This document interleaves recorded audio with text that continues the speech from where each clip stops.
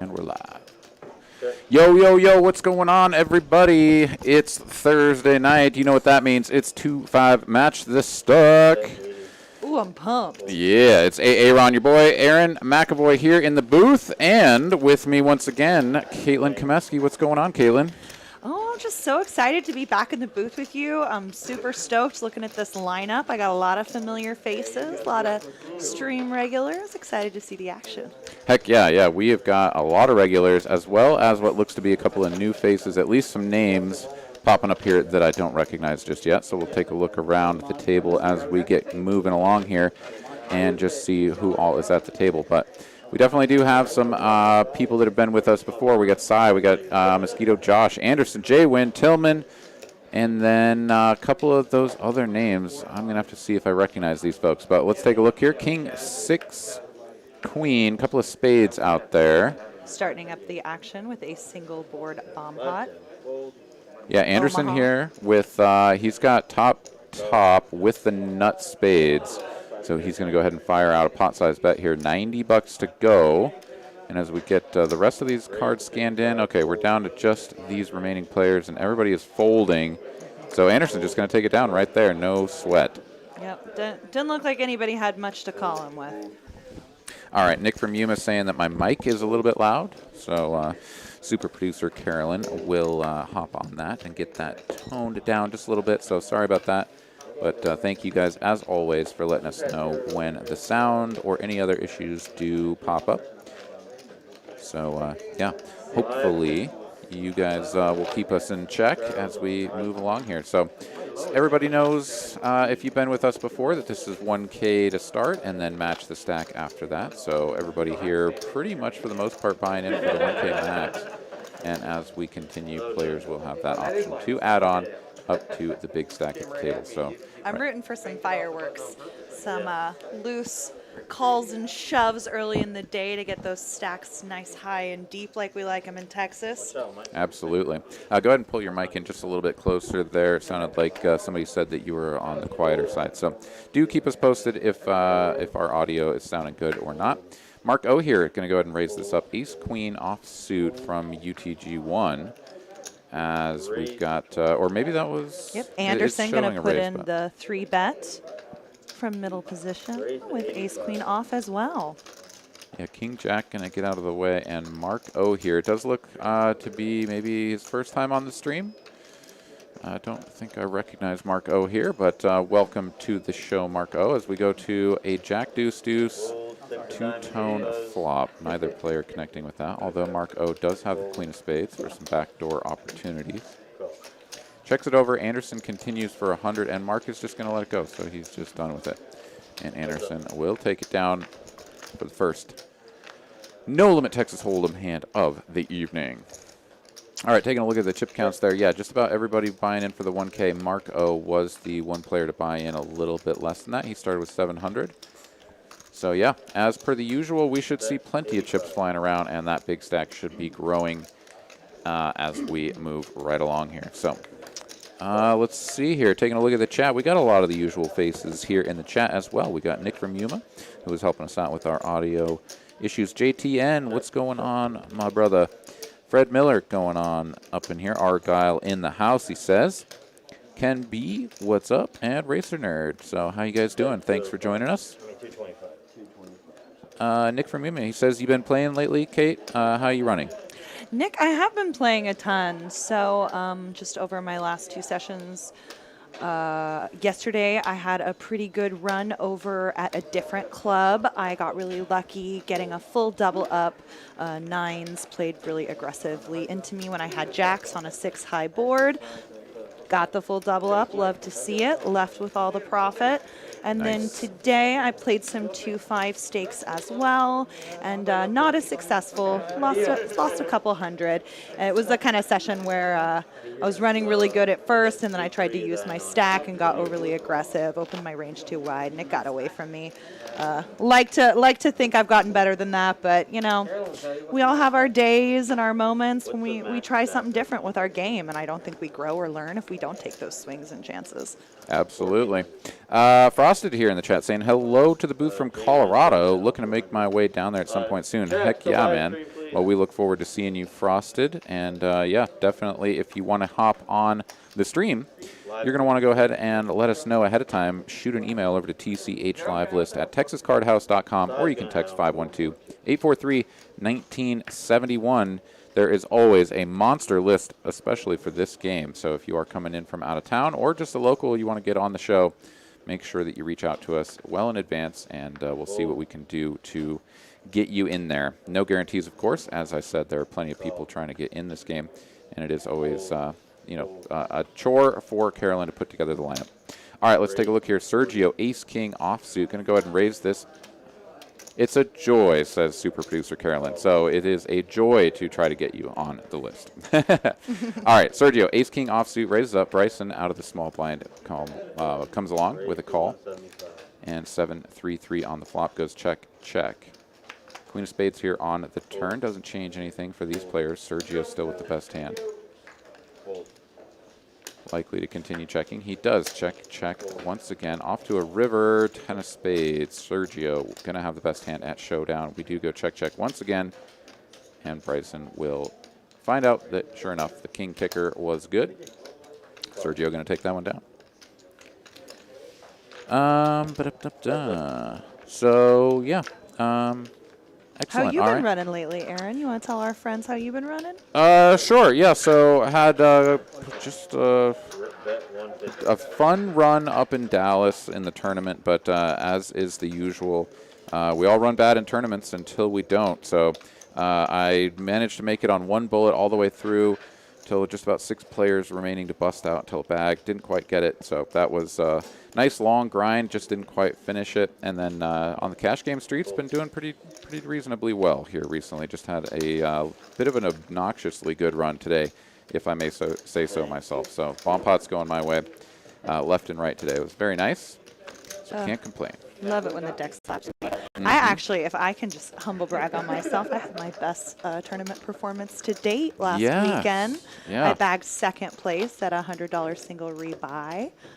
And I was pretty proud of myself. Yeah, that's pretty cool. Yeah, so I've got a follow-up question on that, but let's take a look at this as we've got Razor Pup here, ace queen of spades up against Bryson on the button with king 7 of diamonds. There's a king right in the window and a queen behind it, so both players going to go ahead and flop a pair.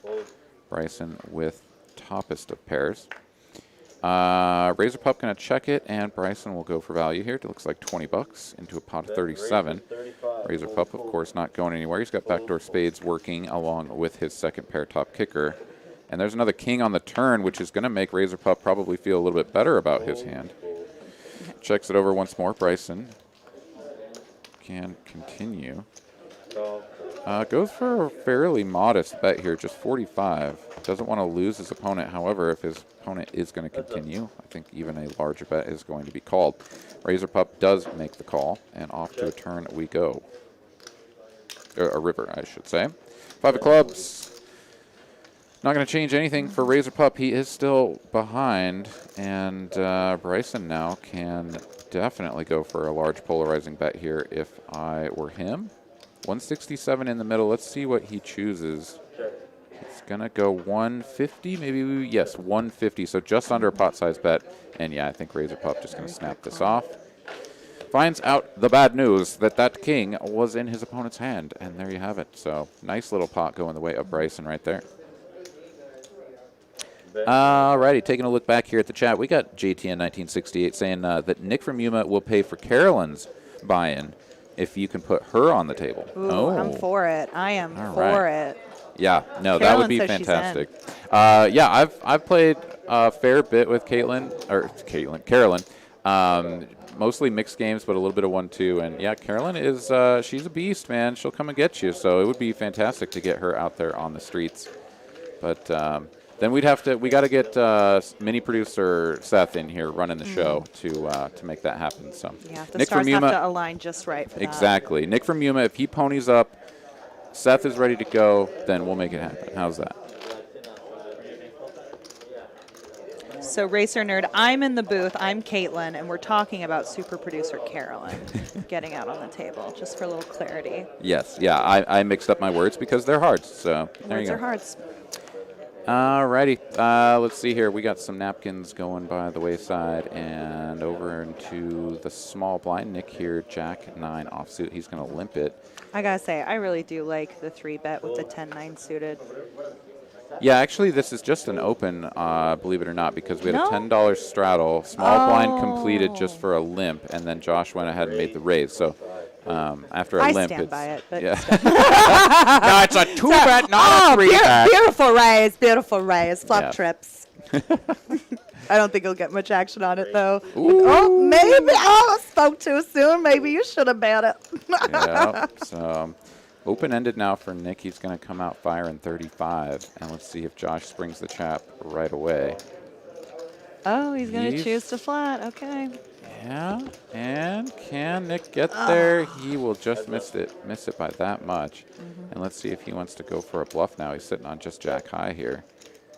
And that's a little bit of a texture changing card, so he could go for it, but he's not going to. Says, no, I'm just going to give up here. And Josh, of course, going to go for value. Nick will pitch it in, and there you have it. Mosquito Josh going to take down a nice little pot right there. All righty. Nick from Yuma saying, how is someone else going to volunteer me to put up the buy-in, though?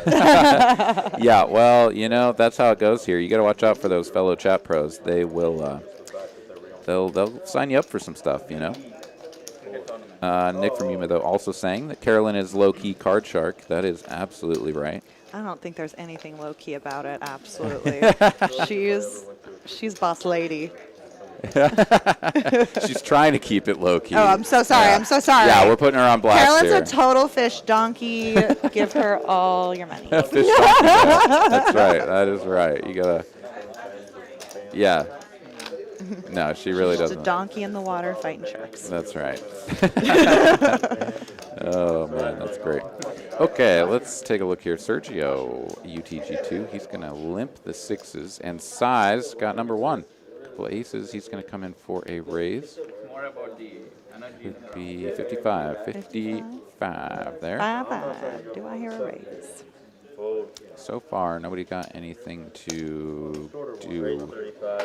Over and around back to Sergio, though, and he is going to be playing this one out of position. Oh, he's not even going to go set mining, so he's just going to get right out of the way. That doesn't surprise me at all with how passively he played that ace-king. Yeah, just trying to find himself in a little bit better spots, I suppose.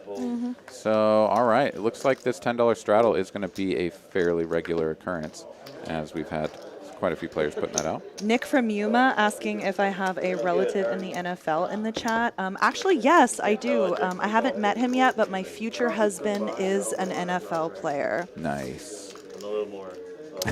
That was a fantastic answer. Thank you, Aaron. Oh, we got Will the Knit. What's going on, dude? He says we need to do a stream of the mixed game. Get Carolyn in there. Ooh, that'd be fun. She knows what she's doing. Well, once again, putting her on blast as some sort of poker god. But you're absolutely right, Will. And thanks for joining us, man. Glad to hear that you came in, I think it was third in that tournament for a nice little score. So really well done out there in Vegas. Keep it running, man. If you're going to be out there for a while longer, hopefully you can ship the next I saw one. your story about someone hero calling you with 6-4 off, Will. That was a good one. I enjoyed watching Nice. that. Or seeing that as well. JTN1968 dropping us a $10 super chat. He says, let's start crowdfunding Carolyn's buy-in. Well, yeah, we could do that for sure. We'll source it out there to all you chat pros, and we'll get Carolyn in there. So, yeah, GoFundMe to GoFundMe. Carolyn's buy-in at the at the 2.5. Kickstarter. Heck yeah. Let's see here. So I'm going to come back to some of these chat questions in just a moment, as we've got two hands going at it here. And wow, look at that. Anderson going to go ahead and flop the nizzles. And Josh with just 2 overs to the board, but he did have the pre-flop. No, he did not. Anderson 3-bet, and Josh just called. So Anderson going to take a look here. He's like, yep, sure enough, I got the nizzles. Those are matchies. So check, bet of 85 and a call, and Josh is like, okay. Ruh-roh. King of clubs here, which is going to give Josh top pair. However, yeah, he's just going to start checking this. 8 of spades, steamroller special on the end here, and now Anderson going to try to get a little bit of value squeezed out of Josh, but I don't know. Let's see if Josh will go for this. I mean, there are some jacks that Anderson could call with that don't have a club with them that may be like, I don't know if my hand's going to be good here. Let's go ahead and turn it into a bluff. But that's going to be pretty rare. So let's see if Josh can just sort of figure this out. He can, and gets right out of the way. So Anderson not going to get paid on the river, but he does take that pot down. 580 going his way. Way to go, Anderson. Y'all, make sure to give Anderson a hard time. He's repeating an outfit today. Men's Warehouse didn't have a new suit for him, so make sure to give him a really hard time about him repeating an outfit because it's really, classless, in my opinion. Oh, man. Yeah, you got to step on him right there. He advertised that he was wearing a new suit, and he did not deliver. Oh, wow. Yep, absolutely. Let him know, y'all. Let him know. Okay, yeah, those are some old threads, bro. Like, dude, okay. I'm sorry, is it Monday again? All right, so getting back here in the chat, Tim Castle saying, how backed up is the live stream list? I'll be there in about a month and would love to get on the stream. It is not backed up a month. What it is like 20 to 30 players on that list for any given Thursday night. But if you let us know in advance when you're going to be here, we can do our best to get you in, especially if you're coming in for the out-of-towners. From out of town, exactly. So please do let us know as soon as you have travel plans, and we will do our best to get you in there, Tim. Let's see, Super Sharp here saying that her future husband is probably in jail right now.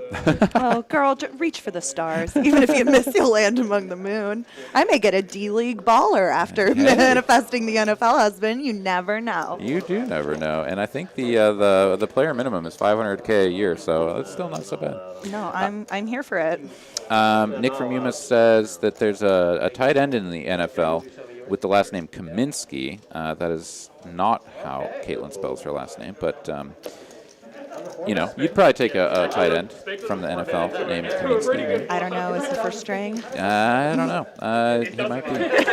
All right, we got V in the chat. What's going on, V? How you doing? And Jason here giving his 2 cents. He says that bet was too big. He wanted to go a little bit smaller to get a call. That's definitely possible, but if your opponent is going to try to bluff you off, they're not going to want to go too small either. So I think if you're going to balance your bluffs with your value, that 2/3 pot size bet is in the right ballpark. All right, so 2 players heads up here. 5-5-4 rainbow flop. Anderson with a couple of ladies in the best hand. Josh here 2 overcards, backdoor spades. Checks and faces a bet of 150 as this was a 3-bet pot pre. Let's see, Josh here out of position, just queen high. This is kind of a nasty spot, so you can sometimes go for the check raise here with these 2 overcards in the back door, but he is going to go for the more conservative route, which I think is going to be much more standard, especially in this game, of just check fold. So Anderson will take that down with the ladies. JTN laughing at Caitlin auditioning for Fashion Police. I think she's already part of the squad. As long as no one redirects that discerning fashion sense back on me, then I'm game. Yeah, well. As long as I can still wear yoga pants like 5 out of 7 days a week, and I can absolutely read people for their poor choices. Absolutely, I'm game. Yeah, no, I think that's how it works. It's called balance. Marshall Rice, love the content, guys. Keep it up. Thanks, man. Appreciate you. Thanks for joining us, and that's fantastic. So, just about 250 of you fine folks here joining us with 20. Bryson's got the snowman. He's got the 8s and the most attractive suits. Yeah. Shout out to our boy Steam Dola. Yeah, Steam Dola #1 here. Bryson going to raise it up to $35. Opening an early position, but nobody's got anything but napkins except for Sergio. Okay. Yeah, King 10 of Hearts definitely worthy of a complete here, so he will make the call and heads up to a flop. Bryson in position with a middling pair. Let's see what we get here on this flop. $82 in the middle. Queen 6-4 rainbow. Sergio with 1 overcard to the board. Backdoor hearts, backdoor straight draw. Checks, gets a bet of 40 fired off, and he will check call. Looking to pick up some equity or a pair on the turn. There's another heart. Going to check, and Bryson will check back now. So free river card here for Sergio. Going to need to find a king or a heart, and there it is. Bingo bango goes backdoor hearts for Sergio. And now The unfortunate thing for him is that when he goes for value here, Bryson will lose to a 5, a queen, or 2 hearts. So or even some 2-pair type hands. But he seems to be not calling chips here. Not quite a believer. He does have the 8 of hearts as a flush blocker, and he will pay this off. Sergio going to show him the bad news that he backed into it, and he'll take down a nice little pot right there. Nick from Mima, if you can't become a poker pro, you can always be a chat pro. That is absolutely right. Hey, I mean, you know, you got to live your dreams, man. Just it's like when you're studying to be an actress, and they're like, well, if you don't make it, you can always teach.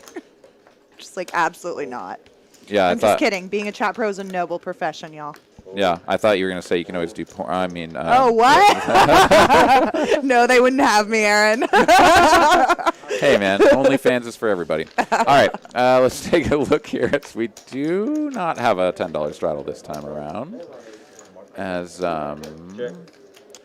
yeah, let's see. I'm trying to remember his name. That's Purple Nurples or Peepers. Razor Pup. Purple Nurp. I knew it had P's in it. I was just throwing out some P words.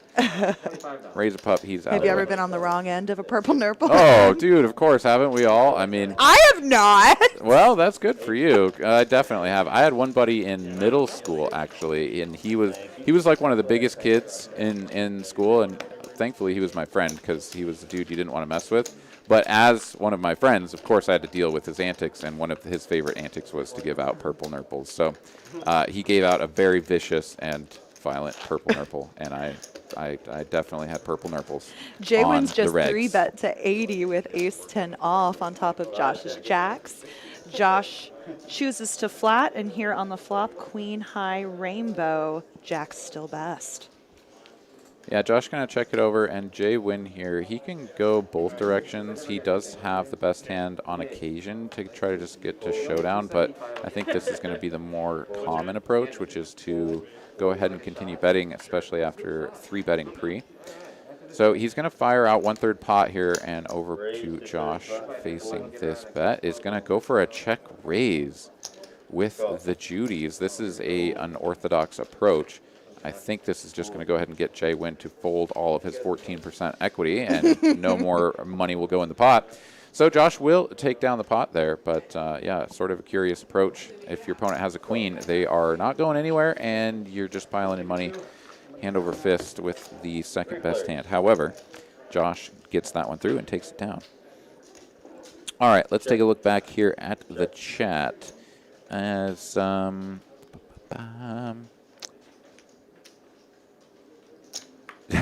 Nick from Yuma, Aaron's mind in the gutter. Yes, I do what I can. And we all know where my super chat money is going. Yeah, dude, that subscription ain't cheap, yo. Yep, y'all, I'm really hoping to rebrand Aaron tonight as full pervert. So whoever wants to get on board with that. Oh, man. Justin Powers here, he says he's stuck some, but when his tilt meter is engaged, he can minimize his losses. Maybe I missed some sort of conversation going on earlier, but there you go. James Lewis has a good zinger. Facing a 3-bet with jacks is like missing a call from your boss. You know you have to call, but you don't feel good about it. There you go. That's a good one. Way to go, James. All right, let's take a look here. Sergio putting in a 3-bet on the button with Queen Jack suited, and Nick here. There we go, Sergio. Get in the mix. Yeah, Nick from early position too. So Sergio now facing what appears to be no. I take it all back. It was just a flat from Nick. So he calls the Ace Jack offsuit. Neither player connecting with this board other than Sergio, who has the flush draw. Nick does have the Ace of Diamonds for the backdoor wheel and straight outs to go with his backdoor nut flush. So I don't suspect that he should be going anywhere just yet, facing a bet of 95, though. That's relatively large, 2/3, and he is just going to get away from it, so it doesn't feel like this is a hand worth defending. And Sergio will just get to take that one down queen high, so not a bad result for him. And yeah, There we go. So 300 of you fine folks joining us, 35 likes on the counter. I'm sure we can get that number growing. So if you do enjoy this broadcast and you like what you're seeing, please help us out. We are back with all of your might and just obliterate that like button for us. And wow, that was the rare 2-card pitch. And we don't criticize dealers in these microphones. many Aaron. producers, Seth. I don't know. Sometimes I just like to give him a hard time. But no, I love Seth. Dealers are our captains on this fearless sea we call poker. This is and true. we must respect and stand the dealers. This is definitely true. We must respect them, show them all courtesy, and, of course, always tip when you win a hand. So, yeah, all of the staff, dealers, floor management, everybody here at TCH, always doing a great job. Super producer Carolyn, of course, always the captain of this ship and doing a fantastic job navigating the seas. Let's see. Anderson here with a couple of Judys. Nick with 6s. He's got his suits covered, but he is going to go for a 4-bet to a 150. Ooh, spicy. Now, very spicy. This is a rather unorthodox play. And Anderson here going to be in position, so he's just going to play this as a call. His opponent's stack now, 620. So stack pot ratio of 2. Should be pretty easy to get all the money in if he can fade a dangerous-looking flop. Oh, there's a 6. Top set for Nick here after 4-betting with pocket 6s. And Anderson's got to be thinking to himself that Nick's 4-betting range should not connect with that in any way, except for every once in a while just going to be ace-king of diamonds.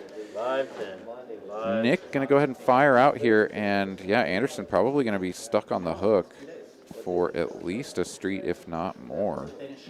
125, 130 is the bet. Let's see here if Anderson just plays this as a call. Typically, if you think your opponent is going to be bluffing, this is going to be like an ace-king hand. At these stakes, you don't see people mixing in too many crazy 4-bets with like ace-queen, ace-jack, but every once in a while, they'll put that in there. Ace-10, ace-5, you never know. We're off to a deuce of spades on the turn, and this is looking pretty safe for a couple of jacks. There's just not a ton of hands that should connect with this. Nick just going to ship it in now. This is just about a pot-sized bet, and Anderson is probably wondering if he's up against like aces, kings, queens more than a set at this point. Yeah. However, this line definitely looks like aces, kings, queens. I don't know if Anderson can get away from this or not. Probably doesn't have a lot of history with this player in particular. I'm not sure if Nick has really been playing with us here. I do stand the aggression. So the reason why we don't usually have hands is like 6s in our 4-betting range is because you're unnecessarily piling in money on like a somewhat marginal hand, unnecessarily inflating the pot. But when it works out, you know? Yeah. Anderson is going to fold. He shows him the Judys, and he's like, hey, man, I'm folding. Do you want to show me? And Nick obliges. Shows him the 6s, and that's got to raise a few eyebrows for the players around the table. Like, wow, 4-bet with that, eh? Yeah, as you said, it's definitely a hand that can benefit from folding out your opponent's potential, like, 3-betting, their 3-bet fold range, right? Like 6s would definitely benefit from that. However, when they call you, you are almost always going to be in a really tough spot, especially on a lot of flops, turns, and rivers, because so many overcards to a 6 that your opponent can have, particularly in the Broadway range. So, yeah, definitely a challenging move to make work consistently. However, some people will do it, and you saw it work right there. So, there it is.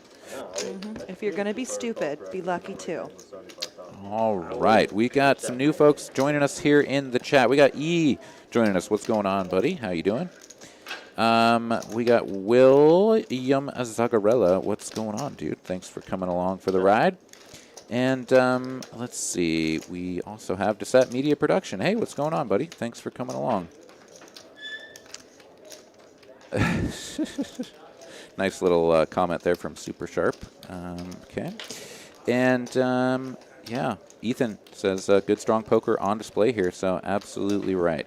That is the case. We got a fantastic lineup. We got a couple of here. rockets again, but going to get folded to the raise. Yeah, Razor Pup got a little bit spicy with the 5-3 on the button, but not going to continue against the aggression out of the blind. So Marco just going to take that one down easy peasy.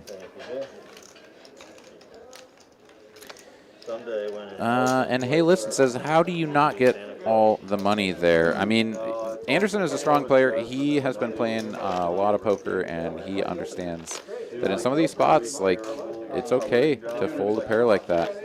And you know, the solver would certainly say like that's too far up in your range to fold, but that's you know, the computer playing itself and everything is appropriately balanced, and especially in these Texas games, I would say, and particularly at these sort of mid-stakes games, you can generally start to pick up on player tendencies as to whether or not like they're capable of doing a 4-bet bluff and just like barreling it in, or if that's just like always weighted towards value, or at least like super heavily weighted towards value. And then it's like jacks is just a bluff catcher, and like if your opponent isn't bluffing very often, then you can fold your bluff catchers. So it does seem like maybe that was a spot where you would normally just get it in, but yeah, Anderson finds the fold button.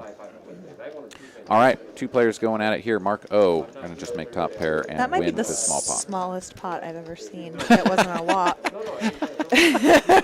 That was the smallest pot Blind I've v ever blind, seen. 15 flop back. Yeah. Gotta love it. Mike Youngblood in the chat. Call of Duty, what's up, buddy? Mikey. Hi, Mike.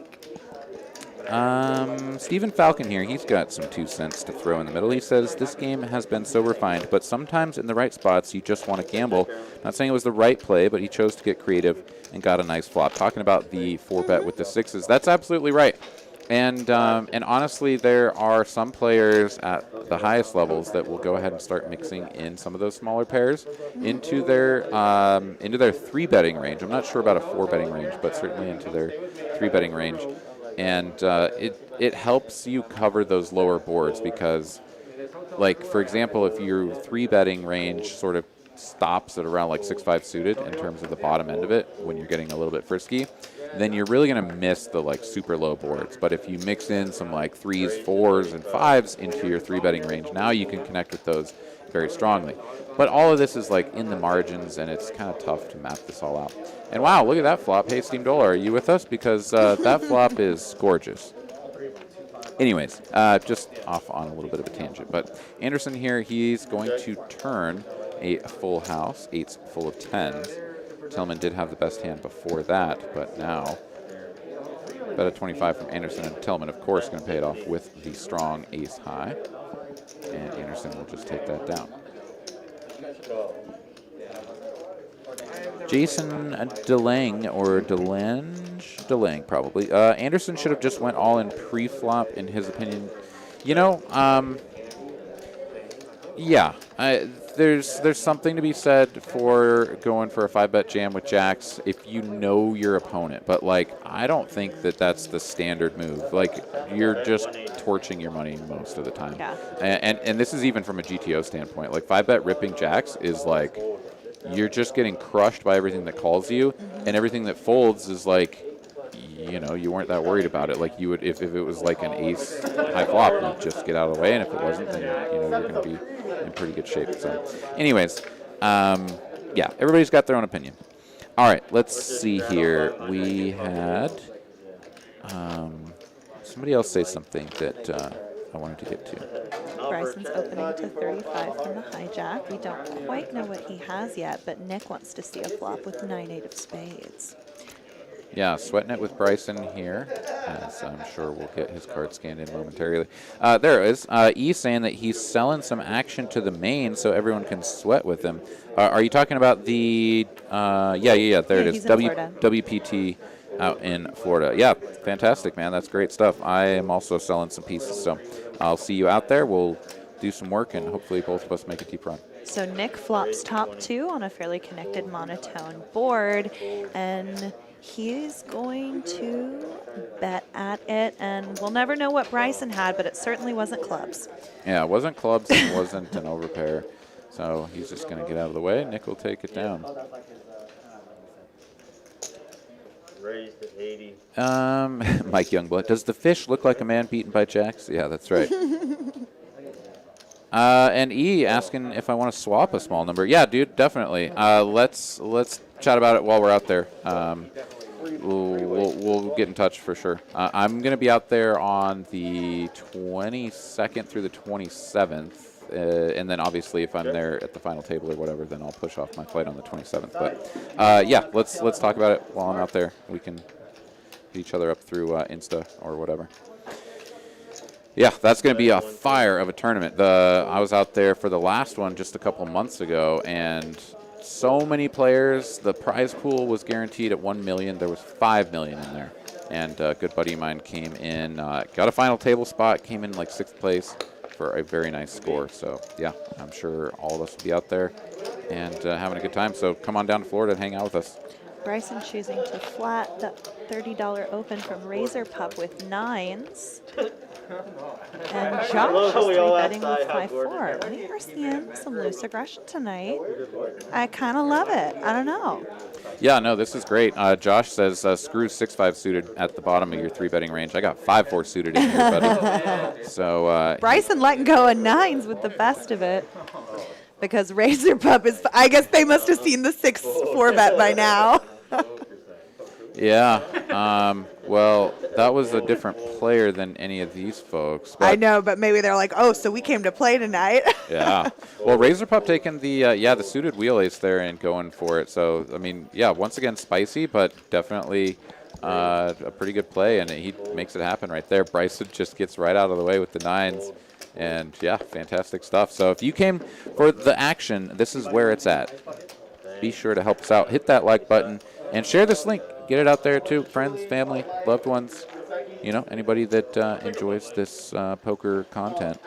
Let them know that we're on the air. Yeah, especially like really attractive professional athletes in your life that you may know. Yep. Send them this way. Jason here saying folding 9-9. Well, let's put you on the table, give you 9-9 out of position, and facing a 4-bet and see how you react. I think folding there is perfectly appropriate. And even though his opponent, we can see what he had, Bryson certainly does not. And that's just the way it goes. When you're at the table, you don't know what the hell your opponent is holding. And 4-bet, pretty strong. Even at these stakes. Not too many people just splashing around, going bananas, but maybe that's the new thing. Maybe it's the new approach. I'll regularly play like 5, 6, 7, 8 hours in a day, and I'll maybe see 2 4-bets the whole session. Yeah. You know? You're not wrong. It is a fairly rare occurrence, and for good reason, because it really narrows your range down significantly, unless you mix in a whole bunch of stuff into it. But I don't think these players are just like, you know, like the 7-4 suited is probably not going to creep into somebody's 4-betting range. But who knows? I've been wrong before, so let's see. I saw someone get it in all-in pre on 7-4 suited yesterday. Almost lost my mind. It was a 4-way all-in at the 1-3 stakes. It was 7-4 suited versus ace-9 off versus queen-jack off versus 9s. And Queen Jack took it down with 1 pair. It's pretty wild. Yeah, that sounds like Texas poker to me. Right. We got a couple of hands here. Nick going to open it up with a couple of 5s. And Josh, ace-king suited next to act, goes for a smallish 3-bet here. Open to 30, 3-bet to 80. Jay Wynn with a couple of 7s on the button. And, yeah, he's going to cold call this and go set mining in position if he can. Sergio in the big blind with suited queen 10 as well. He could have thought about going for the cold call as well, but he does not. Gets out of the way. Nick will certainly complete, and 3 ways to a flop. 2 players looking for a set. Josh looking for a pair of flush. Let's see who makes it happen. 3, 4, 9, 1 spade out there. So nobody picking up that set they were looking for, but Jay Wynn does have a relatively safe flop. Check from Nick, bet a 150 from Josh, just about 2/3 pot. And Jay Wynn shouldn't be going anywhere. Yeah, he can very reasonably find a call here, as can 5s, really. Well, once Jay Wynn calls, though, I think Nick with the 5s is going to be like, pre-flop aggressor bets and gets a call, probably going to fold. And I don't think that that's bad. You may have different thoughts, and I'm open to hearing your position on that. But let's look at a turn here, which is a 6 of diamonds. Would have given the 5s an up and down straight draw to go to pair. But Jay Wynn now picks up a gutter to go along with his 7s. But I don't know. You think the 5s? Not if J-Win calls as well, but Oh, if sure, J-Win folds out, I think 5s have a reasonable argument to call. Oh no, absolutely. Yeah. But once Jalen calls, yeah, we're on the same page. All right. Check from Josh. Bet of 200 from J-Win here. And Josh going to oblige off to a river, going to see if he can pick up a pair, and he cannot. J-Win will fill in the straight. And now that pair of 5s, Sergio, very glad to be, sorry, he was the one with Queen 10. Nick, very glad to not have those 5s now. Checks it over to J-Win, and J-Win here with the straight. 957 in the middle. Josh only has 338 behind. I think there's pretty much no other thing to go for except for a jam. However, if you think your opponent is just going to fold to a jam but might just pay off like a little feeler bet, you could size down, put out like 150 there. But yeah, J-Win's like, the stacked pot ratio is, I mean, like he's either going to call any bet or he's going to fold to any bet. So go for it all. And I think that's correct. So J-Win will pick that. Yeah, one I definitely up. say he always errs on the side of I'm going to jam. Yeah, no, and In I those think spots where you're not getting called by. exactly. Yep. All righty, taking a look back here at the chat. Racer Nerd, TCH Live Poker is so hot they installed extra air conditioners under every table. That is not true, but it is very hot here. This poker is off the hook, y'all. So come on down, hang out with us. Get on the mix. We got 1, 2. We got 2, 5. There's like 3 tables of 2, 5 running right now. We got the live stream table as well as 2 additional tables. It is fire out there. Absolutely. And ladies, come see me tomorrow night. Texas Card House has 50% off their hourly on Fridays for the ladies. So you'll find me here most Friday nights. Yeah, absolutely. Yeah, we got plenty of cool promos happening here at TCH Austin as well. Come on in on Monday and Tuesday for high hands. If you get the high hand between the hours of 4 p.m. and midnight, which we've got a minimum qualifier of aces full of 10s, and then up from there we'll gain different percentages of the prize pool. So come I on down and hang haven't out. been at the table for a bad beat or any type of jackpot hand in years. Okay. Like capital Y. I think it's not since I played in California have I witnessed someone hitting a bad beat. Yeah, well, the bad beat is a separate thing, and we do have that running as well. Aces, quad 10s or better beaten by a straight flush in order to hit that one. It's currently sitting around 25K in that bad beat jackpot. But the high hands, I've seen a couple of them go down. Helen, actually, regular Love my player girl here, Helen. she made aces full of 10s, got paid out 20% of the jackpot for $208. So that happened right next to me just the other night. So aces full of 10s is not that uncommon, and just has to be shown down. No, these promos are totally beatable. Yeah. I don't mean to say that I just haven't been so lucky or fortunate to witness such a glorious occasion. All right. Yeah, JTN here talking about the Dallas stream as well. Yeah, that game is getting pretty bananas. They got big boy money up there. Yeah, the 10-20 game on Tuesday is absolutely lit. So do make sure that you tune in for that. Got our boy Ben Kirby running the show over there in Dallas. And, yeah, the Wednesday, their 2, 5, 10, whatever they get going on that night is also usually Sergio pretty just good. flopped a set versus Bryson's mystery hand number 2. Let's see if he has anything to continue with. Never know. Thank you, B. And Super Sharp, go ahead and just tone it down a little bit. That kind of stuff is going to get you some discipline. We like to keep it a little bit less dirty in these streets. All right, Sergio with the set. Bet of 60 and a call on the flop. Bryson going to check once again. Still don't know what his holdings are. He was in the straddle, so could be looking at a wide variety of hands here. 5-10. Almost full pot size bet here now from Sergio, 180, and Bryson is done with it. Says good game, or good hand, knuckles the table. Sergio will ship the pot. All right, here we go. Just up over 400 of you viewers in the streets. 58 likes on the counter. Thank you guys for joining us. Thank you for hitting that like button, and please do let everybody know that we are live and on the air. Speaking of good game, when people used to abbreviate good game to me in like text or comment form, like GG, Yep. I thought they were saying Gucci Gucci. Gucci. I really hey. did. All right. I had Did to you ever Google say it. back to them Gucci, and they were like, "What the No, hell does I that was just mean?" like, yeah, pimp, thug life forever. I'm bougie as hell. Gucci. Gucci Oh, Gucci. that's awesome. That's pretty cool. Because I always just like a picture of the Gucci logo, like on a nice belt. There you go. JTN 1968 here. He says, Ben Kirby suggested a new drink for me, a Prairie Fire. I have had the Prairie Fire. If you like gin and tonics, God bless you, you glutton for punishment. I love gin and tonics, gin and soda, gin and a lot of things. But Explain gin to me straight, the difference between tonic and soda. Is it just sugar? pretty much. Why do people act like they're different beverages? No, because the tonic has a whole lot more calories. Yeah. They're Yes. very different. Yes, like the tonic is going to be really sweet. It's got quinine and everything. You know, story checks out. When I was a bartender, I just opened PBRs all night. Oh, there you go. Yeah. Just like, thanks for your company, George. I used to work at Walter's Bar across the street from Madison Square Garden. Oh, nice. Was Love my it a dive or was Oh, a it? total dive. It had been there Nice. for years and years and years. Bryson with top pair, jack kicker. He's going to take that one down as his opponent just had a pair of fives and wasn't going to continue.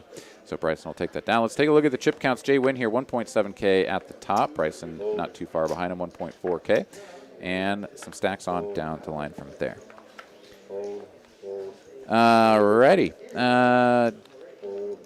And Bald Brandon here, he says Gucci, actually a slang for good. Yeah, absolutely. I've heard that many times. Yeah, we Gucci, bro. Yeah, word. 25. If I know anything about me and Aaron, it's that we are of the street and we know the lingo and the vernacular quite competently. So see us out in those streets For sure, Gucci. speaking eloquently like the plebes. Yeah. All right, we had a couple of nines already folded. Jay Wynn is going to fold his king nine. And, yeah, pretty much everybody out of the way. Over to Cy. King, jack offsuit, and the cutoff. He's going to go ahead and open this up. Thanks, Si. And so far, no takers, and that's just going to be a raise and take at $7 for Cy. Woohoo! All right, taking a look at went to showdown stats. Tillman at 100%, and a couple of half the table so far has not gone to showdown. But we are still early here. We are just under an hour into the broadcast, In Vegas. so plenty of poker here yet to come. Thanks for coming along, guys. And be sure to tune in for 6 nights a week of TCH live action. You got Monday with Mikey, 5:10 uncapped. Got this program, of course, on Thursdays. Got the final table stream of our Steps, WPT Steps tournaments on Sundays here from TCH Austin. And then you can always tune in on Tuesdays and Wednesdays for No Limit Texas Hold'em cash games, sometimes even PLO on Wednesdays coming out of Dallas, and then they live stream their final table of their, I think it's a 10K guaranteed tournament on Saturday as well. So lots of poker every night of the week, just about. Absolutely. You'll see me back on the felt on Monday night. All right. Tune in to see your girl Keiko. Yeah, When are we buddy. going to see you back on the felt, Aaron? Speaking of people being on felts. Yeah, I mean, no, I would love to get into that game. I've been either traveling, had visitors, had in the booth with Mikey, different things going on, and I don't know. That game is exciting, and I would like to get back in there. I played with Big Daddy Chaz and those guys. It's been a little while though. So, anyways, All right, just we got kind a bit of some fireworks going off here. Josh 3-bet with nines for $100. Put Nick to the test with ace 7 off, and the big blind. Nick gonna give it up. I mean, yeah. Nick was the sort of the perpetrator, so to say, of that 4-bet with the sixes. So Josh here with the nines going to feel pretty good. Going to go ahead and raise up, and pretty much I think after seeing that, like any 4-bet, like he can just call and play the nines. So also not a bad result to just go ahead and win that. Doesn't have to see a flop or fade any of those big overcards that might be a little bit frightening. Our friend Nick gonna have to be a little patient after swinging for the fences so early in the series. Yeah, well, he came out on the right end of it and may have earned himself a little bit The of a right reputation. kind of bad reputation, right? Yeah. Now, if he does wake up with Exactly, a good that's what I'm saying. You just gotta be patient. Yep. All right, let's see who gets something on this hand. Hand 27 here as we move along to the 7 o'clock hour. King Jack suited for Tillman in early position. He's going to open for 20. I saw Jack 10 hit the muck. Raise to 120. Yeah, early position facing an open. I think that's fairly standard. Some of these players will mess It around, looked but suited, but it couldn't have been because they were black. And he's yeah, I think it was the off-suited variety. Anderson, though, is going to call out of the straddle. These two players are going to go heads up to a flop. Anderson with the dominating jack. Neither player going to connect there. Ace high still best for Anderson. Checky to a turn. And looks like checky to a river as well, which is, oh, I don't know what's this king doing out there. Yeah, checky, a king of clubs here on the end. not even going to bother to bet it. Oh, no. Yeah, Okay. some of the dealers, they either Checking a bet at 25, yeah. And Anderson will fold. Show him the ace jack and just let it go. Recognizing that that king is going to be good for his opponent's range. And there you go. Tillman will take it down. So Josh is down the most here, just a little over 600. Anderson, Sergio, and So far, we haven't seen One other true player. fireworks of anyone. I don't see, unless I forgot, no one's gotten felted yet. No one's gotten the double up, the full double up. yeah, so yeah, we had that one pretty big pot, and Anderson was able to let go of the jacks there after Nick shoved it all in. So yeah, you're right. We haven't seen anything too big just yet, but the night is young, and I am quite certain that we will see somebody all in and at risk here before long. Jay Wynn here, suited 10, 9 of spades, UTG. He's going to open this up. Whole bunch of raggy looking hands. Over and around to Bryson and the hijack. Yep, I'm just going to go ahead and let that one go most of the time. 4 players. Mosquito Josh, though, he's got a suited variety of the Jack-9 in the small blind. He will complete. And Anderson 5-4 off. He's not going to tango as the man in the middle there. Can't price him into being dead money. Nope. Certainly cannot. And okay, King 8-3 rainbow here. Josh sitting on backdoor diamonds and not much else, but he does have the best hand. Checks it over. Jaywin continues for a 1/4 pot. Josh calls. 3 of spades here on the turn. Going to give Jaywin backdoor spades so he can continue betting. Repping a top pair type hand, and Josh is now going to have to get out of the way.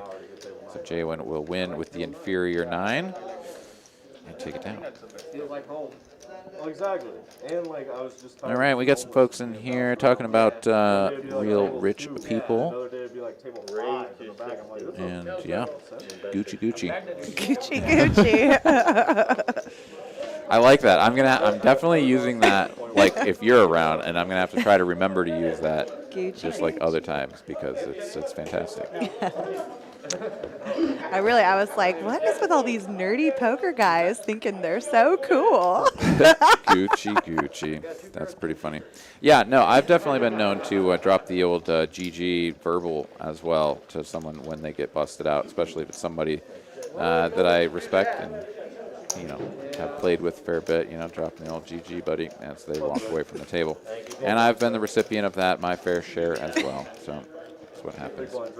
Bryson, middle position, ace-8 offsuit. He's like, let's go. Super producer Carolyn misclicked. It was all in for a moment. I was like, that's not right. Raise to 35. Josh on the button. King 9 offsuit is going to flat this. And these two players are going to go heads up to a flop. 10-4-4. Check the live stream, please. Bryson can just range bet this, but he's not going to. He checks it. Josh will check back. 6 on the turn. And if Bryson's going to check the flop, probably going to check the turn. He does. No delayed C-bet. Yeah, not much of a point if you're going to check the flop to start betting on the turn. And Bryson is going to pick up a pair of aces on the end and bet 30. Josh will show him the king and then just let it go. So yeah, with the king of clubs there, Josh, I guess maybe could have gotten sticky or gone for some sort of hero bluff. But yeah, with the ace coming in your opponent betting, usually best to just let that go. All right, Bald Brandon here says playing Congress with a dude named Nathan in Lubbock. Had $500,000 worth of jewelry on. Okay. All right. 3 players. Pretty cool. Nick from Yuma, everybody was Kung Fu Dojin. All right. Check. Yeah, a lot of people out there having a good time watching XRP, Doge, and all these cryptos blast off. So, Check. You know, Hot even topic though these days. almost every time I sit down at the poker table, I have to listen to boys talk about cryptocurrency for a minimum of 45 minutes. yep. In spite of that, I still have willfully refused to absorb what an NFT is or what crypto. Like, I still willfully am in ignorance Anderson about dying on 6. all of it on purpose. Well, you might have to get yourself some Gucci coin or something, but If yeah, they, all the if they rest get of the GG coin, maybe. maybe. Dress Yep. ball guy that brings All Because then right. it's a fashion statement. Exactly. All right. 30 whole dollars in this pot as 3 players are in here. Tillman gonna flop second pair with the toppest of kickers. Sergio, though, toppest of pairs with the bottomest of kickers. Worsest of quickers. Quickers? Quickers or to hearts. I got quicker problems. Bad quicker. Jay Wynn here with a whole lot of nothing. He is going to fold after a bet of 20 and a call. Off to a turn we go. Sergio with the best of it. Still best on this 4 of spades. Completes the full Badoogie. Fold. Call. Check, check. Sergio not going to go for value, and a 6 of diamonds on the end.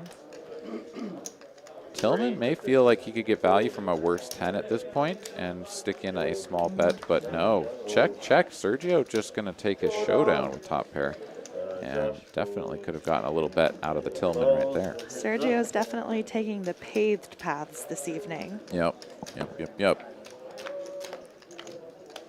Robert Maria here says, one of these days the government is just going to illegalize all of it, speaking of the crypto. And, yep, that's probably, Illegalize. yeah, I mean, well, so India is trying to do that right now, and you're absolutely right. Like, the government, the Federal Reserve, the other central banks of the world, they don't really benefit from crypto unless they control it in some fashion. So you're probably right.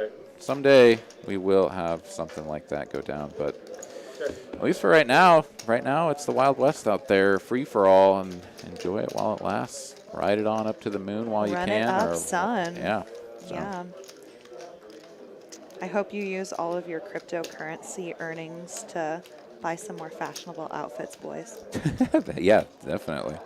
Nick from Mima saying the whole point of crypto is that it's not centralized and can't be banned by government. The problem is that until you can buy, like, you know, cars and whatevers and stuff just like with crypto, and like, yeah, that has been happening. But then, like, imagine government comes along and says, okay, you can't do that anymore, and anybody that has like crypto has to like turn it over or whatever. And I mean, yes, this is a little bit of a fantasy fairy tale right now, but I mean, who's gonna be like, no, like wholesale, right? Really? Like, is Amazon and all these big companies, are they really just going to say no to the government? I don't know. Maybe someday, but it doesn't seem like that's happening anytime soon. I think the government tells you to do something, and pretty much people fall in line. But I refuse to care about cryptocurrencies until my professional athlete boyfriend makes me. oh, there it is. All right. Well, she'll start listening to the Dogecoin talk when she gets hitched up with the old professional athlete. All right.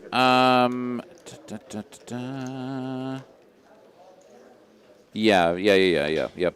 People mostly have, I think, the right idea here. It's really about just like what they did with poker, right? Like, we were still able to play online poker. Like, America's Card Room, it's got America right there in the name. They specifically say that they cater to United States players, so they are still able to have players.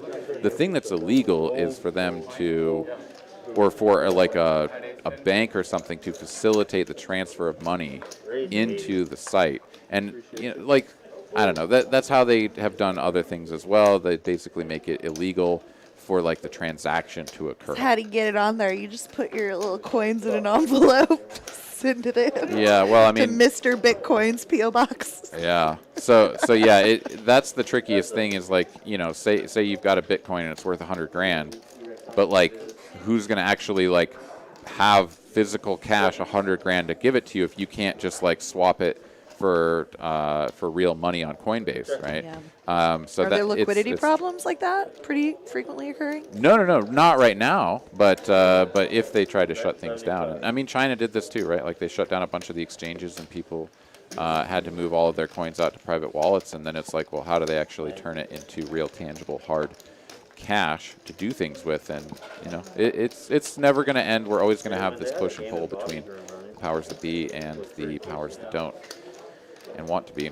Anyways, it's all good stuff. I think it's fantastic. I love crypto, but yeah, we've all got to be careful of where we invest and what's on the horizon.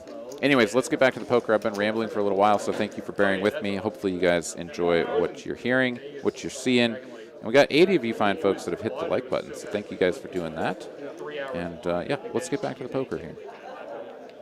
So Bryce, I'm going to go ahead and straddle it up to 10. Seth will get these cards pitched on out to the players. Raise to 20. Fold. And so far, no takers. Anderson, though, king, queen of diamonds. This is a good hand, good enough for a raise. Up to 40 it goes. And Jay Win, ace, jack suited in the hijack. I think that's in your 3-bet range. Definitely is. 125 now to go from Jay Win. Everybody else out of the way, over and around to Bryson in the straddle. He's out of the way as well. 4 players. And Anderson definitely just got a call here. King, queen suited, certainly good enough to continue with, but doesn't benefit a lot from a 4-bet. And as I say that, he just folds it. I think that is pretty conservative. But Anderson has tangled with Jay Win plenty of times. These players have some history. They know how they operate. And I think Anderson recognizes that his opponent is going to be quite aggressive. Yeah, he's going to wait to play Jay Win on a better spot, not out of position with King Queen. I think that's... We stand, Anderson. It's a tight fold, but I got you. I got where you're coming from. Yeah. Caitlin has maybe a little bit more sympathy for that play. I think you got to go to battle with that hand, personally. Even if you think your opponent is going to be strong and push you around, yes, you're going to whiff a lot of flops and maybe have to continue with some backdoors and stuff that are going to just get you deeper into the hand. But if you let that one go, then I think you're just giving up a little bit too easily. But you know what? I understand it as well. All right. Hey, Moose Duty, what's poppin'? Yo, Moose Duty, what's up, brother? Thank you. C2K Productions in the chat. What's up, dude? Jeremy coming in. Good luck. Lady, whoever you are.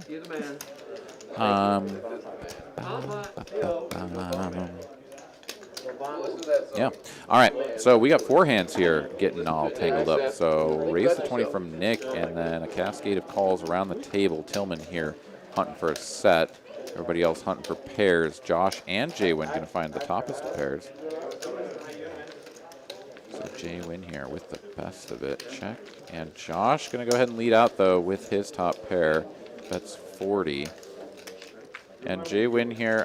With the field as it is, you could go for a small raise or just a call. I think the call makes more sense because if one of your opponents still to act shows some sort of violent aggression, then you can reevaluate your life. Whereas if you raise and then have that happen, or raise and get called, then it really starts to be a little bit more questionable. Jay Win going to find 2 pair on this turn. Josh will check. Jay Win can definitely go for value. There's a lot of draws out there. 8, 9, 6, 5 being 2 of them. Queen Jack also just picked up something. However, I'm not sure Josh is going to lead the Queen Jack on the flop, so probably discount that one. But with the top 2 pair is going to go for a bet. And Josh going to go for the check jam with second pair. And that's going to be about a 235. Jay Win will be like, sure, let's go. And Josh is drawing dead. So Jay Win will flip his cards over and be like, yeah, sorry, dude, you lose. And Josh does indeed lose, as there's a meaningless 4 of spades on the end here. And all of those chips will get moved on over to Jay Win. And Josh will have the opportunity to rebuy and stack back up.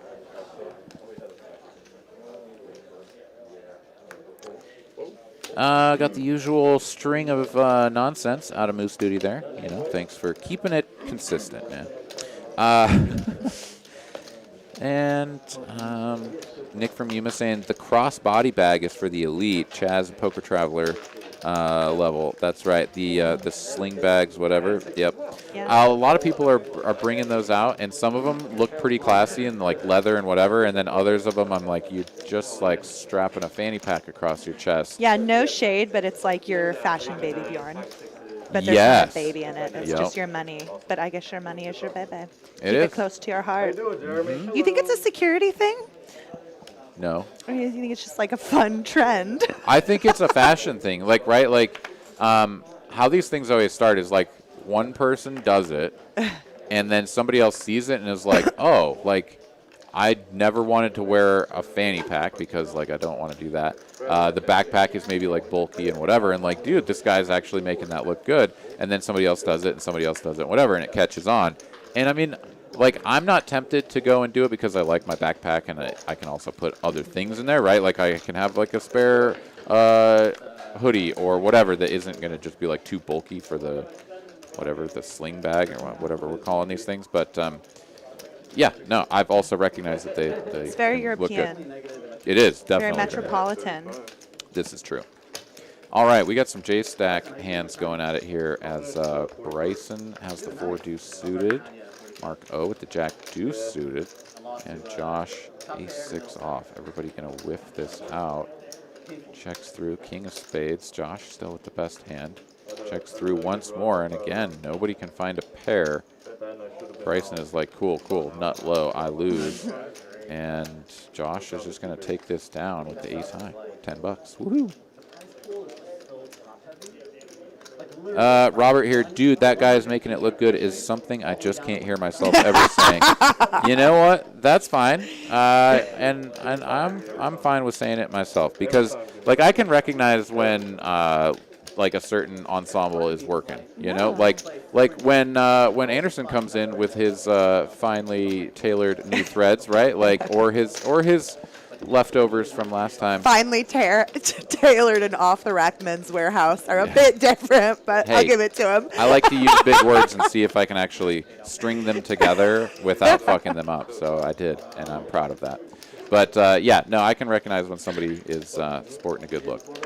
Anywho. Anderson letting a suited ace go. Was straddled. Okay. Wow. Little. We've seen him take a couple of I know he's going to be watching this later tonight And we're just, in very close proximity to me, so I'm going to watch what I say. yeah, no, just rain the fire down upon him. Like, how dare you? How I've caught you dare making you? 2 conservative folds.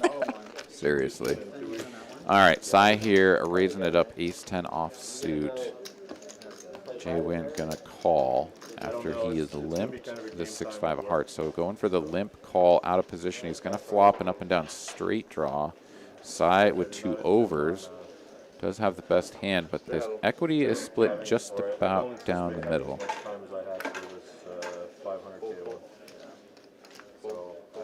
Check, check.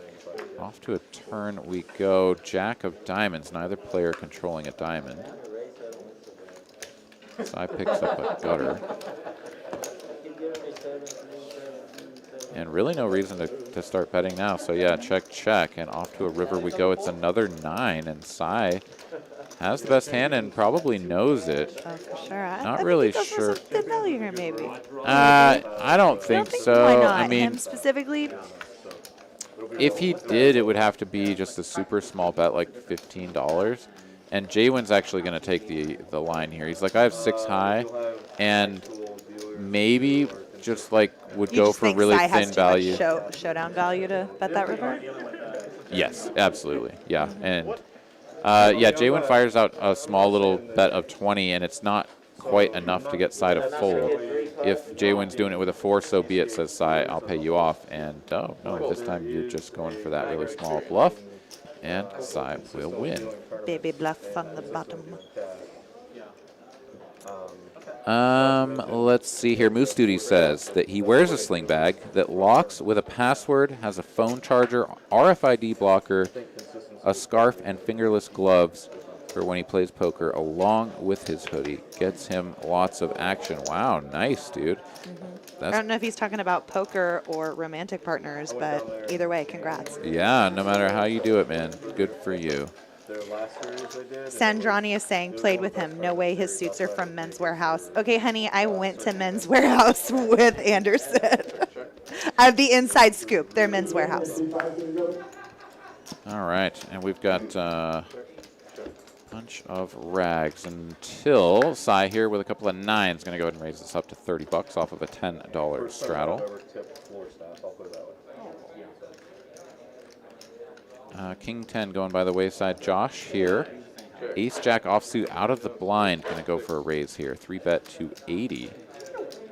And playing this one out of position, a little bit of a small 3-bet, also a little bit speculative. He is going to get called by Cy, and they will go heads up to a flop. Ace Jack against a couple of nines. Golf, 9 or 9. Ace 8-5 rainbow. That's a pretty good flop for Josh. And he's going to check. So getting a little bit tricky. Cy will probably just check this right back. No reason to put in a bet. Off to a turn we go. King of clubs. Board getting a little bit scarier for Cy. And 172 in the middle. Bet a 75. Cy will snap fold. And Josh not going to get any more dollar bills out of the old Cy right there. Yeah, I don't know that Ace Jack is strong enough there that you need to check it to try to induce your opponent to pile it in there. I feel like you're better off continuing. Ace Jack, Ace 10, you know, some of those that you're going to go for the 3-bet out of the blind. I think that fits in. It's not so bad. Ace King, Ace Queen. You can definitely just keep going with that one. But yeah, people have Am I wrong? Was he not the pre-flop aggressor? He was. He put in the 3-bet out of the blind. And so that's a flop where it's like his opponent is just going to miss it so much that he's like, if I check and a king comes off like it did, then maybe my opponent will have like a king jack or something. So I recognize the idea there, but yeah, I mean, he's just protecting his checking range and trying to get a little tricky. JTN, can I click the lick button? The lick button. Yes, baby, you can lick the click button. You can click the lick button. You can pound the like button. Whatever you want to do with the button, you do it, my man. Your 75-pound dog is standing on your lap watching the stream too. Wow, that sounds a little bit uncomfortable. Those claws can really dig in. You just ask him to lay down. Stay down, girl. Yeah. Ryan asking, is that Caitlin? It is Caitlin here in the booth with me. So, Aaron. Aaron McAvoy here with Caitlin Komeski joining me for the commentary. Super producer Carolyn on the controls as usual. And for these players going to a flop. And Anderson, it's like the night of nines. I feel like nines is dealt almost every hand. He's seeing a lot of nines. Yeah, you just have to kind of hold on to him and then pass them to the player to the left, I think is how it works. See how you do with these. Yeah. Nobody else can flop a set, but maybe you can. Yeah, so far no sets for the nines. And Anderson here has the best of it with a pair of kings, no kicker. 5 of clubs now on the turn gives Tillman some equity as he now has a club draw. Anderson going to bet small, puts 30 out there. Tillman calls very quickly, and Mark's still hanging around as well. Another king on the end. So Anderson going to make trip kings. Tillman will brick out his club draw, and Mark sitting on kings and nines. And it looks like he calls, so he's a non-believer, puts in the call, and Anderson going to get paid off. I think that's about the top of what he gets paid off, size-wise. Sure. Absolutely. Well played, Andy. Mike Youngblood, vaccinate the like button. That's one way to do it, yes, penetrate it. Bushmills and joints, the way. Hell yeah. Yeah, I think that was Moose Duty talking about. That's what he keeps in his little sling bag. All right, we're having a dealer change right now, so we're going to have another $10 pot limit Omaha single board bomb pot. If you play the bomb pots here live with us at TCH, they will be double board, but we do single board for the stream just so we can read all those cards and track that action for you. Yeah, and it's also, well, so you say that, and that's most of the time the case, but we do dealer's choice bomb pots here, so people can choose single board, double board, 4-card, 2-card, sometimes even Raz, or Don't not be Raz, the person but, that chooses the single board bomb Pineapple. pots, though. Come on, that's the whole point, y'all. We want to see 2 boards. Yeah. So I was at a table a couple of days ago, and some of the players there had tried to create a new system, which was like, let's do single board and stick to it, because it was on Monday or Tuesday, and the goal was to see more hands to try to get the high hand, and the bomb pots don't qualify for the high hand, so you're taking time away from playing towards that promo. So I could understand it, and I went along with it. Of course, yeah. But yeah, then those hands went so fast. The single board, it was just like open and fold, fold, fold, fold, fold. Like it was like you just can't get that much connection with only one board. All right, 699 on the flop for this double board bomb pot. Looks like Sai has ace-9 on board. Don't see anybody else connected real good. 3 ways. Yeah, Sai with the 9 and the ace. Let's see, who else has a piece here? I imagine there's going to be some straight draws going on, but with the paired board, nobody's going to feel too invigorated by that. And sure enough, this is just going to fold all the way around. There you go, single board bomb pot for you. Sai going to take it down. Mike Youngblood here says that he's also seen a double board Tahoe bomb pot, 3-card PLO instead of pineapple. That's pretty interesting. So Tahoe, 3-card pineapple, or 3-card Omaha. I'm getting my ass handed to me just fine with the PLO. I don't think we need to be bringing other mixed games in here. Yeah, well, that one is just tough because in Omaha, right, you have to use 2 cards from your hand, and now if you only get 3, it's like it really diminishes the number of combinations for playing the 2 different boards. So, yeah, very much more so akin to the Hold'em bomb pots of yesteryear in terms of like how much action you can generate, right? But Mike says it's a cool game. I wish there was more interest in it. Well, maybe I'll have to bring that one out. But it does sound fun. It does seem like it will tone the action down a little bit, and a lot of the players here, especially at TCH Austin, they love their PLO bomb pots. So toning down that action, taking that out of the mix, some people definitely not going to be interested. Mommies and daddies of poker, they need their fix. That's right. They need their bomb pot fix straight to the veins. Mark O here going to outflop his opponent. Ace-5 of diamonds, making top pair, backdoor straight and flush draws. Nick here with just a pair of 5s. Drawing a 1-5, and there it is! Oh my God! I almost said 5 of clubs on the turn just for a fun time. Oh, any other 5 would have been weird. That would have been rough. Screw you. You're so mean to me. Hey, you set him up and then I tee him off. That's how I feel. Yeah. Fair enough. But man, this Gross is one spot for Mark, of course. hell of a turn card.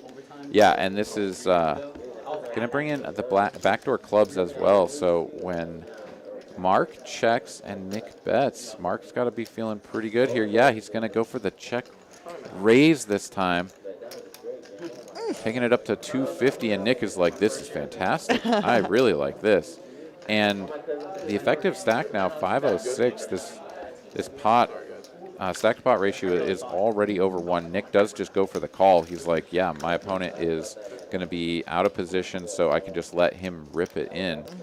That isn't the best card. Yeah, flush comes in, wheel comes in. Oh, they both check. Oh. Nick doesn't go for it. And he could have stacked his opponent. That was one of the few cards that could peel off and potentially kill the action. I'm not sure either of those players, had they sat there long enough and thought it through, would have been like, wait a minute, does my opponent really have a 4? Okay, then it's only backdoor clubs. Now, how likely is that? But I also can understand both players just wanting to get to a showdown, because that was a very texture-changing card. But For there sure. it is. JTN here has another suggestion. How about double board Greek Hold'em? 2 cards just like Hold'em, but both must play like in Omaha. That sounds awful. Do we need to get a new setup, or do we? I mean, I guess maybe it's not so bad, but like there are plenty of times when it's like you just need to make that flush with 1 card, and if you can't do that, then you, like every flush has to be like suited cards. I don't know. That it sounds. People would make so many user errors because I see people making the unforced errors, and I myself fall victim to this too, of like a double paired board, and you're like, oh, I have a boat, and they're like, no, honey, you definitely don't. You don't. You have 15 pairs. I like when people are like introducing Omaha to new players that are like, oh, what's going on here? And they're like, oh, if you haven't played one before, it's best just to watch. You can't have a one card flush and you can't have a one card straight. You got to use both. Mm-hmm. Yeah. Well, that's sage wisdom right there for the old. I don't know, wisdom Yellow. so much as instructional. Sage wisdom, Caitlin. I've said it. It must be true. Dylan here asking, when are the 1020 games streamed? Well, 1020 coming out of TCH Dallas is streamed on Tuesday nights. So if you're looking to tune into that, please do. But also happy to have you joining us here on this fine Thursday evening for 2-5 Match the Stack here out of TCH Austin. Just about 95 likes on the counter. We're getting real close to that 100 mark. If you could help us breach that mark, that would be fantastic. So thank you guys for all that you do. Let's see here. Mitch saying worst players in Texas. Well, I don't know about that, but maybe he's talking about something else. But in any case, I think we got a couple of very solid players at this table. Certainly players that I respect and admire and play with on the regs. So, Sai completing from the straddle with ace-6 suited. all right, what do we got here? 8-7-3, 2 spades, 1 club. Anderson with 2 overs and backdoor clubs. Checky on the flop. Sai going to pick up a pair on the turn. Check once again. And kind of a weird time for Anderson to start betting now if Sai checks it over to him. So I imagine that Anderson will just give up. Sai, yeah, is just going to check. Anderson will show down the king high and lose. But yeah, nice. Not getting out of line there. Not going to go for some sort of bluff. And just get snapped off by ace high. Christopher Steck, big fan here. He says that I should have you on all the time. She's so fun. So fantastic. Thanks, Chris. Glad you appreciate having Caitlin on. She does not spell her name like that, but I'm sure she can correct you in the chat, or you can try to spell it a different way, and we'll tell you if you get it right. Robert Maria here, he saw a guy literally, no exaggeration, play every single hand unless it was 3-bet in front. That is not uncommon. So there are definitely players that will do that. And especially in the 1-2 streets, you'll see people limping. Oh, 80, limp and then 90% will hands. call any sizing. Yeah. No, it's fantastic stuff. If you want to get in the mix, come on down to TCH Austin. We got 1, 2, 2, 5 tables running almost around the clock. And especially during this month of April, come on in from 10 a.m. to noon, and you will play for free, no hourly, from the hours of 10 a.m. to noon. TCH now opening 10 a.m. 7 days a week. Come on down, hang out with us, get yourself some free poker, and all the other fine promotions that we are running here as well. Monday and Tuesday, high hands. Ladies' night on Fridays, and Flop the nuts. He flopped the nuts. yes, he sure did. And Mark O has a redraw to the bigger nuts. Bigger nuts. So he is going to go ahead and bet out 30 here. Is it not scanning? Can't imagine Nick's not going to give a little toot-toot. Is he giving a little toot-toot? A toot-toot? Yeah. Is that like a little Gucci raise. Gucci? Yeah.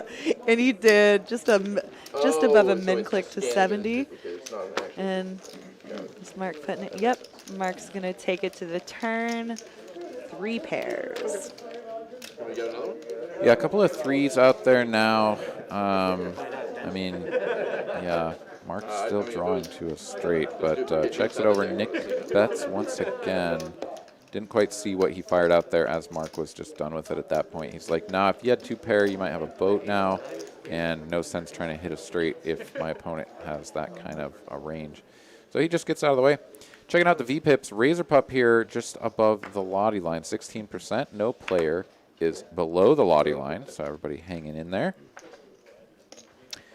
And Joe J here asking, are there places to stay nearby for those coming from out of town? Actually, no. There's nowhere to stay here in Austin. Oh my yeah. gosh. I'd say the Aloft Hotel is a nice, really close by accommodation. That's a pretty decent price point. You should be pretty comfortable there. And then there are also lots of chain hotels, both by the airport and on the northern side of town. We are the Texas Card House North Austin is going to be kind of close to the Cedar Park area, so northwest Austin. Yeah, sorry, Joe. I was obviously just being an ass and joking around there. So sorry for the sarcasm. But yes, there are plenty of places to make up stay. for Joe, offer him to stay in your studio with you. No, I will not do that. However, yes, there are plenty of places to stay. Lots of hotels that are pretty close by. Also, I would check out Airbnb if you're into that sort of thing, because lots of really cool properties being rented out as Airbnbs as well. So definitely check it out, and we look forward to having you come by. If you are coming in from out of town, want to get on the stream, make sure that you reach out to us well in advance. Let us know. You can shoot an email to tchlivelist@texascardhouse.com. You can text us 512-843-1971 as well. Get in touch with super producer Carolyn, see if you can get in the mix. Actually, I was giving Frankie from Next Gen a hard time because he referred to my place as a D-Gen hotel because I house so many visiting poker players from the other major Texas cities. I was like, I would like to think we offer a little bit better service and class. Yeah, well, certainly you've got the amenities of the old fish tank with all of your. I do. your I have a lovely glorious friends. 40-gallon reef tank, y'all. He speaks the truth. I'm so cultured. How are all the little creatures doing these days? Everybody staying healthy? Everyone's doing good. I just got a new hammer coral. I haven't been able to keep clams alive, but my tank is about to celebrate its 1-year anniversary, which is still relatively young for a reef tank in terms of it just like building up the bacteria and the life that is needed to sustain some of these more finicky species like the clam. But back to the action here. Looks like Josh opened with ace-9 off in early position. Jaywin gonna call with king-jack off, and Sergio, with probably one of his looser plays of the night, is gonna flat with 6-4 from the cutoff. Yeah, definitely a little bit ambitious, but he's got reasonable equity if he can connect. He cannot. So ace high still going to be best. Open-ended for Jaywin. Yeah, and backdoor diamonds for both Josh and Jaywin. Checks all the way through. Another queen here on the turn. Josh still with the best of it. And Jaywin, now that we've made it to this turn and still facing some checks from his opponent, may decide to lead out. He will. Bet of 60 here, 2/3 pot. See if he can just take this one down with king high. And unless Josh gets sticky, this just might work. But Josh not done with it yet. He's thinking it over. And he will let it go. So I've seen Josh get sticky with ace high before, but he kind of just went through the motions and was like, nah, this feels too much like a pair of tens or even a middling pair that is just going to bet for, like a pro bet for protection. So he does let the ace high go, which was the best hand, but all checks out. All right, man. You got 15.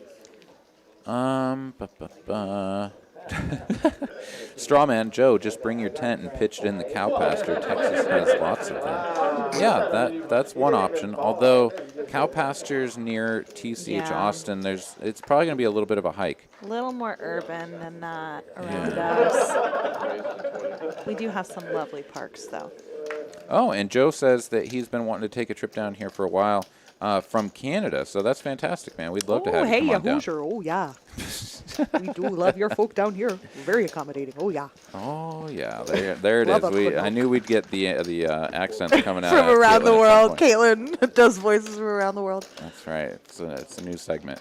All right, Nick, you're going to raise it up. 20 bucks, 7-6 suited. And Mark O, he's got a couple of snowmen. Those aren't the optimal suits, though, according to Steam Dola. So I Well, don't he's like got his one chances. of them. The eight of hearts. And the eight of spades could come out, right? I mean, it gives you could the be, opportunity for the eight of spades to hit the For the flop. Hail Mary. And Mark appears to have just called here, if I'm not mistaken. Yes, he's just going to call. So playing this one out of position from the big blind. heads up to this flop once we get everything sorted out and plugged into the old action tracker. Here we go. 9, deuce, deuce, couple of clubs. Not the scariest board for Mark. Does have one overcard to his pair. But he will check it over, and Nick just going to check it back. I mean, yeah, this is a hand where Nick is going to give up a lot of the time, and I think that's appropriate, especially with these holdings. 10 of clubs, though, on the turn. Check, check once again. Off to a 4 of spades on the end. Nothing changing. Player still checking, and now Nick going to go for a bet. Says, 7 high is never going to win. I guess I got to fire something out here. I think at this point, though, if he's not going to bet the turn, that his opponent may just find the gumption to look him up. However, this is an overbet. And Mark does find the call. Mark does find the call. Seem. Way to go, Mark. Yeah, he's not going to let that one get through. Bet a 75 into a pot that was like 40, 42 bucks. Bet a 75. He's like, wait a minute, that looks a little fishy. And Nick, though, stepping on the gas in the right way. If you're going to bluff, you definitely need to go for a size that's going to actually accomplish what you want, which is to get your opponent to fold a better hand. And just doesn't work that time. So nice little stab out there. But there you go. Let's see.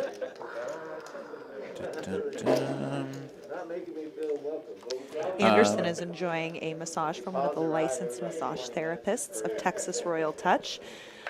Texas Royal Touch offers chair massages that you can enjoy right at the table at $1.50 a minute. So I highly recommend their services. Yeah, absolutely. Can't recommend them enough. Texas Royal Touch, I get a tune-up from them regularly. I had a massage just the other day.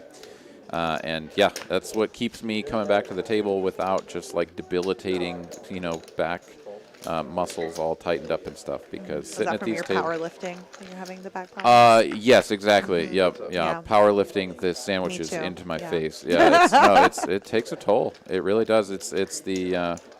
Yeah, I'll just leave that bit as it is. But there we go. We've got Anderson raising it up with some 6s. Tillman coming along, suited ace 3. And immediately counterfeited is Anderson. And he's like, yeah, this is pretty cool. He's like, is 3 pair good? Yeah.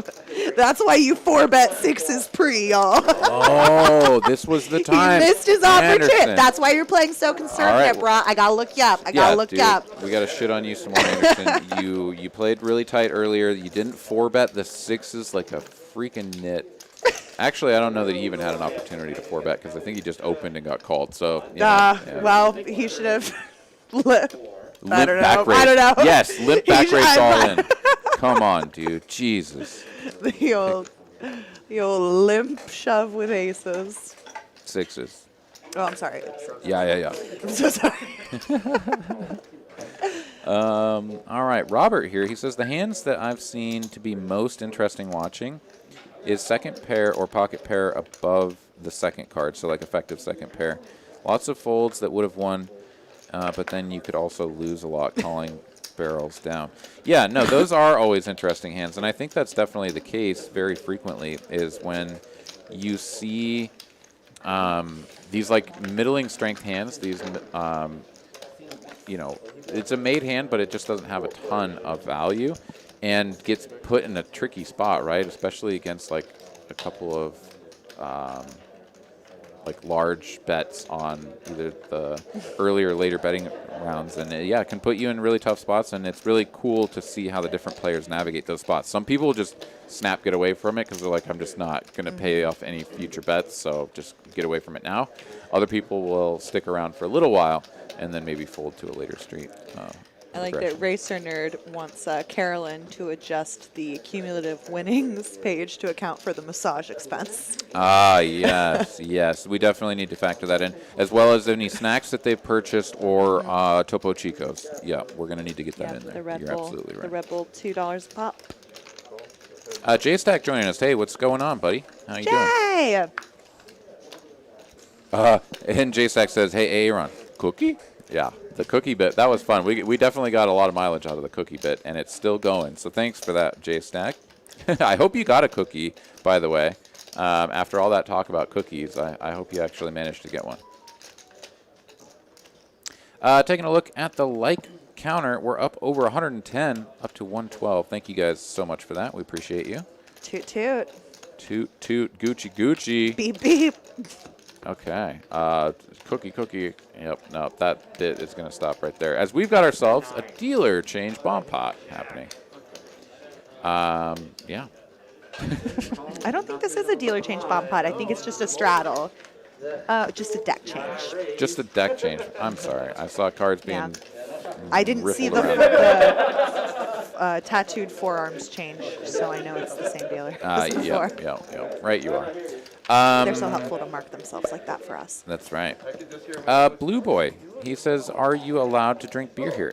Yes, you are. Absolutely. Yes, This King. is a BYOB. BYOB. We do have snacks and like bags of chips and candy bars and things of that nature for sale. We also have Topo Chicos. We've got other beverages like Gatorades and Red Bulls and stuff like that. But for alcoholic beverages, yes, you can bring your own and you can consume them at your leisure.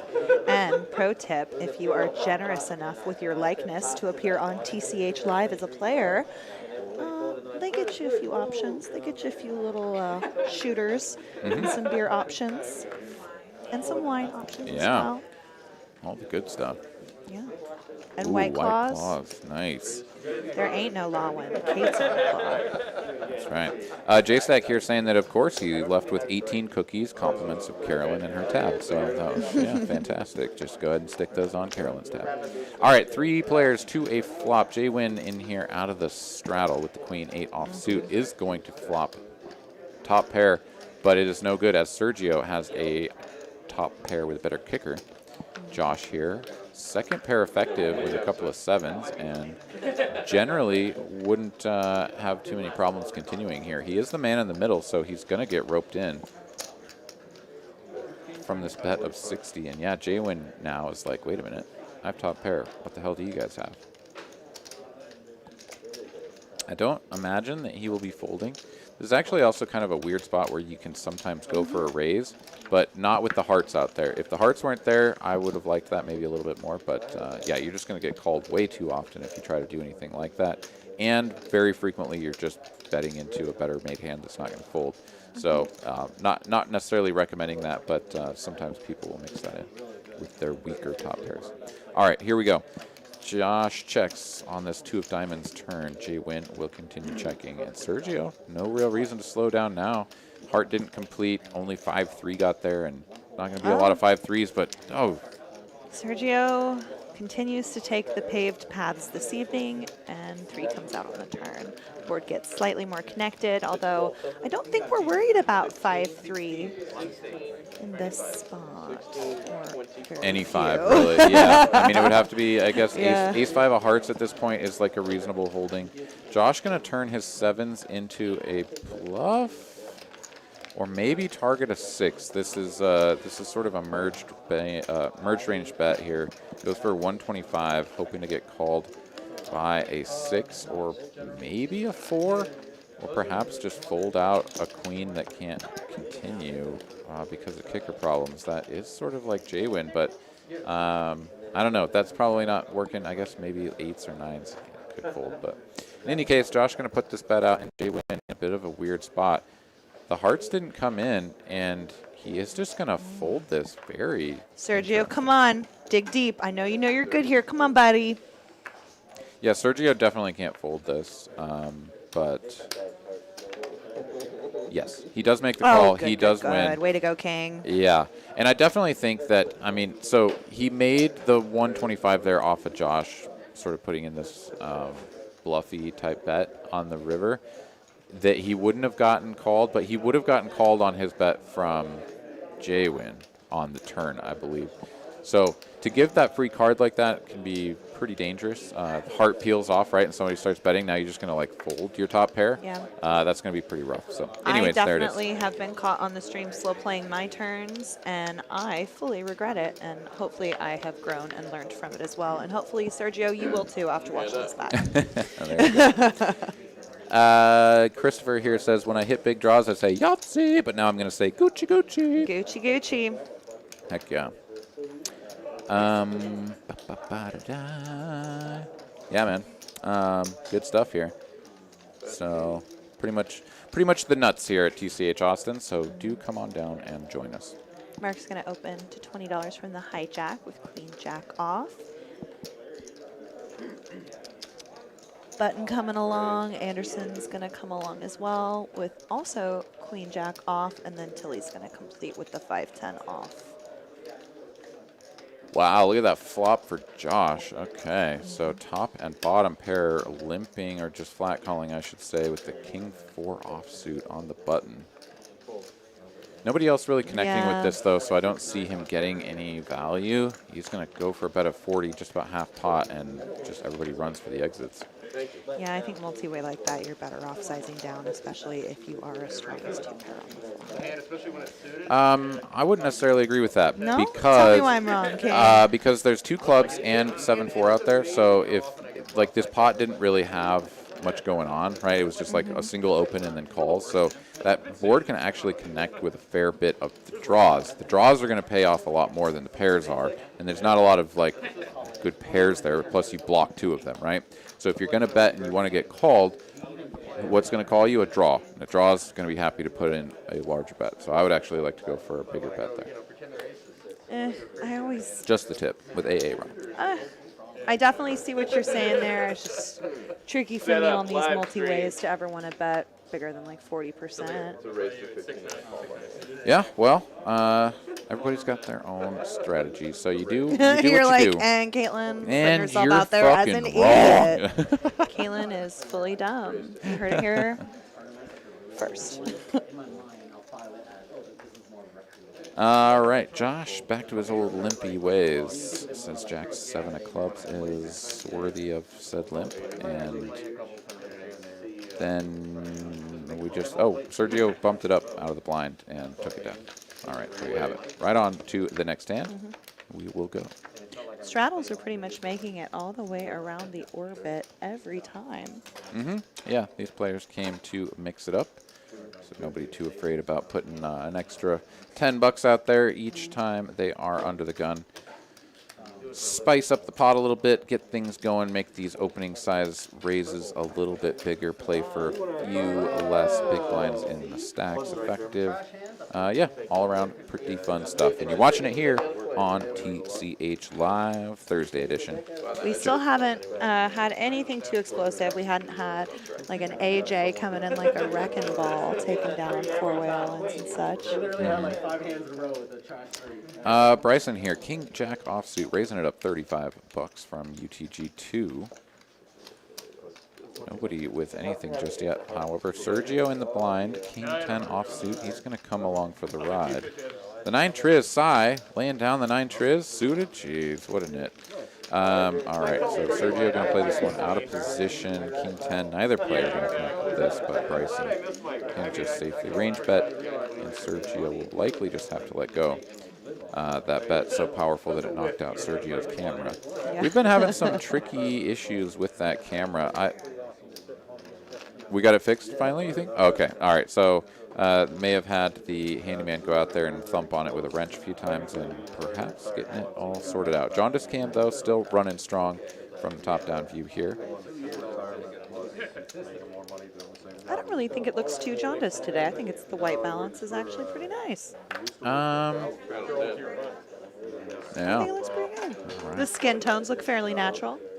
Yeah, and give everybody a little bit of, you know, It's a artificial little vitamin D. overexposed if I'm going to nitpick, but it's fine. Well, and you are, yeah. You gotta pick that nit right there. All righty. What do we got? A couple of 7s, but a bunch of 7s already out of the way here. Mark was going to say we're going to introduce a limping flavor into this game. Yeah, Don't he think saw. they're going to go along with you, Mark. Well, he saw Josh doing it, so he thought he'd come and try it out. And Josh was like, "No, that's Maybe my get the move, so I'm going to discount." raise you." Yeah. Anderson with a couple of 9s. The 9s are back. Let's see if they can find a set. Yes, King, just for you. Sergio out of the small blind with the unsuited Choctaw nuts. Yeah, Sergio opening it up a little bit. He wants to play some hands. Hey, nines find a decent flop. They surely do, as Sergio has made bottom pair, Mark O, 3 to a straight, 3 to a flush. Not a whole lot more than that. Check, check, though. Josh going to bet his 2 overs. J-Stack here dropping us a $9.99 super chat. He says, for Carolyn, thanks for the cookies, and I still think it should be called a zero call, Aaron. Oh, the hero call when you lose, the zero call. You're still wrong, J-Stack, but thank you for playing. That was a fun conversation. Were you watching for that? Did you pick up on that one? The cookie? No. No. The hero call, and J-Stack is convinced that you can't hero call and lose. Then it doesn't qualify as a hero call.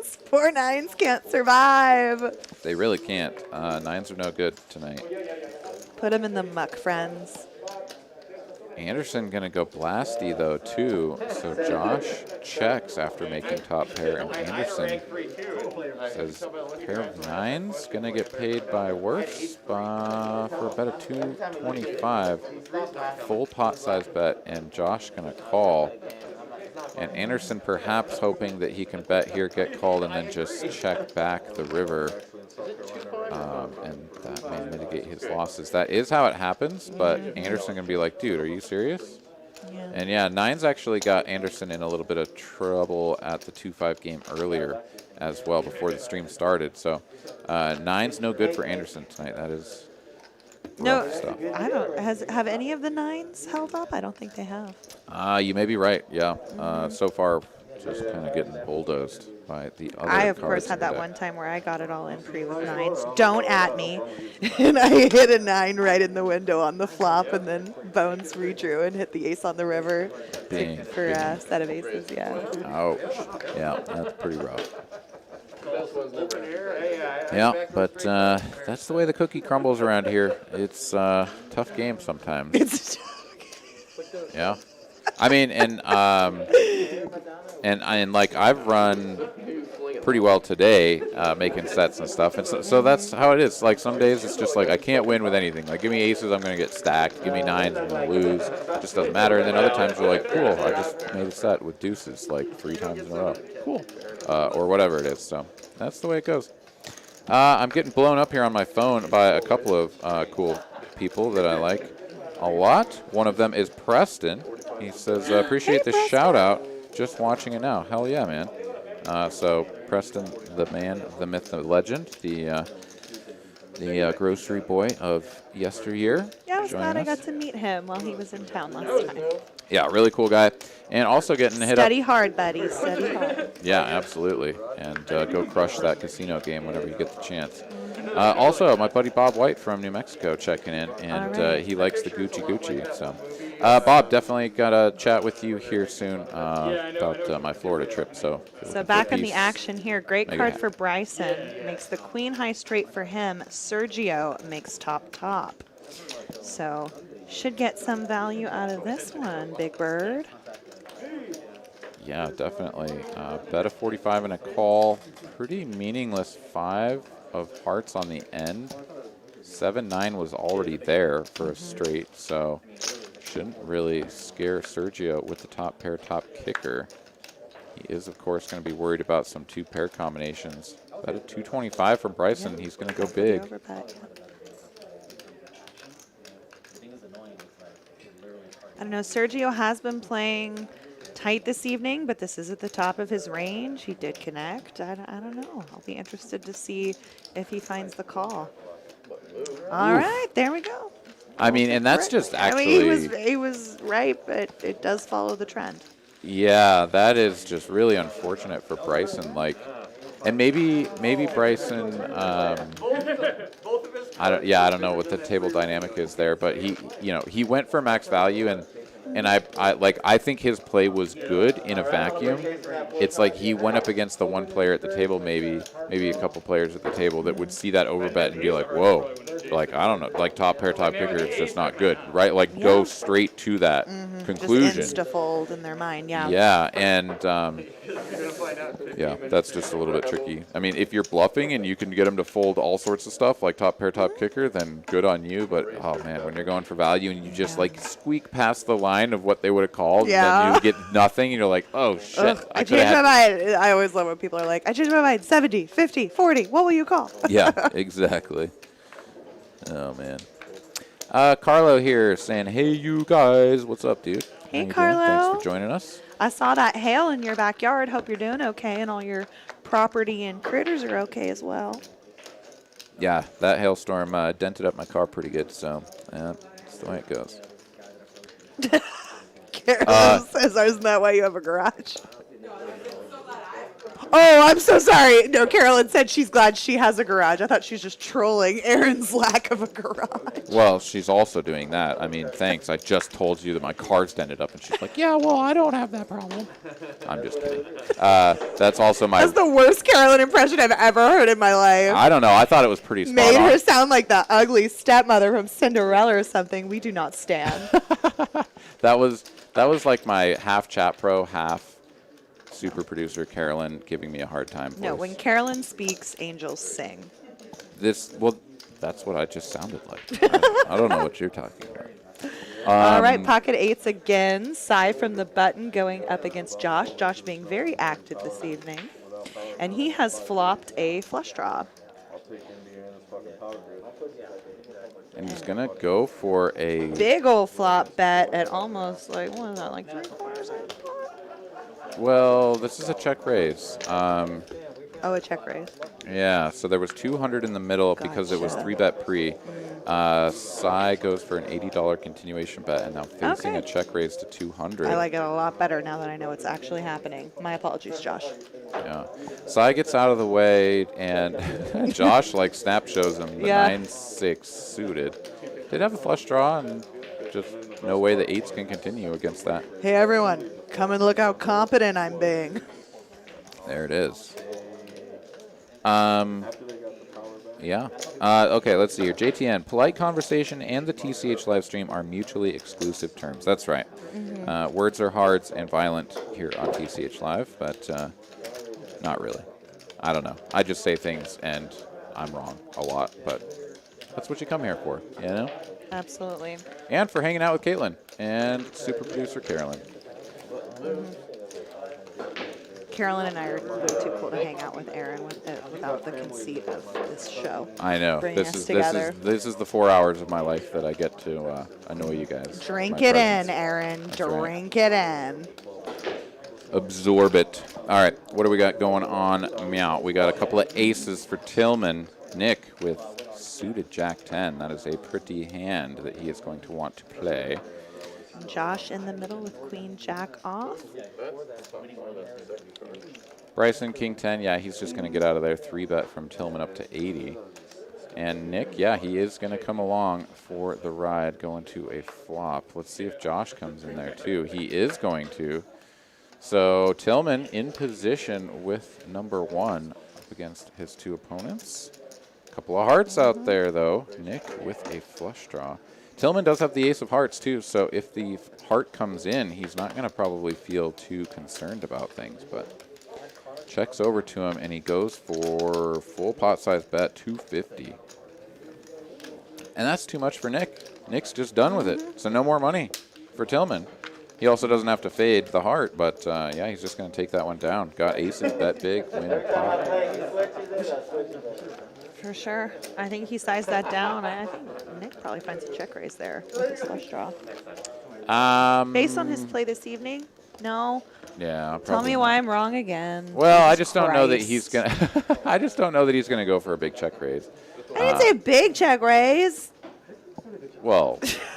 Couldn't you tell I meant min click? Oh no, I couldn't tell. But thank you. Now that you've clarified that, you're absolutely right. I'm not going to The say min-click anything else. raise I'm not was- going to attempt to say anything else analytical all night. Just Caitlin, here for the color. You're wrong. That's right. No, you know me. I've always, then I'm not gonna play. you know, I always have my own opinions, but I'm just not afraid to share them. So You know. shouldn't be, King. Thank you. All right. You're here for the good stuff. It's TCH Live Thursday edition. Just about halfway through the program. Aaron, Aaron McAvoy, Caitlin Komeski here in the booth. Super producer Carolyn running the controls, and all of these cool people on the table doing what they do, playing this game. And Sergio over there, it's his turn for a massage, a la Texas Royal Touch. Fantastic licensed massage therapist of Texas Royal Touch here at the Texas Card House, North Austin location. Always here to help you feel better. So far, a bunch of napkins getting pitched in. Yep. Over to Bryson on the button. He's got a very playable hand. Open this up. He is opening that after Tilly exposed one of his ladies. The Queen of Clubs was exposed as Tillman was folding. Right you are, and Josh going to defend from the straddle with 10-3 suited, channeling his inner J stack, but he is not going to connect, and that is just about the raggiest looking board for 10-3 of hearts that there ever was, and he will fold to a single bet. JTN here saying cocktails in the booth. Well, yeah, I just might go get myself something here. Treats for Caitlin. Yes, absolutely. Let's get it going. We are up over the 100 like mark, so I think it's time. Also here, J-Stack, he says, Caitlin, whatever you do, just sip the drink that Aaron gives you. Don't shoot it. That was Lay really, off me, I'm thirsty. well, it was hilarious because I poured us a pretty good finger and a half, 2 fingers of the 2 gingers, and he just shoots it straight, and it was like a big shot. I sipped on And mine he's for the not a next drinker 15 minutes. either. Did he get all lightheaded? Well, he tried to breathe halfway through it, and so it was half swallowed, half breathed, and yeah, it didn't go well for him. I'm sorry, J-Sat goes from 0 to 60 drinking Snapples Monday through Friday. You get him in the booth. No, that is shooting correct. whiskey. Then we got John Byrne here saying that he misses watching me play. Wait, hey. I agree, hon. Get on the felt. Yeah, well, there's only so much I can do trying to make the final tables of the tournaments. But, yeah, no, I definitely do. We've been talking about this, about trying to get me in on this game on a Thursday night. And I think that should happen. That needs to happen. Maybe next week. Wait, Thursday next week. I actually need to probably have Mikey cover me anyways because I think I fly. Yeah, Thursday I'm flying to Florida. So, hey, Mikey, if you're in the chat, can you cover me next Thursday as I'm going to Florida? Anyways, yeah, we'll try to find another night I can get in there and mix it up. So, Robert here saying, hey, Aaron, I heard Caitlin say she can drink you under the table. That's probably true. I'm a little bit of a lightweight these days. I don't consume at nearly the rate that I usually Help me do. out with this, breaking this 5-piece, or keeping him exchange would be great. I'm also just pretty cool and badass. Pretty cool and Handle my badass. liquor like Yeah. a lady. Hell yeah. Well, Until I don't. until That's you don't, everybody's yeah. story. Yeah, it's like we run bad in tournaments till we don't. Well, Caitlin holds her liquor till she doesn't. I'm absolutely just brimming, what's it called? Exuding. Exuding class and Yeah. elegance Oh, at yeah. all times, y'all. Full-blown class up in here. Sai going to let go to the 9-7 suited from early middle position. Not going to have a piece of it. And everybody else, except for these 4 players, have folded out. And Tillman is going to flop a flush. Mark O has a jack-high flush draw that is drawing just about dead because Nick has the ace of hearts. So plenty of chips can still go in this pot. Sergio, he's just already out of there because he had an under pair to the board. But these 3 other players all have something to do here. And we will go 3 ways to a turn, which is a jack, not a jack of hearts, jack of spades. Mark O going to pick up a pair that is no good and will never be good. All right, so 65 is the size that Tillman chooses for his turn bet. Yeah, pretty small here. 35%. Yeah, given the fact that he had 2 callers here, I think there's definitely a Yeah. spot to size up. But this is going to string both of his opponents along. As Nick is going to cut out calling chips as well, and we'll go 3 ways once again to a river. Okay, dodge that heart, Tilly. I believe in you. And he does. 10 of clubs, or is that a spade? Let's take a look here. Tillman fires out a bet of 75 here. And what do we got going on? Bet of 75. Nick next to act. He's out of the way. And Queen Jack will fold as well. So there it is. Tillman with the flush. Just going to take that one down.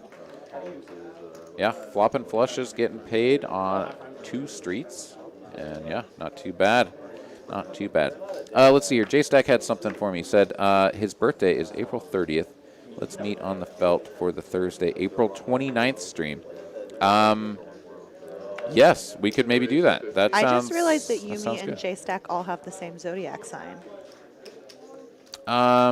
We We do. He's April 30th. You're May 8th. I'm May 10th. Yeah. That's We're all 3 Taurus. Tauruses. Hey, excellent. All right. Well, that's pretty. Taurians over here. The Taurians. We sound like We're just like invaders. down to earth, but we're also superficial and into the pleasures of life.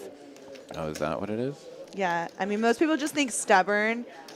Stubborn is like what, because it's like the bull, right? Yeah. But Taurus is also known for like being really into like earthly pleasures, so it's not unusual for Taurus to be like a foodie or into fashion or Okay.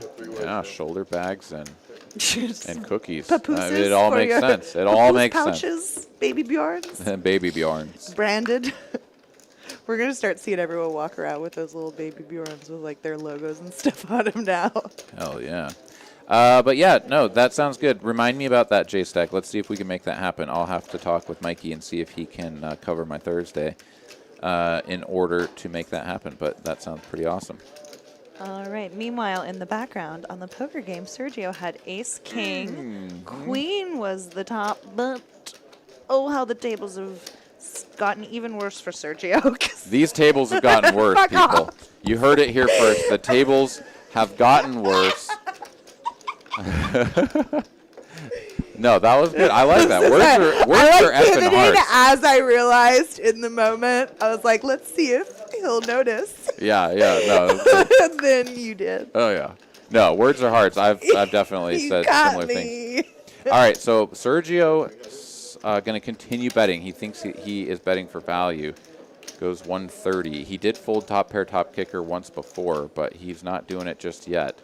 As Nick makes a small raise up to 300 here. Stack to pot ratio for the effective stack of Nick is now 1. And if there is a brick river, which that is, Nick is probably going to go for it. I mean, I don't know. Maybe he's not going to rip it in, but Well, he did fold to the overbet when he had top on the hand with Bryson. So if Nick was paying attention there, maybe he goes for something more reasonable, like a half-size pot bet. yeah, I think it is an all-in, though. Okay. No, it is not. Oh, my God. It's just a bet of 250. This is going to get snap called, and he definitely could have gotten more. But, yeah, goes for the smaller size, and will get paid off, though, as top 2 pair better than top pair, top kicker.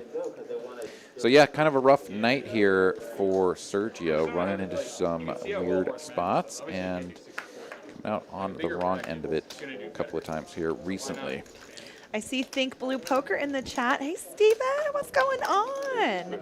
Steven was here in Austin not too long ago to play on the stream with the Queen of Felt, and you can see the bootleg version that we got up on IGTV. Unfortunately, there were technical difficulties that night, so we look forward to seeing Think Blue Poker on the TCH stage one of these days. Hi, Steven. Yeah, what's going on, man? Thanks for joining us. And He plays regularly at the club where I first became a grinder at the Hustler in Redondo Beach. oh, very So that's cool. how we bonded. Nice. All right, you guys got the old stomping grounds in common. That's pretty cool. Yeah, we never played there at the same time, but we met more recently. Nice. All right, Sai here was folded because he's away from the table. Jack 10 of diamonds. That is a beautiful hand, and I'm sure he would have opened it had he been there. However, he is probably off eating some cookies or something. Anderson has better diamonds, a 6 of diamonds, and he's going to raise them up to 35 bucks. I raise you up because I have position. Sorry. No, that's actually one of my favorite songs, so that was a good rendition Seriously, as well. do you cry when you listen to Josh Groban?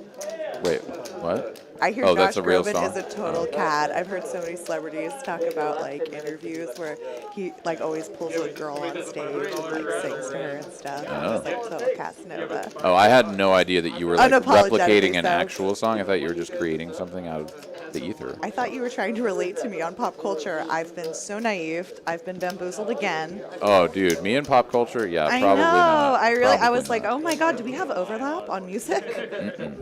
We do on 2 songs, right? Yes. Gossip, or Gossip. two artists, Gossip and Miley Cyrus on that one Yeah, that I one song. introduced the new album Plastic Hearts to Aaron on one of our road trips. And To be fair, that is the only song that I liked from you that liked one. the Heart of Glass cover, no? That was the Heart cover. Heart of Glass Yeah, song yeah. track. I forget who the original artist was. Yeah, there was one other one that was Or the palatable. Well, some of the other ones just really aren't my jam. But I'd really liked Plastic Hearts. That is a good song. Made it into my party playlist. You know what I'm saying? All right. Jason Lopez in here saying that he's the newest member of the Next Gen Poker.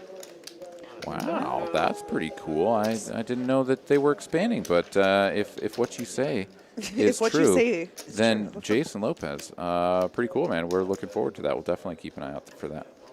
I'm going to fact check you, Jason. Who is this guy? I have next gen cell phone numbers, and I will fact check you. That's right. Coming on out, just blasting that. You never Yo, know. You Rosie, never know. we got this Jason up in the chat saying he with you. Is he with you? Gucci, Oh, Gucci, Gucci. no Gucci. Oh, you took it from me. You beat me to it. Yep, Gucci, Gucci, no Gucci. All right. Let's see here. We got some rebuy action going on. Looks like Sergio may be adding on to get himself stacked up a little bit. Bryson looks just really pleased with the cards that he's been seeing. With that fold right there, it was sort of like, dude, bro, can I get something playable, please? Preach. Nick has 2 cards that he thinks are playable from early middle position. Queen 10 of diamonds. I was not low-key shade. shade. No, that was just a comment on him. 2 thinking- cards that he feels are worthy via his filter that is not mine. Oh, and Josh is going to 3-bet him with the King Jack offsuit and some clubs going by the wayside, as will the Queen 10. Queen 10, no good. Josh will win. Get him, Josh. There we go. All right, taking a look at the cumulative winnings. Nick up at the top, just over $700. Jay-Win behind him, $600 in profit. Mark O, currently the most stuck player here, down Yeah. $650. Fun fact about Josh. Josh is in the extermination business. He has a business called Mosquito Joe. So if you're here in Austin and you need to get your backyard ready for summer, I recommend you look up Josh's company, Mosquito Joe. He does great work. Heck yeah, absolutely right.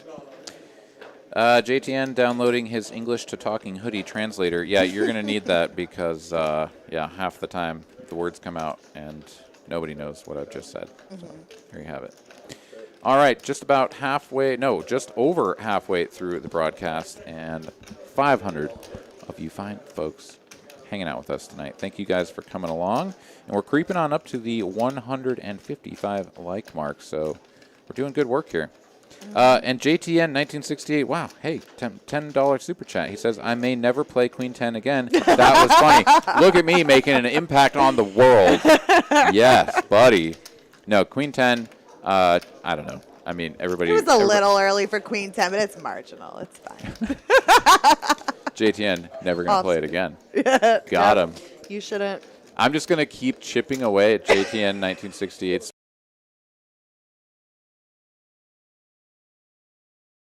Yeah, I don't know. I wait for a better spot, but okay. That's right. But J-Stack will be working on him from the other end, and so he'll be playing aces and 6-3 suited. It's called balance. That's right. That's how he balances his range. Exactly. Balancing my range by playing every hand that I'm dealt. Absolutely right. Oh, man. Yes, Good- David, good stuff. ask a question. Be bold. Be fearless. Yeah. Drop it in there. Yeah, anybody that has a question for myself, for Caitlin, drop it in there. If it's worthy of our answering, we will do our best. Well, no, there were some questions earlier. I don't know if you saw what was coming out of that one person, but they had some questions that were not worthy of responses. So I say that in jest, but also like, come on, like, don't be asking just super messed up stuff. All right, here we go. We got 2 players up in D's house from early position, 10-8 of clubs and ace-4 of hearts. Razor Pup hasn't played in a little while, and he's probably getting a little bit itchy. And he's got ace-jack offsuit, so he is going to go for a 3-bet up to $100.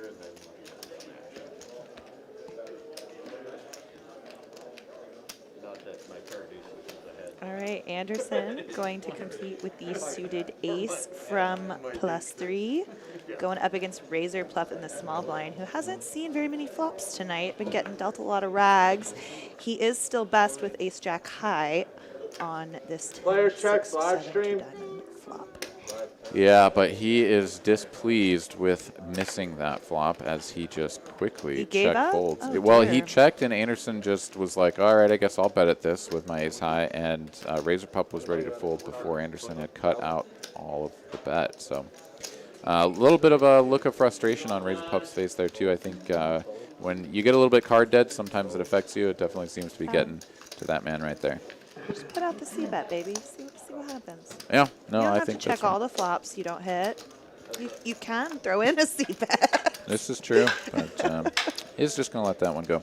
Let's see here. So David Contreras here asking the question that he asked if he could ask, and it is that I was told you couldn't play cash games in Texas. I guess there's actually not a question mark at the end of that, but you were told incorrectly. You can play them, and you can especially play them here at Texas Card House in Austin, Dallas, Houston, or the Rio Grande Valley. So come and hang out with us and play some poker. Racer Nerd wants to know what are the coolest card protectors we've ever seen. Well, I will say that one of my favorites, I've seen Kristen, who works Cage and gets in the box here at TCH. I've seen hers that says, I don't care what you folded. Oh, I've nice. seen that one a few times. I appreciate that one. So it's like true. Like, bro, you already made yourself irrelevant. You folded. We don't want to hear what you didn't play.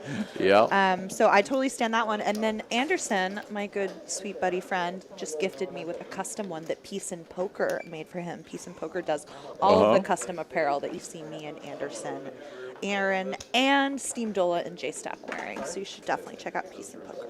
Yeah. No, that one is pretty cool. I like Cute. that. It's got a really nice texture here at the front too.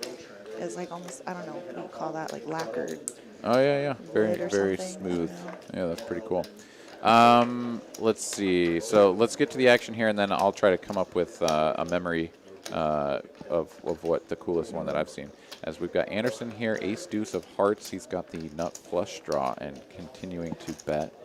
Jay Wynn has ace king, and just 2 overs and a gutter to Broadway at this point. Sergio with the best hand, second pair of tens. Sergio been playing fairly snugly, though. Let's see if he is going to stick around. He doesn't have any strong draws to go with this, but he's not going anywhere just yet. Guess we checked through on the flop after the ace-king of J-Win did not continue. And there's the heart flush there for Anderson. And he's going to bet 300 into a pot of 457. So just about 2/3 pot here. And Sergio now is going to give it up. So once again, Sergio gets away from it, not going to pay off his opponent. Yeah. And it should be No noted. hero calls for Sergio. Yeah, and it should be noted that Sergio's chip count there says 590, but he has added on. He's sitting on just over 1,500, maybe 1,600 in front of him. Yeah, so he added on 1,000. That did not get communicated appropriately. And this happens from time to time. If a player just like reaches in, grabs money, and pulls it out, then it doesn't always make it in because Especially we if have they to got those communicate like that all. sneaky pink chips in the pocket and they just are trying to be a subtlety king, or they forget that's because I mean at a normal game you don't have to announce to the dealer. It usually does because you get chip runners, but that is a piece of protocol that sometimes comes by the wayside, but we'll get it for the next hands coming up. Yep. Let's see here. So, Racer Nerd says that he had a guy who had a standing up rattlesnake head from a rattlesnake he killed himself. Oh, that's kind of cool, I guess. A little bit morbid, but kind of cool. Let's see here. So I watched Mosquito Joe kill a rattlesnake with a hoe on his Instagram channel. Damn, dude. Out doing his mosquito repellent work. Nice. Yeah, so check that out. It was pretty gnarly. He beheaded that Yeah, guy. I mean, sometimes you got to do what you got to do to stay safe out there in the Protect field. the family, protect the pups. You know. Rattlesnakes must die. Let's see here. Josh with the best hand at the moment, Ace Queen, up against Cy with the Queen Jack, and Cy was the pre-flop raiser. Josh from the straddle has a massive range advantage here. And he's going to go ahead and bet out with the ace high and just take it down. Cy obviously can't continue with any of that. Let's see here. So I'm trying to think. What is the coolest ones? I mean, so I've definitely seen some players, usually sort of like old timers, with like really cool coins, right? Like an old, like 1800s silver coin or something like that. Or maybe like a right? challenge coin that was bestowed upon them from a member of the service. I've seen a few challenge Okay, coins used sure. as card protectors. Yep. I'll actually, I've got a memory that just popped in. So I went to a tournament. It was down in Houston. It was down in Houston maybe like a month ago or something. And I was playing in the tournament, and I was at a table with this guy, and he had like a real silver coin, like it was actual silver, like probably 1 ounce silver coin. And he'd been playing at the table for a while, and then he got felted and like gathered up all of his stuff and left. And as far as I could tell, he had taken it with him, right? But like I had definitely noticed, I was sitting 2 seats away from him. I had sort of observed it from my vantage point and was, impressed by this silver.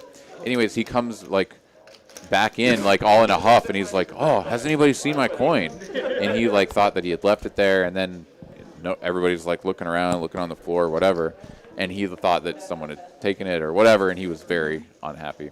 So that is the danger of having a card protector that is like valuable or has some sort of particular sentiment to you. You get felted and steam away from the table and forget it. I mean, some degen can take it, or it just gets lost, right? I mean, who knows? But I think the guy actually took it. I think he just put it in a pocket and didn't realize it or something. But Okay, so we have Steven in the chat saying, Anderson, him and Caitlin showed amazing hospitality while in Austin. Anderson gave me multiple rides, and Caitlin was very informative. That is code for I got drunk on Hennessy and was annoying. Oh, you told him everything. Okay, all of the information. When Queen of Felt only drinks Hennessy, right? I've never drank Hennessy in my life, and I thought it was cordial. Like someone called it sherry or something, so I thought it was just like an aged wine or something. I truly was very naive. So I poured myself like a wine-sized serving of Hennessy. Nice. That was a night I could not have drank in anybody under the table because I thought I was sipping champagne and I was fully getting loaded. Okay, well, I think maybe I can drink you under the table. I don't know. Yeah. All right, Bryson here has a couple of ladies. We're getting all these cards scanned in. Let's see who's got the best of it. Tillman with a wrap on the inside. Sergio fought 2 pair. Anderson's got a couple of Judys, diamonds and hearts. There's 1 diamond out there, so backdoor diamonds working for him. But All the kings for Marco. Yeah, too many kings for him. Yeah, I was playing with AJ earlier, and he showed me he got dealt in an Omaha bomb, 3 aces, and I was like, oh, you hate to see it. Yeah, 3 or 4 of a kind in the Omaha hand. Not great. Not great, people. All right, so let's see here. Check. Bryson going to bet 60 here with his overpair backdoor diamonds. Anderson calling with his own overpair, top pair, and backdoor diamonds as well. Jay Wynn cutting out calling chips. We don't have his cards all scanned in yet, so we'll need to have him sort of fiddle around with those cards and to get the scanner to pick them all up. But Tillman is going to come along with his inner wrap here, if that's even a term. I don't know. It should be. I thought that was just like what we called like Kanye's inner monologue. An inner wrap, An yeah, inner nah, wrap. I like that. Sai even in the mix too, feeling like he is priced in to pick up one of his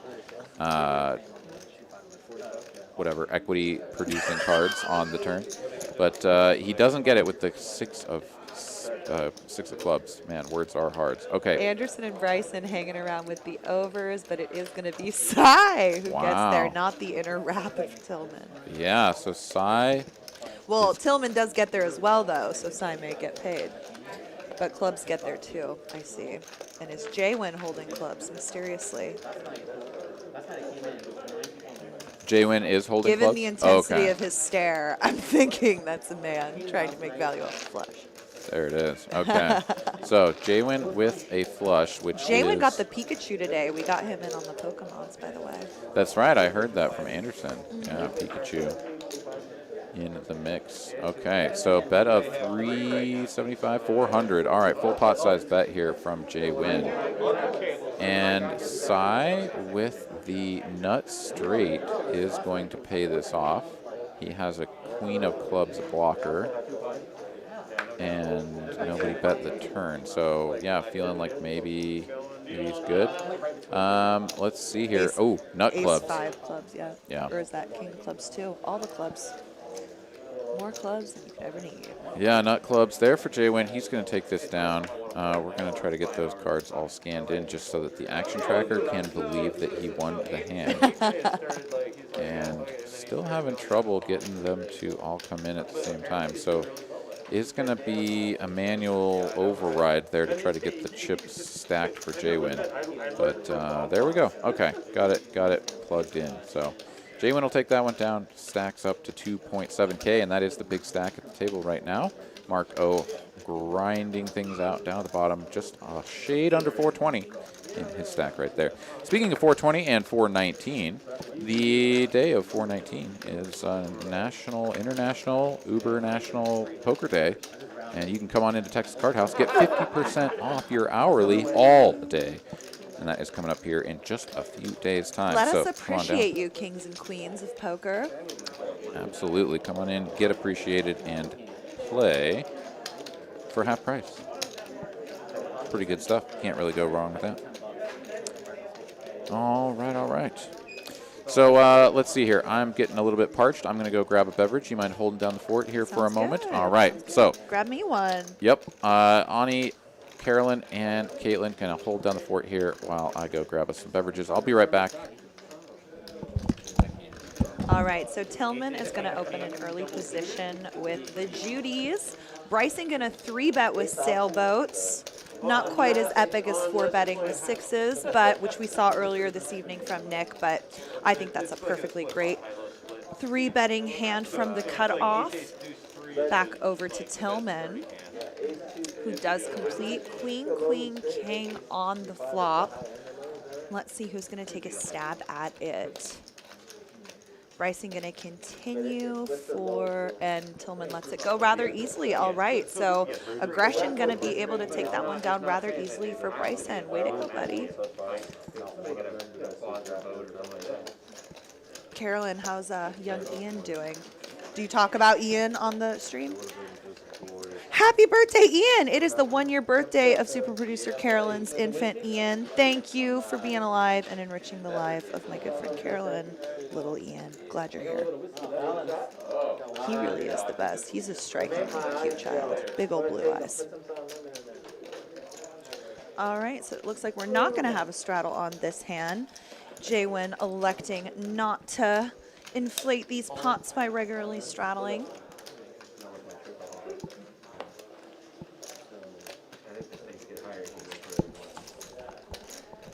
Okay, bunch of napkins in the muck. Sai gonna open with Queen Jack suited, +3.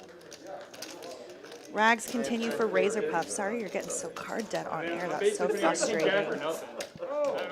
All right, Josh gun to flat from the small blind, and then I imagine Anderson's going to pop it up here with Ace 10 suited, but no, he does not.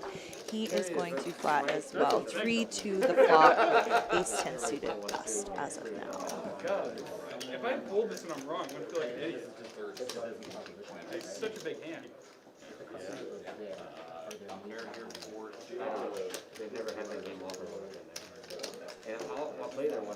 Thank you. Jazz. I would play it, but normally it's like the same guys every day. You can't just keep playing one thing. All right, so I bet.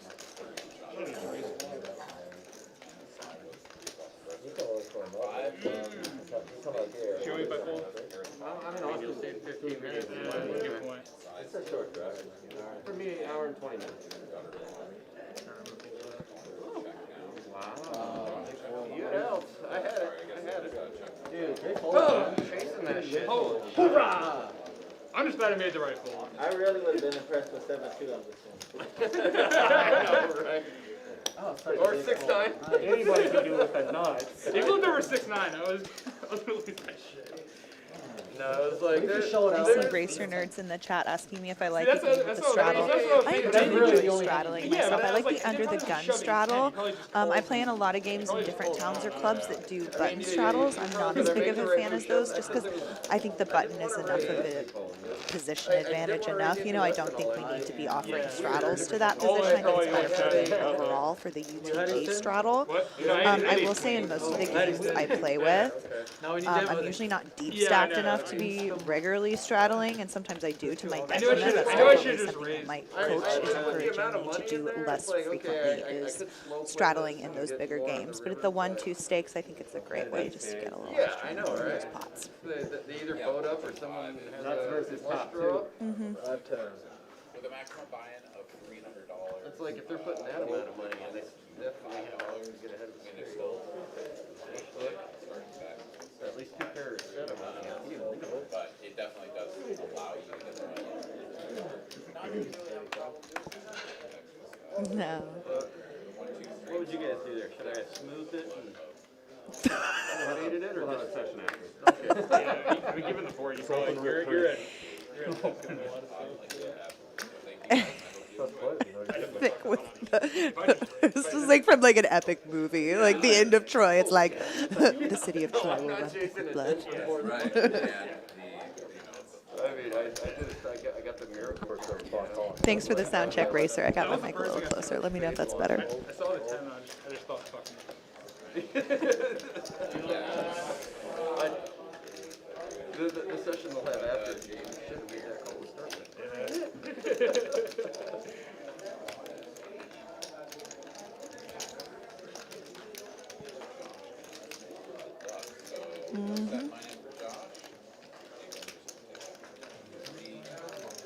Well, the 2 you bet into me, I actually thought there was a pretty Midland chance I'd get a call. I wanted to.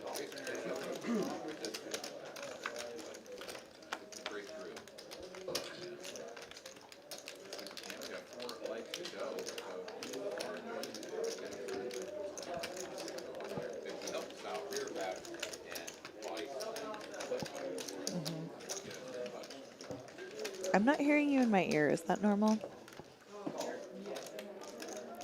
I've been muted this entire time. Aaron came back like 2 minutes ago, y'all, and I think he's been muted.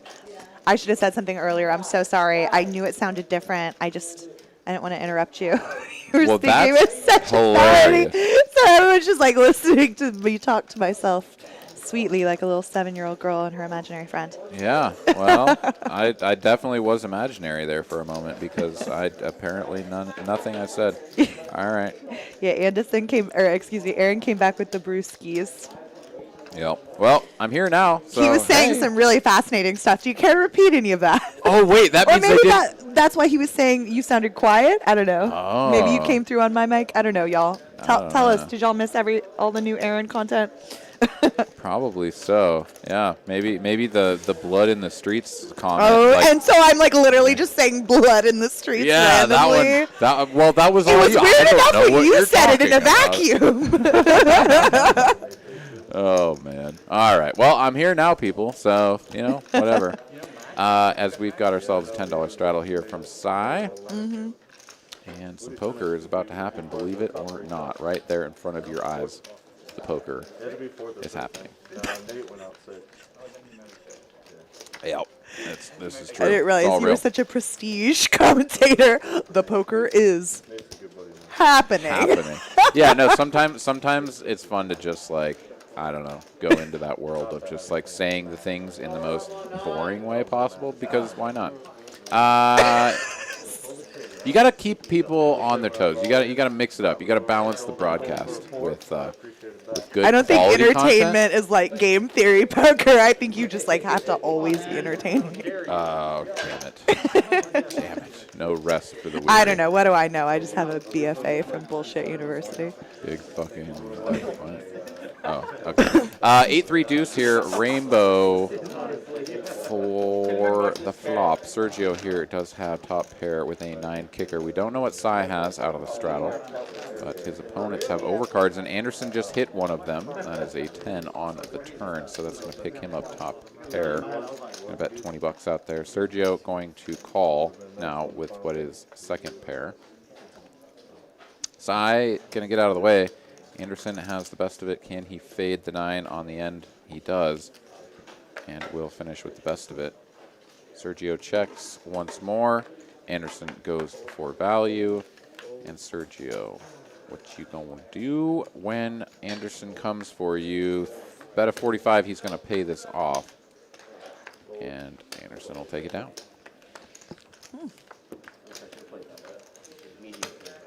JTN 1968, talking hoodie and broad laughing are so not right. It's Well, true. you know what? And Matt Benjamin, We're sick. nothing. We're sick, demented people, and you were absolutely right to have picked up on that. Yes, that is correct. Yeah, so there you have it. I'm back.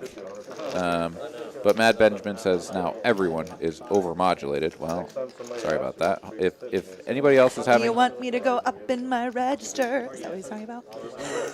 yes, I'm sure that was what he was talking about. I need more of a mezzo-soprano range from Caitlin, please. Yes, Could please. you sing something up-tempo? 32 bars. Those were a lot of words that I didn't know at all what they meant. So that was impressive. Okay. Well, Yeah. if you want to feel better about yourself, you can bring up nuclear physics or Nuclear. Dogecoin. Some Dogecoin. Yep. Dogecoin. You gotta watch out for the Dogecoin. I You gotta prefer dip, the- duck, and Dogecoin. I prefer the Chevrolet shekels myself. Oh, really? Oh, those sound lovely. All right, Nick here, ace queen offsuit, early middle position. He's going to raise this up. Josh going to call with the king jack offsuit, and Sergio, ace 10 of diamonds out of the small blind, is going to raise. We got ourselves a 3-bet from Sergio. Sergio, look at you with your bad self from the small blind. Yeah, $90 to go. Nick not done with his hand yet. Josh. 6 is in the 4-bet range, but ace Ace queen is off. not. Yeah, ace queen off, definitely just a call. No. And Josh is ready to come along as well. He's going to play his king jack, and he's not dominated. So if anybody finds a pair other than an ace, they will be looking pretty good. Oh, there's an ace and a queen. So Sergio with the 3-bet lead pre is going to flop top pair, backdoor Broadway, and diamond draw. Right Eyes now. and ears open, honey. You've been making good folds all night. Here's your moment. Yeah, bet of 80 and a quick call from Nick. Josh sitting on a gutter closes the action for $80. That'll take the pot up to just about 520. And he's honestly, with implied odds, not getting a terrible price. Like, he's not getting a good direct price, but in terms of implied odds in position here, I think he can definitely peel this off. Oh, absolutely. Am I blocking? Sorry. No. I was wondering what the big stack was. So that's And he will. So 3 players still into the turn. It's the 10! It's the 10. Sergio, 2-pair. Nick, 2-pair. And Josh with Broadway. Yes, I was Josh. about to say that a 10 would be sick nasty. And there it is. So everyone thinking that they have the best hand. Obviously, Josh knowing that he has the best hand. Yes, Josh. This is why I talked about your mosquito company and why, even though you play a lot of hands, you fucking show up with the goods, son.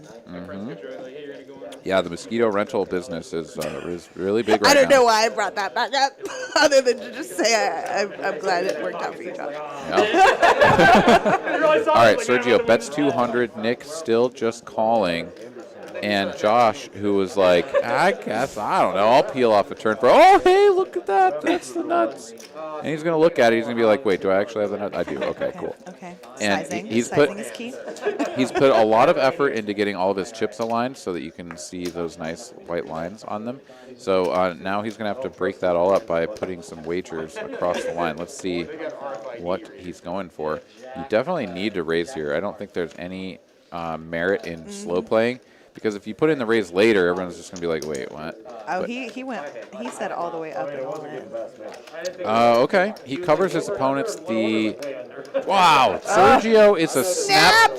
He is a snap folding machine. Wow, didn't even think about it. He just know. I mean, yeah, if you're staring down the barrel at $1,900 turn bet, Yeah. two pair doesn't look too sexy anymore. Well, even Nick, I think, has assumed the folding position. I mean, his demeanor is that of a player who is like, I just can't put that much money in with top two pair, right? Yeah. He has not let go of his hand yet, but I would say that from the body language, he is going to find the fold button, which is not good for Josh, right? Like, I get it. Josh is like, the stacked pot ratio is getting close to 1. Like, let's pile it all in now when I could, like, quote unquote, have a spade draw or something. It's like, yes, like, you're not wrong in a vacuum, but at the same time, going back to what we saw earlier, which was like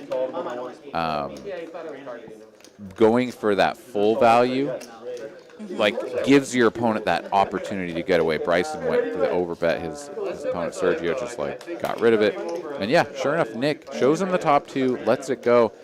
And man, that's just really unfortunate. Now, of course, maybe the river was going to be an ace or a queen or a 10. You never know. But like, Sure, maybe they fill up, but are we counting on that every time? Is that No, how we're playing? We're it's playing not. scared poker now, people?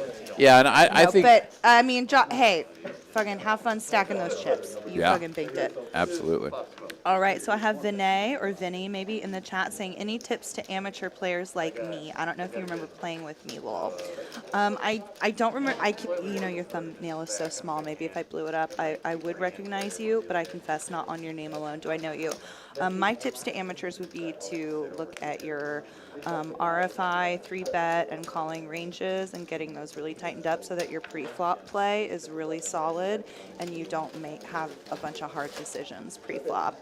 And then you can grow into setting different flop textures and turns and rivers and different fundamentals of the game theory. But I think a great place to start is just learning what hands you want to be playing from what position, where you're raising, where you're calling, and getting really solid on some of those. And of course, you know, we learn our ranges as a baseline, you know, in a vacuum when the computer plays itself, as Aaron said earlier. But it is good to have that as a foundation and a starting off point. So that's what I say to most amateur players when they're like, where do I start? Yeah. RFI ranges is a great place to start. Yeah, and RFI, of course, as a new Raise player. first in. Raise first in. There it is. Alrighty, Tillman here with Ace King facing a raise from Jaywin out of the hijack. Looks to be going for some 3-bet chips. Tillman will also sometimes play this as a call. I've seen him limp or flat call some strong hands in the past, but let's see here. Is reaching for min clicking chips. Let's go to min clicking town. Raise to 35, raise to 75, and now Bryson with king queen offsuit out of the straddle. He's like, God, I hate my life. And he just folds. Yeah, see, Bryson, Yeah. okay, he doesn't hate his life so bad that he's going to call, but he doesn't like it, so he's going to fold that hand. That would normally be like a slam dunk, like I'm going to continue with this. But you gotta wait for Jaywin to do stuff, and of course, you know, Tillman clicking you has got to put alarm bells off. Yeah, I think that is the case. Jaywin will complete getting a very good price, even though he's going to play this one out of position. Basically needs to connect with the board, and he will, picking up the queen high club draw. Tillman does still have the best hand. But we'll see how these players opt to take it. Jaywin will check. Tillman will c-bet. And Jaywin with queen high and clubs working. This is definitely a board that's going to favor Jaywin in terms of the nut advantage. He's going to have 8s, maybe 4s in terms of an open and a call. And honestly, even 2s against that min click, right? He can have all of the sets, whereas Tillman is very unlikely to have them. So he could have gone for the check raise there, but he does opt to just go check call. 10 of diamonds here on the turn. Gives a gutter to Jaywin to go along with his club draw. If he's not going to go for the check raise, then taking over the betting lead at some point in the hand is going to need to occur if he wants to turn his hand into a winning one without just picking up the flush or the straight. Checks once more. Tillman bets 100. About 1/3 pot. Going for the smaller sizing on the whole, I'd say, for the evening is Tillman.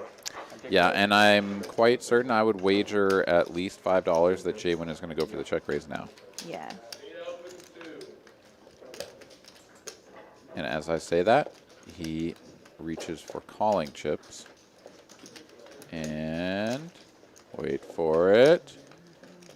Puts them in. Okay, so you would have gotten $5 out of me as he just goes for the check call once again. So just looking to get there. Apparently putting on Tillman on a hand that is too strong to make him fold.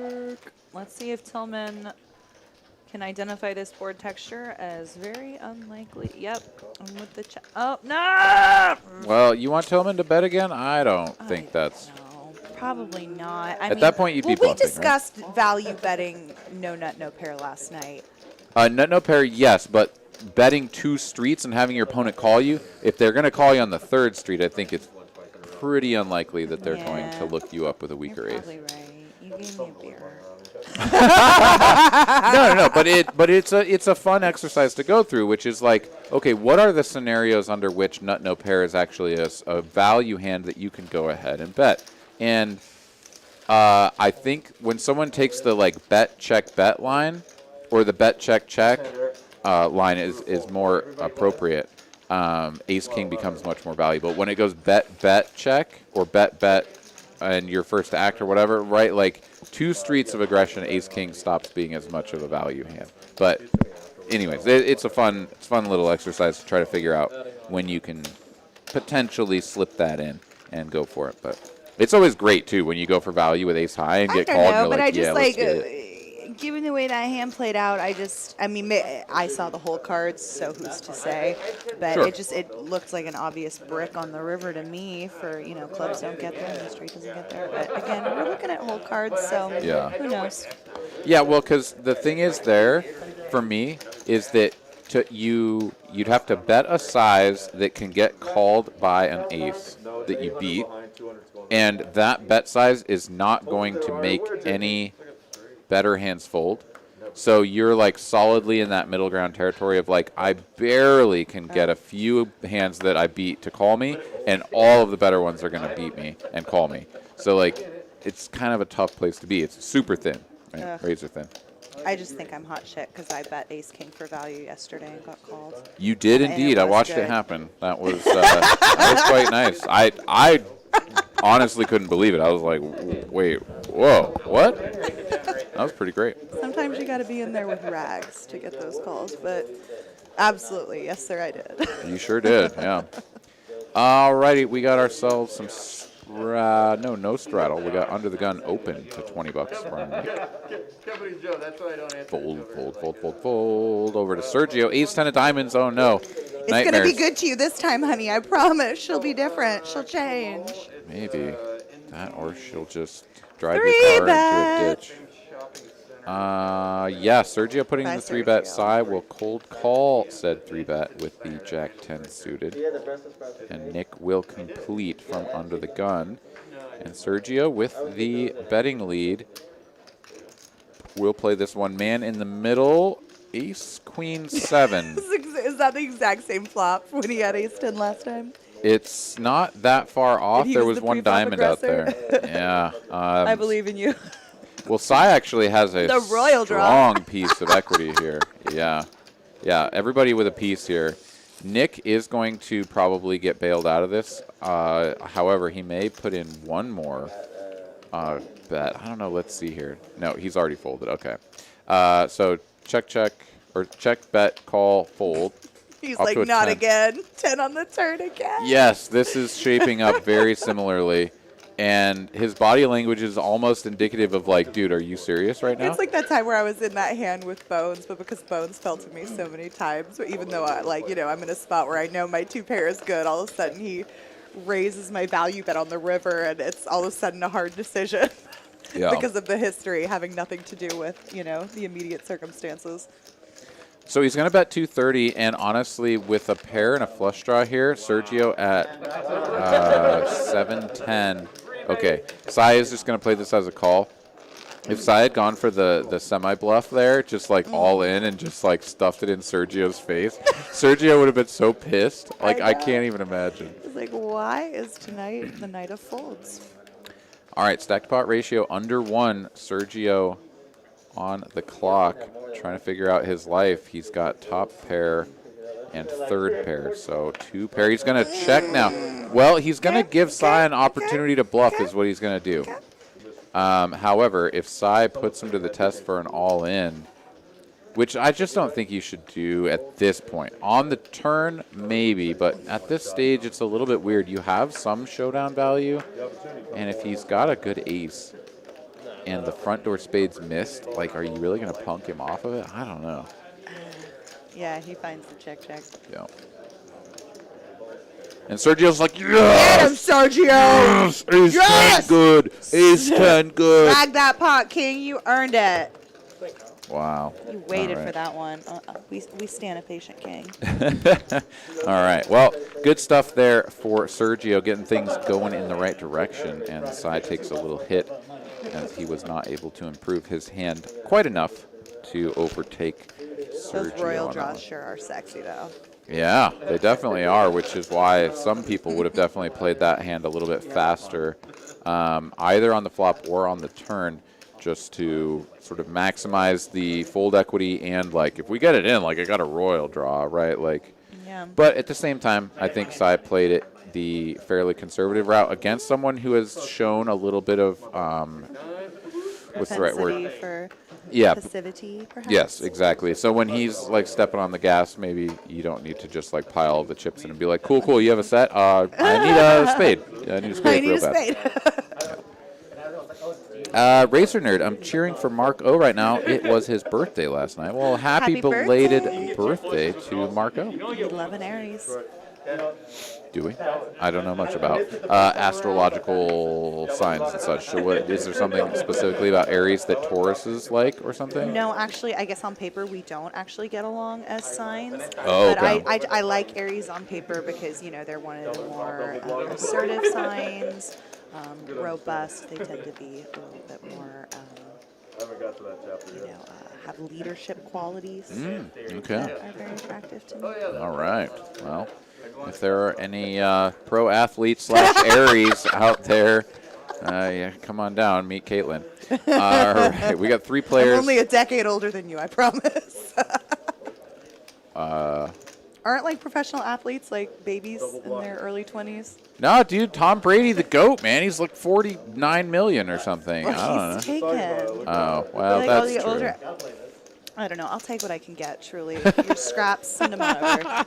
Send over the I'll take scrap. a third string offensive lineman. I don't even give a shit. He'll be loyal. He'll know what he has. He'll value me. I just had an image in my mind from like Monty Python of just like you walking around with like a wheelbarrow. Bring out your scraps. Bring out your scraps. Okay, anybody that liked that bit, put a 1 in the chat because I love that movie so much. Okay, here we go. On to the poker. Sai betting 75 with a gutter ball. Everybody else checking, so just kind of easy money, right? Sai says, yeah, I'll take it, and Take it he down, does. King. 6-7 of clubs folding there, which I think is not the wrong move, but like, yeah, 6-7 might have been able to do a little bit of something there. Just I think my decided favorite not to. Monty Python sketch is the administration of Silly Walks, or whatever it is. Of Silly Walks. Oh, that was Yeah. from.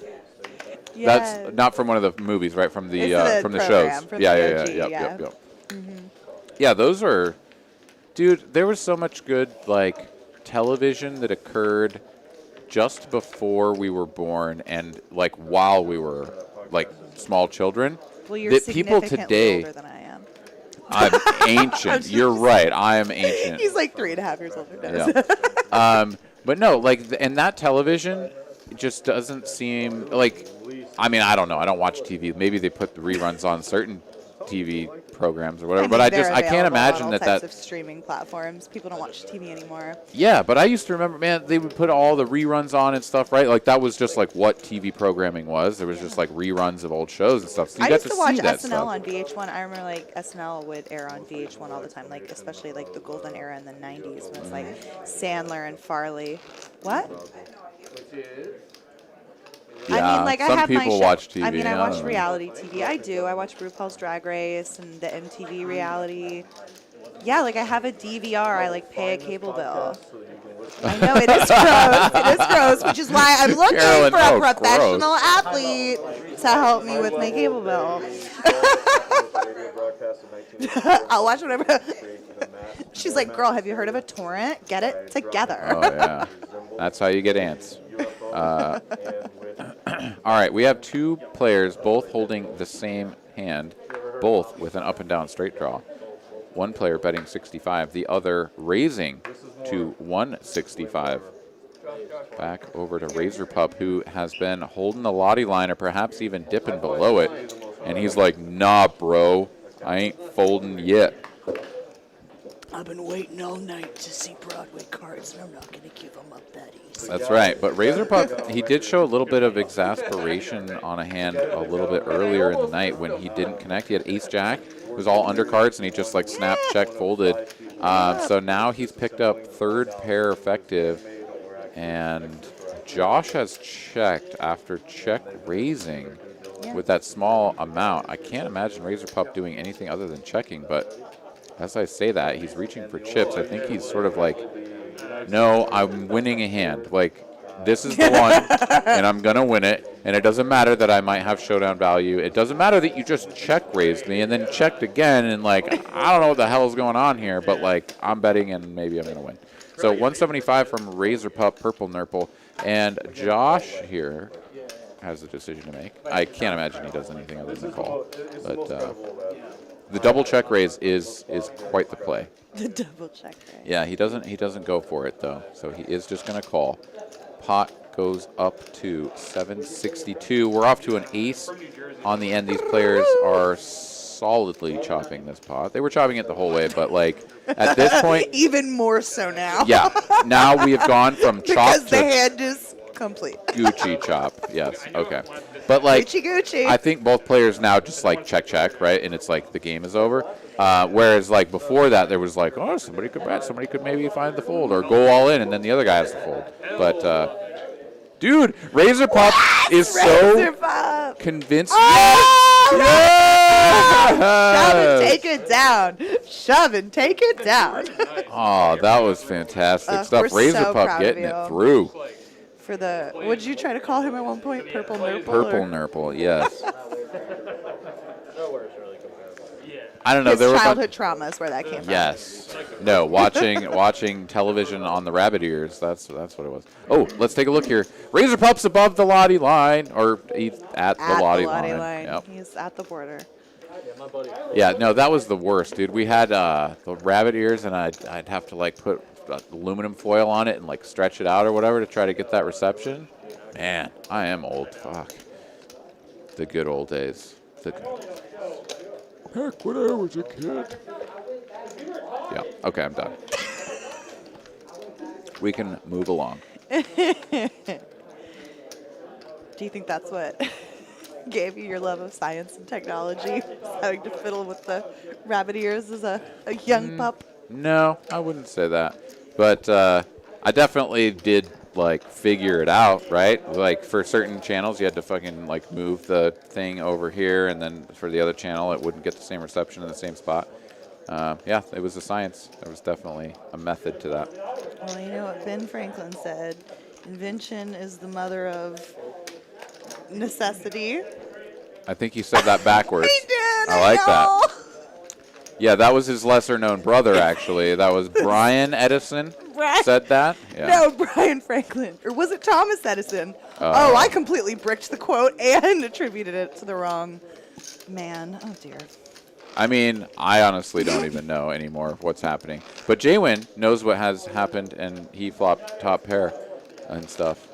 So you heard it here first. TCH Live, thank you guys for joining us and dealing with my nonsense and Caitlin's nonsense and super producer Carolyn and her fine producing Prestige. work. Yes.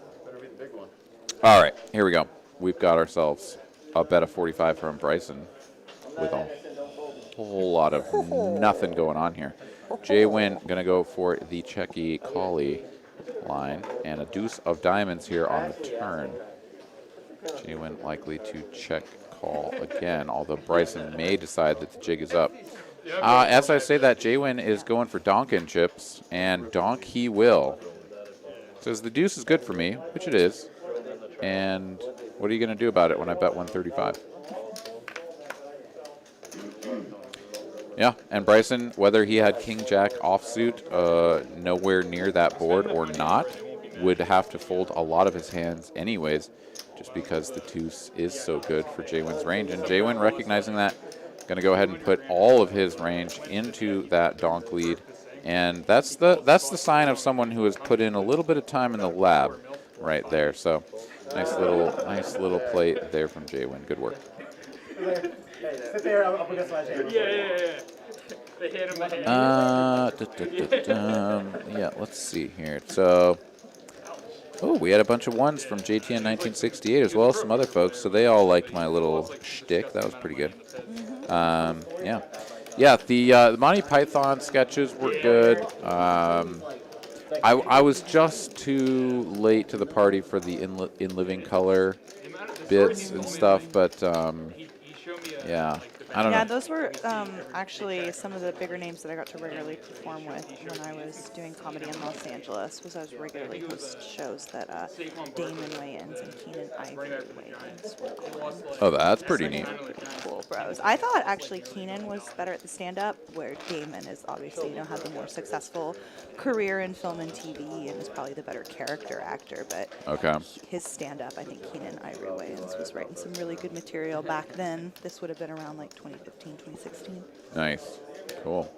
All right, Cy here, ace-10 offsuit, UTG2 raises it up, and everybody folds. Tillman not going to play the old J-Stack special. And Cy's just going to take it down, and right along we move, going into the final hour of the broadcast here in the next 5 minutes. Let's just take a peek here. Where are we at on the like counter? We're up to 169, pretty respectable number.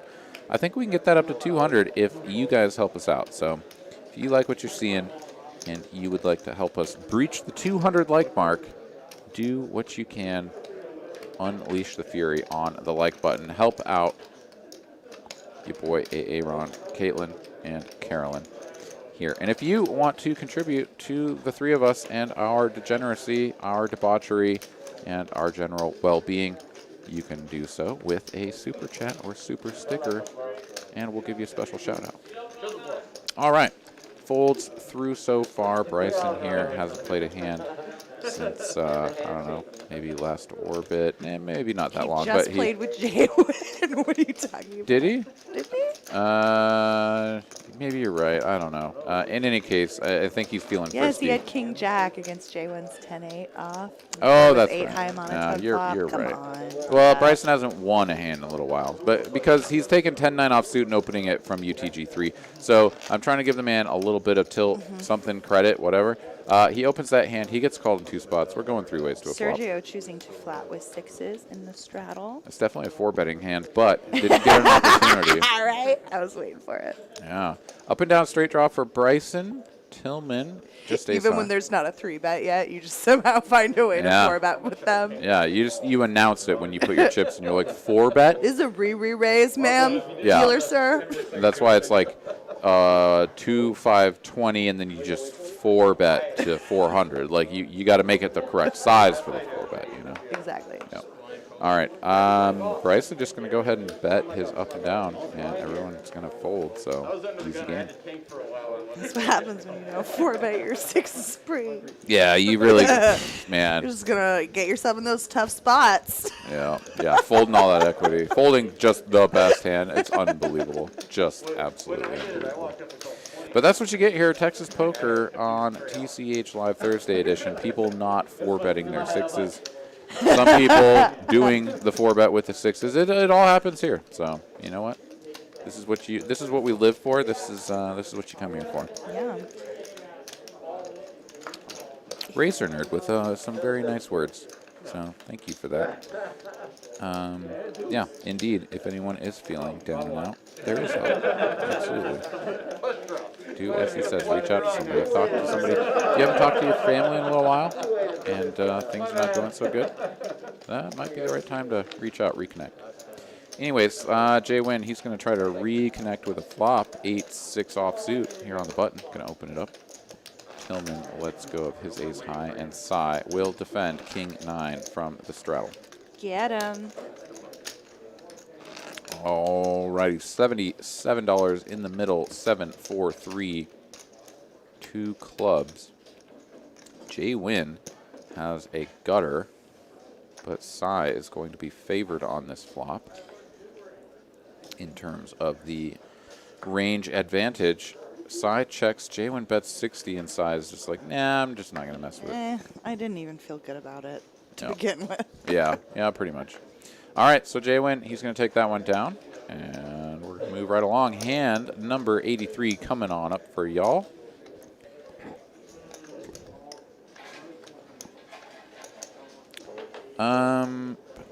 People talking about relationships and such. Yeah. Oh man. Okay. Lots of stuff here that I missed. So, yeah, pretty tough stuff going on out there. But such is life. Such is life. All right, here we go. Right back to the action. How's your bevy doing? Need a reload? For sure. Should I go get us some luck? Yeah, I think whatever you're feeling is good. You can surprise us. Yeah, like right over in the back. Yep. All right. So Caitlin going to go ahead and step out. She's going to go get us a reload. Nick here going to raise it up to 20 bucks. Couple of fives, couple of nickels.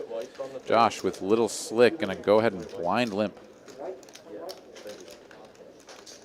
Blind limp from Josh here. He's going to have little slick offsuit. Sergio now calling the 20 out of the small blind. 3 players to a flop. Josh going to need a miracle to come out on top of this one. 10 in the window. Another 10 and a 6 behind it. So nobody connecting with that. Nick has the best hand. Check from Sergio, C-bet from Nick. Josh is out of there. Once he looked at his cards, he's like, oh, what have I done? $20 for little slick. And Sergio going to go right out the door as well. I'm going to step over there, open the door really quick because Caitlin closed it behind her. Give me 1 second. Be right back.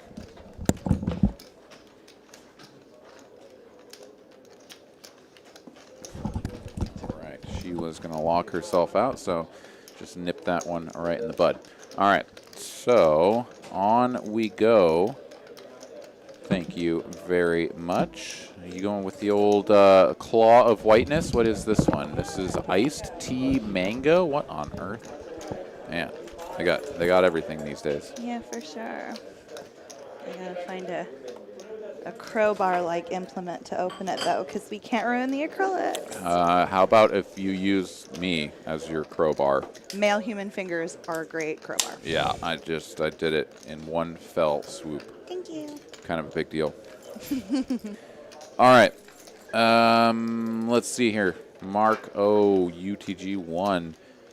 He has been seeing some raggy cards here as of late. He's going to just go ahead and open fold the Queen 8 off suit.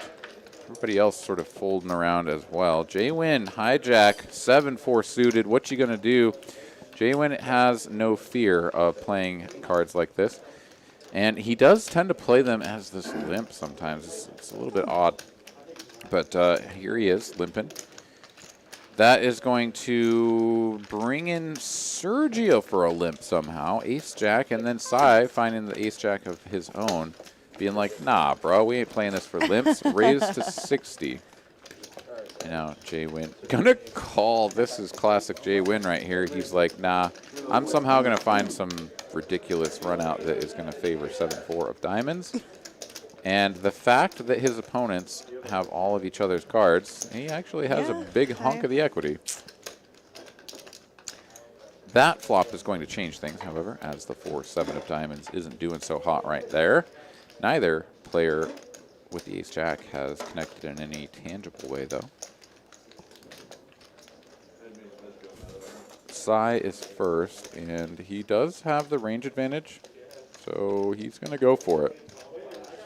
Sometimes he's just going to slow down and check, but this is the time where he's going to go for it.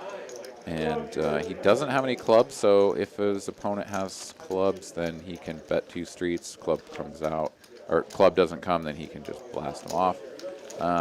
But yeah, a lot of different opportunities for him to win that one. He just takes it down right there.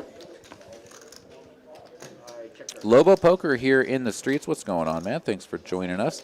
He says, T-Mobile finally let me watch the stream. Well, that's fantastic. If Mikey was here, he'd play a soundbite and dig on T-Mobile a little bit. But glad to see you here. Thanks for coming along with the rest of y'all. 516 of y'all hanging out with us. 179 likes on the counter. Ticking on up towards 200 with just about 1 hour left in the broadcast. Hit that like button for Papa Aaron and Mama Caitlin, Auntie Carolyn, Your the whole family crew. loves you, y'all. Yep. All right. Josh here, 4 deuce of clubs. He's going to channel his J-Stack energy. Yeah, look at him. He's doing like the air drums and everything. He is pumped up about this 4 deuce. Anderson just going to flat with 7. And Jay Win, oh my God, you could tell that's a hand that he just loves for some reason. King 3 suited. Got to get in there, man. Yeah, I mean, the last hour of the stream is always interesting because, you know, the players that have been card dead all night waiting for their spots are starting to hear the tick, tick, tick, tick, tick. I don't want to just sit here and fold all night. Let's go. Yep. Things loosen up a little bit. This is definitely true. Plus, they've all gotten enough time with each other to kind of be like, nah, this guy's 4-betting 6s. This guy is not 4-betting 6s. What a nit. I'm going to raise him. Okay. That was the only 4-bet we've seen all night, though, wasn't it? There may have been 1 or 2 in there. I could be forgetting, but I'm trying to remember. certainly We may nothing not is have. ation and special. Yeah, no, that is certainly true. But Razor Pup is going to 3-bet this up to $140, and everyone will be like, no, that's okay. I fold. You win. And Razor Pup is going to take it down. Do we have any context for Razor Pup, like what that means or where that comes from? Okay.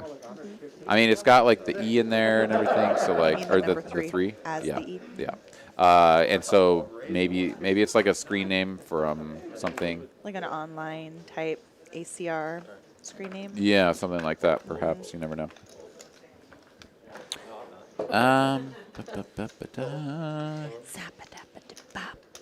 Yeah, man. Really awesome stuff happening here tonight. Lots of small pots for the most part. We haven't had just like blasty all-ins left and right. I think we've only seen a couple all-ins throughout the evening, and most of them got folds. This is true. Yeah. There was the potential for that one pot to go like to the moon, but then Mosquito Josh ripped it on the turn, and both of his opponents folded two pars. Yeah, and so that pot did not get as large as it could have. Bryson here, suited wheel ace out of the small blind, facing a limp, then a raise, and then a call. I think that's definitely a 3-betting spot. And what do you know? 150 to go, says Bryson. Everybody got diamonds. You get a diamond, and you get a diamond, and you get a diamond you can 3-bet with. And sure enough, everybody folds. Bryson takes it down and says, give me the money. Pretty much the players that are taking the more aggressive lines do seem to be having some pretty positive results in these sessions. Yeah, it's also been a card distribution thing where it's like we don't just have like aces and kings or queens Yeah. and jacks, like these hands that just like, wait a minute, I'm raising you. Why are you raising me? And like they just keep piling money in and it gets kind of out of hand. This one, it's like, no, I got a suited wheel ace. I'm going to like bluff semi-raise or semi-bluff raise you. And then everybody just had bullshit, right? Like everybody just folds and it's over. Bryson up $14. Don't spend it all in one place, buddy. Taco Bell has a value menu. Straight into your savings account, son. Yes, that is also, yeah, Roth IRA, maybe. Yeah. But yeah, we've got no real big winners or huge losers at this stage. A couple of players up and down in the hundreds of dollars range for sure. But that's the Oh, I see Skull Mike in the chat. What's up, Skull Mike? Good to see you. Good to know you. Hi, what's going on, dude? Thanks for joining us. Good to have you. Quoting Happy Gilmore, no less. Heck yeah, man. Alrighty, Anderson is limping King Deuce offsuit from UTG1. I think the whiskey or the card dead is getting to him. I don't know, something in that vicinity. Everybody else is limping as well, so he has created a limp fest. We're going to a 10-7-4 monotone flop, all clubs. Anderson, king clubs. Mark O, 8 of clubs. Nick has 2 cards that may or may not be clubs. And Tillman definitely doesn't have clubs, but he does have a gutter to the 10 high straight. Anderson just going to bet his 2 of hearts, king of clubs, and win the hand. Way to go, Andy. Does he respond to Andy? Do you call him Andy? I think he probably hates it, but I think we're just close enough that he tolerates it at this point. I think I have to stop because other guys are going to start taking the liberty to call him Andy, and maybe he won't like that so much. All I know is just don't ever call him by his first name. And don't ask me what his first name is. I have plausible deniability. I thought it was just Anderson. Yeah, it is. That's And what Anderson. Anderson. Mr. Anderson. It's definitely not a first name. Alrighty. Let's see here. So, Captain Under Pairs, what's going on, buddy? Thanks for joining us. He says, when will there be a TCH Club Clash Dallas versus Austin cash game? That would be kind of cool. Yeah, I don't know. It's kind of tough to arrange something like that, right? Because, like, I don't know, what do? You take half the players, you bring them over. I don't know. It's whatever. But in any case, that's kind of a cool idea. Yeah, Skull Mike's saying that he's tilted because the hailstorm destroyed his vehicle. I wouldn't say mine got destroyed, but I also have multiple dents all over the place. Because as we established, Aaron does not have a garage. Yeah, no garage. I definitely do not have a garage.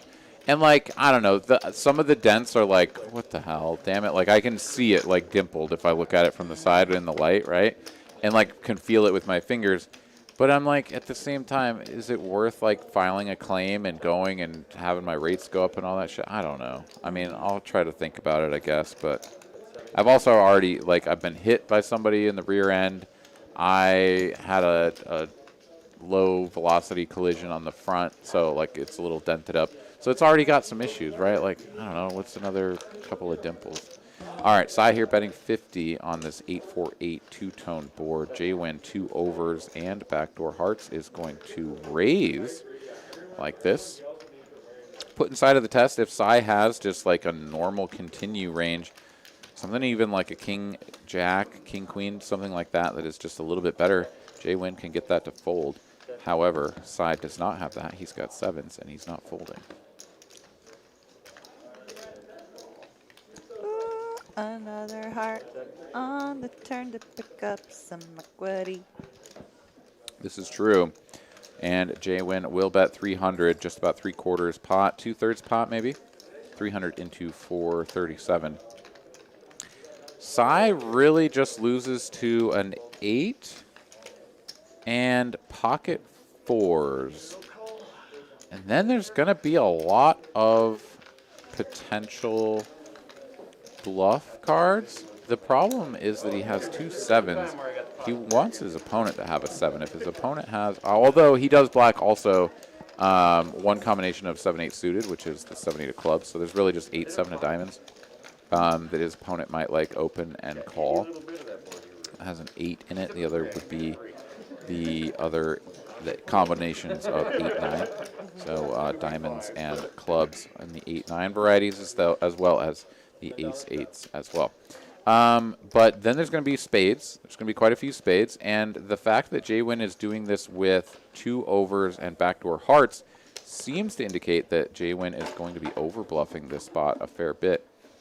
Not that I am still being critical of the play. I think that that it's appropriate to perhaps over-bluff. Front door spades is going to come in here on the end. Jwin gives up. Quick check. Oh, Jwin gives up. He can't fire it again. And Sai going to take down a nice little pot there. Sometimes you can just tell. You're like, my opponent has like sniffed me out frontwards. There's no shame in checking this river. I've been caught already. Why set money on fire unnecessarily? I already know I'm beat. Yeah. Yeah. There's nothing wrong with that. Just fucking tuck your tail in between your legs, throw your hands in the muck, move on.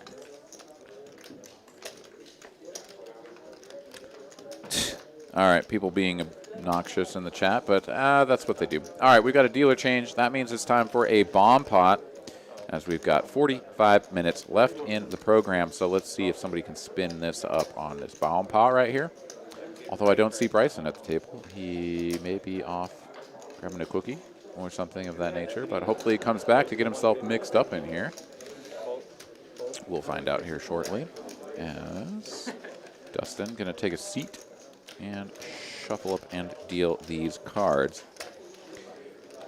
All right. So 541 people watching, 185 people liking. And just a little bit longer to go on the program. So, yeah. What day do you head out for Florida? That's going to be on Thursday the 22nd. I'll be out there. So I'm going to play the Friday and hopefully not the Saturday, but the Saturday flight if I have to. So planning on taking 2 bullets and firing 1 each day if necessary. But hopefully we run good and hopefully we do repeat at least of the first part of our play from last time, which was find a bag on bullet 1 and make the money. Yes, King. Yeah. But, yeah, definitely shooting to make an improvement on our showing from last time. We did make the money, and it did pay for the trip, but it was sort of like one of those break-even things where it's like you got to fly all the way down there. You got to get yourself an Airbnb and pay for food and just like all that stuff. And then it's like, yeah, when it's all just a wash, like, sure, that's a hell of a lot better than just like bricking everything and still spending those expenses. But yeah, there's nothing quite like coming back with extra coin in your pocket and being like, yeah, that was a valuable trip. All right, 2 players to this turn. Anderson here with queens and 6s, so top 2 pair on the flop. Josh floated him with some backdoor stuff. That door is almost closed, though. Yeah. Yeah, now he's looking at a 10 and a 10 only. He is just going to go ahead and bail out, which is the appropriate play at this stage. And Anderson will take down a small pot, 325 from that PLO bomb pot. Yeah, I'd say the float on the Omaha bomb pot, not the safest play. So Kareet here saying that he thinks it's easy to barrel when the front door comes in. So, well, this one's tricky because, yes, like the front door comes in and that is a big part of your check raising range, your check raise and barrel off range, which is definitely one way that Jwin could have taken it. And had he bet large, polarizing like he had a flush, even with the 7 of spades blocker, I think Sai may have just had to find a fold. Like, if he digs down to 7s on a big polarizing bet, like he may be overcalling. I don't know. Maybe that's not true. Maybe the 7s with the 7 of spades is actually a good calling hand. But in any case, however you figure that one out, Jaywin is also in the position of like his opponent is calling him in position. There's plenty of spade combos that are going to call and play it in that manner. So like you kind of like flip a mental coin of like, yeah, well, I'm going to be doing this with my spades sometimes, but like he's also going to have them. He just gave up, and I think that's fine. I don't know that it's easy to just keep barreling, but I definitely also think that you could. And so I hear what you're saying there, Kareet. All right. What else we got here? If I can get a quick plug in, y'all. Plug it. Within the next 2 weeks, I'm going to be relaunching my YouTube channel with new poker content. The first video that I'm going to be doing is going to be going over some of my worst losses, some of the toughest spots I've been in on TCH Live as a player. So you can follow me on YouTube, Caitlin Komeski. You spell my name CAITLINCOMESKEY. Give me a little smash that subscribe button, and we got some content coming down the pike for y'all in the next couple of weeks. Nice, very cool. You can also follow Caitlin on Instagram. At Caitlin Komeski, same spelling. There you go. And myself, Aaron McAvoy, at Words Are Hards on the IG as well. All right, 3 players to a flop. Tillman here with the little baby pair of 3s. Does still have the best hand. Not only the pair, but also the gutter to the straight, the wheel. And Nick, though, betting out the $15 here. Seeing if he can just take this one down. You as well, eh? Yeah, battle of the gutters. Ooh, or the pairs. Counter. Nick has a pair of jacks. Pair of Judy's. Third pair on the end is best. Checky, checky. Tillman will show the 3s, and Nick will show him. I got there. All right, chip counts. Bryson up at the top, 2.8K. Josh, Cy, Sergio, Jaywin, all sitting there just about tied at a little over 2K. And just a few players down there, down around the 1K mark. So everybody with chippies, and just about 40 minutes to make them do some work for me. All right, Caitlin, dropping in the chat and letting y'all know how to find her on the YouTubes, the series of tubes, the internet tubes, and go do that. Yeah, check her out. And looking forward to seeing your latest vlog videos coming out. Thank you. I'm going to make you be in some videos before not too long, so get ready to be a star. And shine. Yep, Yeah, I just I'm put ready. the register on my name. Some Caitlin shenanigans coming down the pipe. The shenanigans, that's right. Ooh, 10-8 of spades just folded from our boy Andy. Auntie, that's crazy. Yeah, I don't know. I think it was like close enough to 9s that he was like, this can't win. Yes. It's like subtract 1 from this one and add 1 to this one, and like 9s turns into 10-8, and like it can't win. And it would have made a pair, and it would not have been good. So it's like he could see the future. Jaywin here, top pair, 9 kicker, and just about a hammer lock on this hand. Bets and gets a fold from Josh. So a lot of bet and take it's here tonight. Not a lot of 4 betting except when it comes to 6s. I mean, it's just, yeah, been a fairly low-key night here tonight, which is not something that we usually say on this program. But, yeah, I would say that of most of our Thursday nights, this has been one of the more tame sessions in terms of a nice people getting it sobering all. evening of Well, you speak for conservative yourself cause. over there, little lady, and your white claw. Yeah. The All right. highlight of the evening for me is and will always be the 4-bet with 6s. Next time I look down at 6s, if it's already, like, you know what's happening, y'all. If you see me on the felt this week and you see me 4-betting, I'm playing face up with you. Nice. Yeah, there you go. Dude, Rambo, fuck yeah, buddy. Thanks, man, for being Caitlin's first YouTube subscriber. So there you go. That's pretty awesome. Very good stuff. And Rambob, I believe, is my buddy from New Mexico. Very good friend. And long-time poker, what's the right word? I don't know. There's like a word or something that's hard to remember. I couldn't tell you. But anyways, a good long-time poker buddy of mine. So there you go. We'll just use that. Josh here, a couple of sailboats. That was not the flop he was looking for. Tillman, though, quite pleased with having top pair. Jaywin, 2 mystery cards, is betting $75, and Tillman will be calling that. Josh says, you know what? I'm feeling frisky, and maybe a sailboat will sail on in from the nether regions. However, it will not. It's an 8 of Nether diamonds. regions, what? Yeah, dude, that's where the sailboats come from. Yep, you just gotta be ready for them. This is where the wild things are, too. Wild sailboats. Let the wild ones start. All right, Josh checks. Jaywin now slows down, and Tillman, who picks up the diamonds, is just going to go ahead and check as well. I mean, he has Boys a are ton of killing equity. me. I'm going to put fucking spikes all over this table next week so you keep your damn fingertips off it. Yeah, I mean, actually, this isn't. No, y'all are fine. Y'all are fine. These are not spots you don't need to be checking, but you know, I want to watch the world burn. I'm the Joker. Ooh, Tillman gets. Wait, what? Jaywin fires out 400, and Tillman snap What folds does top pair. he have? Oh, we'll never know. We'll never Jaywin, know. let me know on Instagram. DM me what the hey that Wow. river blast was with. I want Yeah, to know. Tillman snap folded that ace. With the way that was, Tillman's hand was so disguised because he just checks back the ace, like check calls or just calls the flop bet, checks behind on the turn and snap folds to a big bet there on the end. I mean, it may have been like quote unquote the correct fold, but to just fold top pair like that is perhaps a little bit questionable. You never know. All right. All right, B here slinging some dorks at you.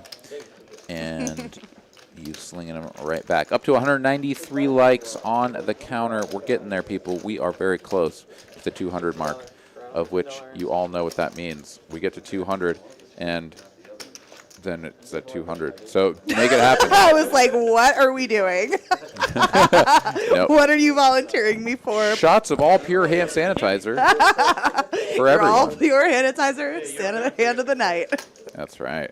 Yeah, little shout out to our buddy out there running the all pure hand sanitizer. It's a fine And product. It really is. It It's like absolutely actually is legit. fantastic. Like y'all, there's aloe in it. It smells good. You can clean your medical devices with it. Like it's And it doesn't It's leave legit. your hands all oily and grimy. yeah, That's the no biggest. residue. That's the biggest problem for me with some of these hand sanitizers. You like walk into a whatever, and they just got like that big jug, and you use it, and then you just like, wait a minute. Yeah. Like I feel like I just poured Crisco onto my hands, rubbed them together, like got it everywhere. I'm not and making now- fried chicken. This is ridiculous. Seriously, dude. That's how I fry chicken. Is I rub Crisco all over my hands. What the fuck? I don't know. I just there's this one part in The Help where Octavia spins her toast.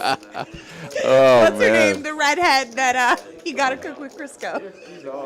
Whoa. Wait, what was this from? The Help. The Help. Yeah, so That's a movie? Jessica Chastain is like a young mother, and she hires Octavia Spencer to be like her housekeeper in the 50s or whatever. She Words, teaches names, her how and to things cook. that I have no idea what you're It's talking the about. movie Okay. where like she puts her shit in a pie and feeds it to Bryce Dallas Howard. Cool. It's cool. an emotionally cool. manipulative film, and it's problematic for several reasons. We don't have to get into it. Cool. Yeah, I'm definitely not going to go watch that. But we have a hand here, and Razor Pup has a pair and a flush draw, and he has raised. He's gone for the old check Razorooski. Josh has called another 6 on the turn. Could Mystery Josh have hand. pocket 6? I love these mystery hands. No problem. Except for that one we never learn what they are. That's what Oh, Razor Pup slows down. He starts checking. And no more money has gone into this pot. He does have just showdown value at this point, as he has not improved. But, yeah, pair and a flush draw turns into just second pair with the queen kicker. He checks, and Josh now reaching for chippies.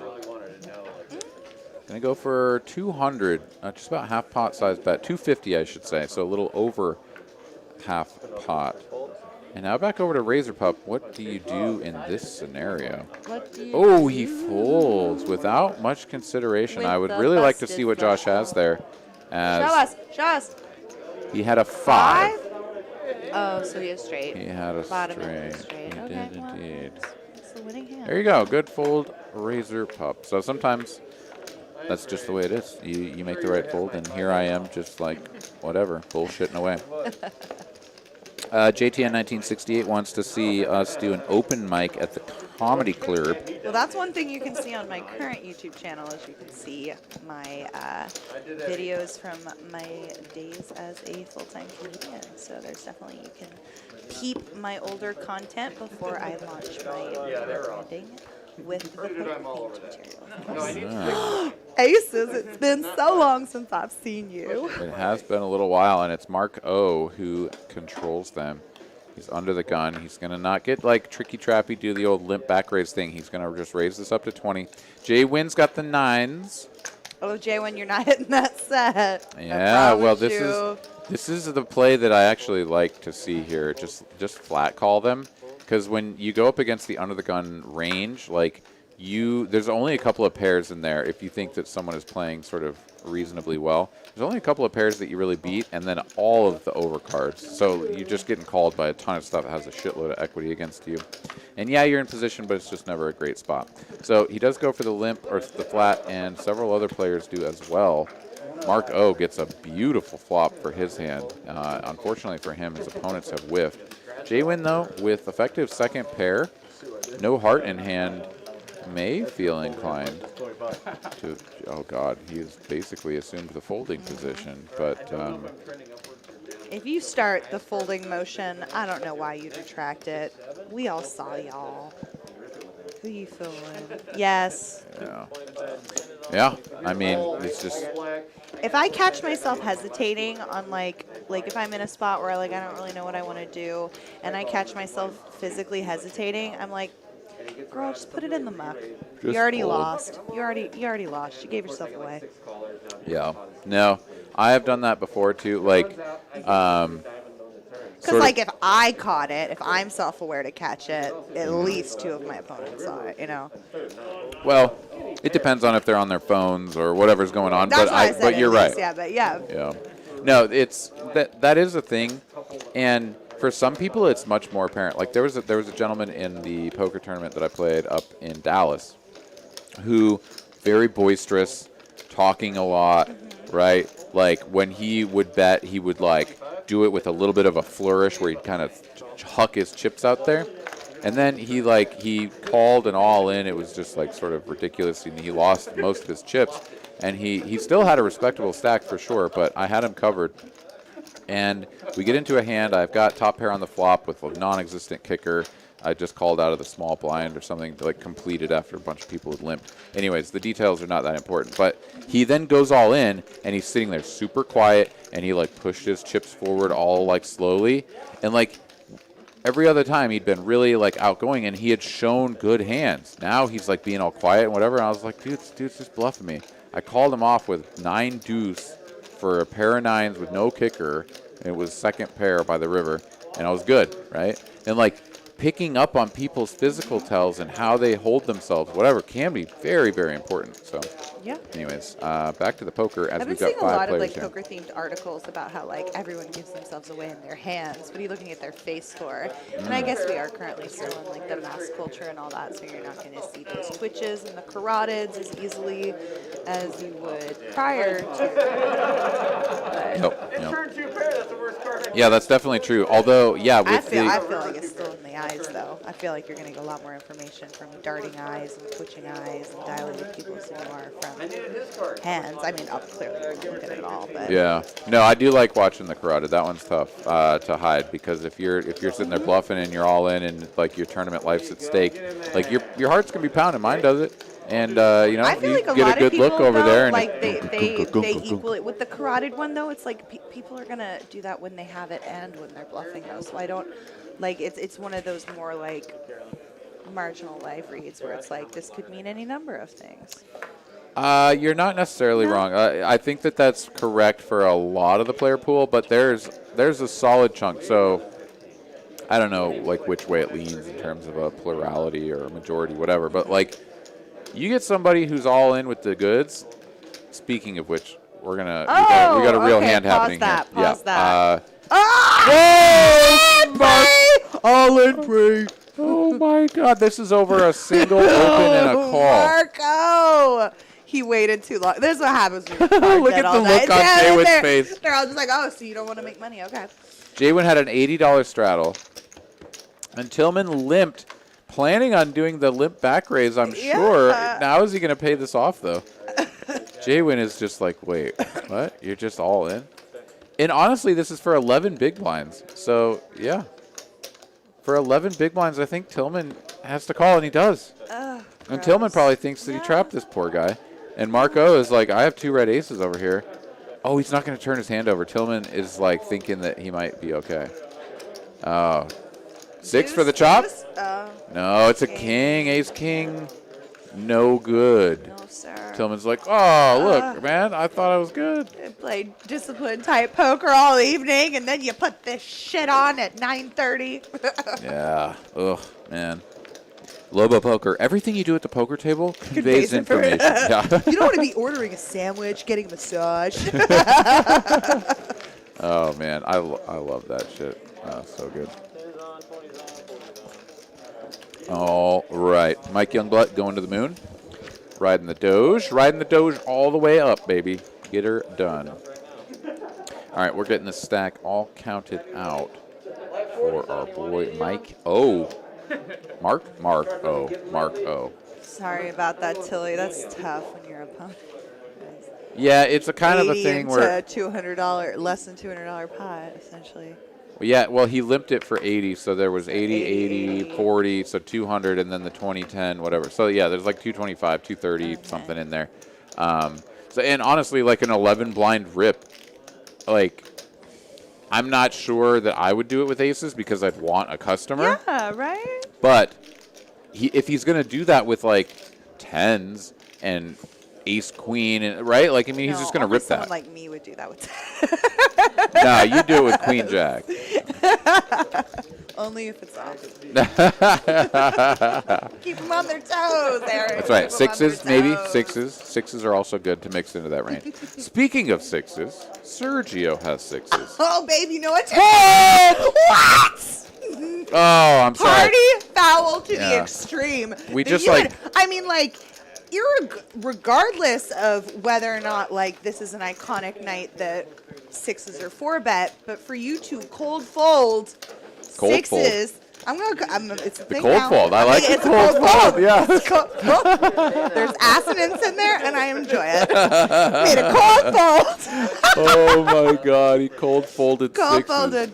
Only the top hardest hitting analysis from me, y'all. Analysis. I was trying to say anal, but now it just sounds like I'm drunk and slurry. Well, that's true. That's what's happening. Here, finish whatever's in there before I put that in the garbage can, please. Oh. Yeah, because otherwise we get ants and flies. Ants, creepy crawlies. Yeah, mostly the flies. All right. Moving right along. After Bryson won that hand, Queen Jack offsuit. Sixes. Sergio. Come on, buddy. Well, now we got a $60 straddle, and he's just gonna fold the ace deuce. So yeah. No, Sergio's not looking to step on the gas here at the tail end of the broadcast. Poor program. Charles says R.I.P. my ears. I'm sorry, y'all. It's the most shocking thing that happened all evening, that cold fold. Yeah, the cold fold, dude. Oh my God. Yeah. Pretty unfortunate. I think the sixes were going to definitely take They that were pot down. Gucci. Uber Gucci. They were so Gucci. Omega Gucci. All right. Razor Pup going to go ahead and Gucci this one. Queen 9 of hearts is good for an open end. Folds all the way around. And this is interesting. At a game that has played relatively, let's call it like tame, I guess, right? And now they're conservative. And now they're putting in these large straddles, and it's like, wait a minute, now I have like a 30 big blind stack. Now they're all just like They were fold. all just waiting to get like the nuts dumped into their lap all evening, and now, like I said earlier, it's like tick, tick, tick. Let's make the action happen. That's one of my favorite moments, where I remember there was a player who was rather obnoxious, always trying to switch tables on the 1-2 streets to get the best lineup of players. And one day he was complaining, and he was like, "There's no action at this table," and God bless the dealer. I think it was Dustin in the box. Okay. He was like, "Then make some." We didn't then like got 'em. create some. You be the action if that's what you want. Yeah.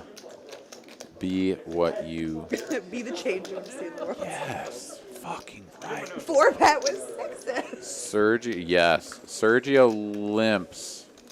trying to get to a flop, and He knew and he was down. But he didn't yeah. And Sai was like, nah, bro, I got like a jack and stuff, like raise.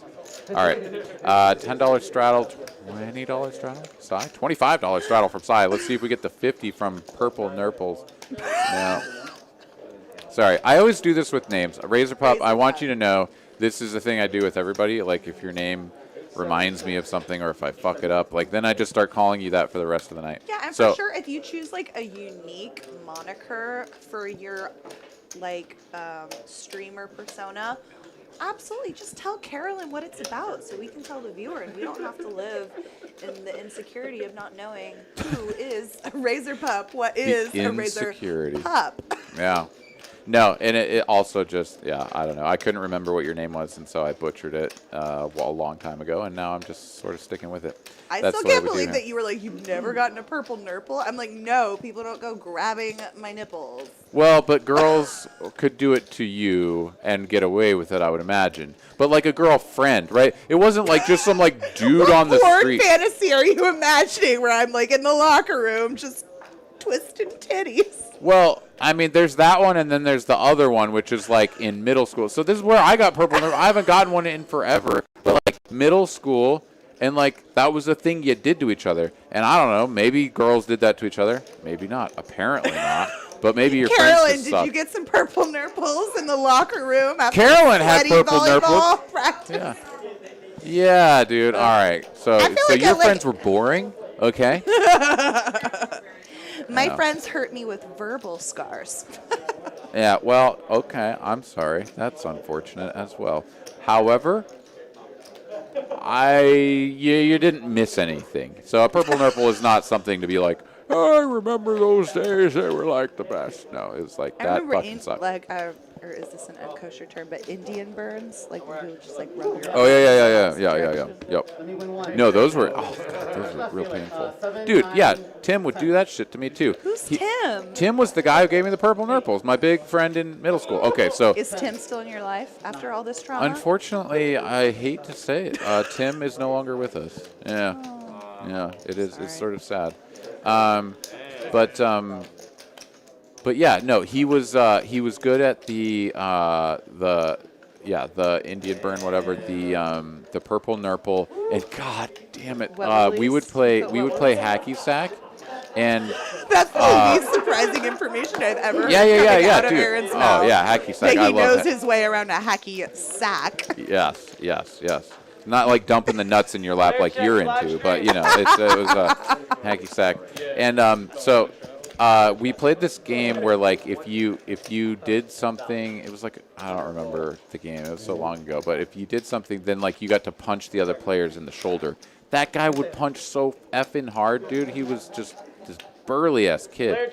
So he would do that, and then oh god, his Charlie horses were bad too. So I was just abused by my friend. Is basically what I'm trying to tell Did you. you have the height advantage from very young? For Oh, those of you who sure, don't but know, that Aaron dude is had the, quite a like- tall drink of water. Yeah, that guy weighed like 150 pounds in middle school. He was huge, and not like just like a fat guy or something. Like he was stocky and strong. I mean, like nobody wanted to mess with What him. Not even the planet is a upperclassmen. 150-pound male, a fat guy.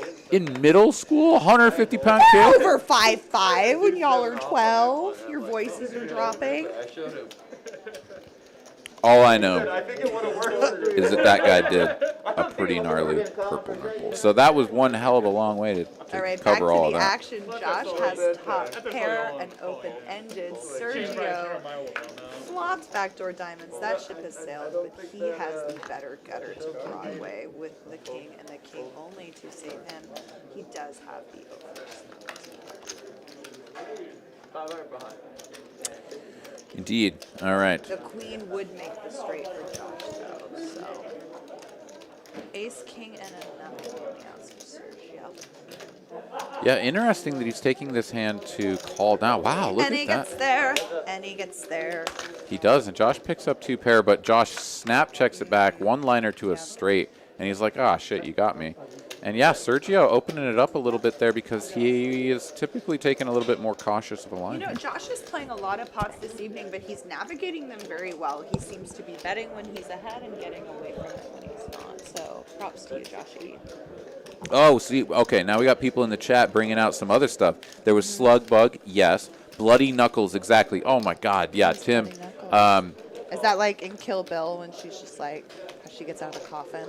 She's like, Where she's just like doing the short punch to get out. No, so we had two versions of it. One was like the traditional one where you would just like smack each other in the hands, like in the knuckles, and like it's just like knuckles on knuckles. It was awful. I think but I the just other, went to a two-shelter community where like our teachers would have shut that down like immediately. Like I remember in the 4th grade, the boys were doing a wrestling club. yes, flicking quarters. Yes. Okay, sorry. But Carolyn Go ahead. came in here. You'd spin a quarter. This was like, again, elementary, middle school. You'd spin a quarter on the desk, and then like each person had to go around and take turns flicking it and keeping it going. If you flicked it and it went down within like 2 seconds or something, like you fucked up, and then everybody else or your opponent got to put the quarter down on the desk under their thumb, like 2 fingers kind of creating like a tripod, and just ram it into your knuckles as hard as possible. We would just be like shredded. Honestly, that's probably what this scar is from, and I forgot about it. Like, I have this, like, quarter mark, like, right on my knuckle. That's probably where that's from. We're really getting to the bottom of some feelings here. I see very many people of the chat know exactly what you're talking about. Yes, quarters. Oh, my God, dude. Yes. It's brutal. Yeah. I don't know. Are kids still doing that these days? Does anybody know?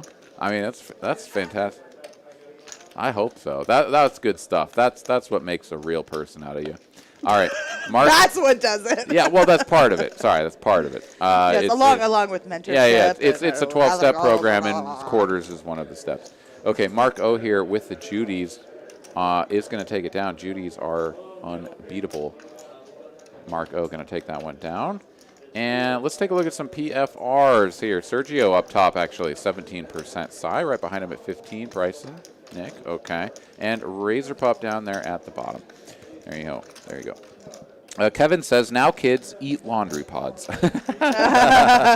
It's true. I mean, is it though?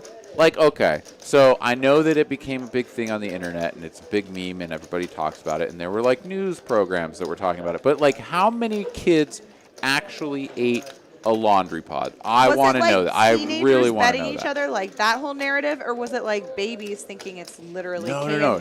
It was a challenge. It was like, no. Yeah, it was like some sort of like when Snapchat those girls were thing. like vacuuming their lips to look like Kylie Jenner. Yeah. Yeah, just inject poison from a medical professional, like a grown up. Come on. Clearly, that's the superior option. Yeah. Cy has a couple of sailboats, and he will inject $40 into the pot. Whenever you do those cheesy. Dude, cheesy. This is gold. It's like you're writing a 7th grade essay. You're like, I've hit my thesis statement. Time to transition to the next paragraph. It's cool. One day your segues will be as good as mine, but give it time. Yeah. Speaking of giving it time, see, it's not difficult. But you got to go somewhere else with it. Speaking of giving what time and for what reason? Yeah, that's what I thought. All right. Razor Pup here has the best hand, but only king high. Josh has 9 high and is done with it as Razor Pup. He'll just go ahead and put out a bet of 175 and take it down. All right. So. All right. Yeah, Bald Brandon here. The game is boring, so to be honest, what they're talking about is a breath of fresh air. So thanks, man. I appreciate you. I know we're getting a little bit rowdy and going off, like, talking about all kinds of different things. So to those of you... That's what happens when you give Aaron 2 beers. 2 whole beers. No. But I do just want to say that for those of you that came here for the poker commentary, poker content, if we're not your cup of tea, I do apologize. But we're trying to mix that in. No, we don't apologize. This is 2021. You don't make apologies. You just barrel forward. Oh, man. I don't know. That was maybe 2014. I think everybody apologizes. We've now. evolved beyond that. No, I just mean like these days it's just like so cancel-y that I don't know. But my whole point... It's like you read a compliment. Well, you read a compliment and then you're like... But for those who don't feel that way, let's acknowledge you more so. No, just giving them a little bit of a shout out because I do know that some people get aggravated about that, and I just want to let you know that we appreciate you. We thank you for coming here. We thank the 202 of you fine folks that have hit the like button, and as we go into the last 13 minutes of the broadcast, words are hard. Yeah, just hang out with us. Have a good time. Let us know if you have any questions for myself, for Caitlin, for super producer Carolyn. Let us know in the chat. And as always, you can hit us up for a special shout out with a super sticker or super chat as we move along here. Just a few more minutes, a few more hands. Let's see. Tillman here. Queen 3 of hearts. It's time to limp this thing. He's got 424 effective. Definitely want to limp for one of your 11 blinds. Razor Pup, ace 3, suited wheel ace. Hey, he came to gamble. He's going to raise it out of the cutoff here. And by that, I'm just being facetious. This is perfectly fine. All right, Nick, Josh, out of the way. No, Josh, hey, always going to show the 7 deuce and then fold it. Okay.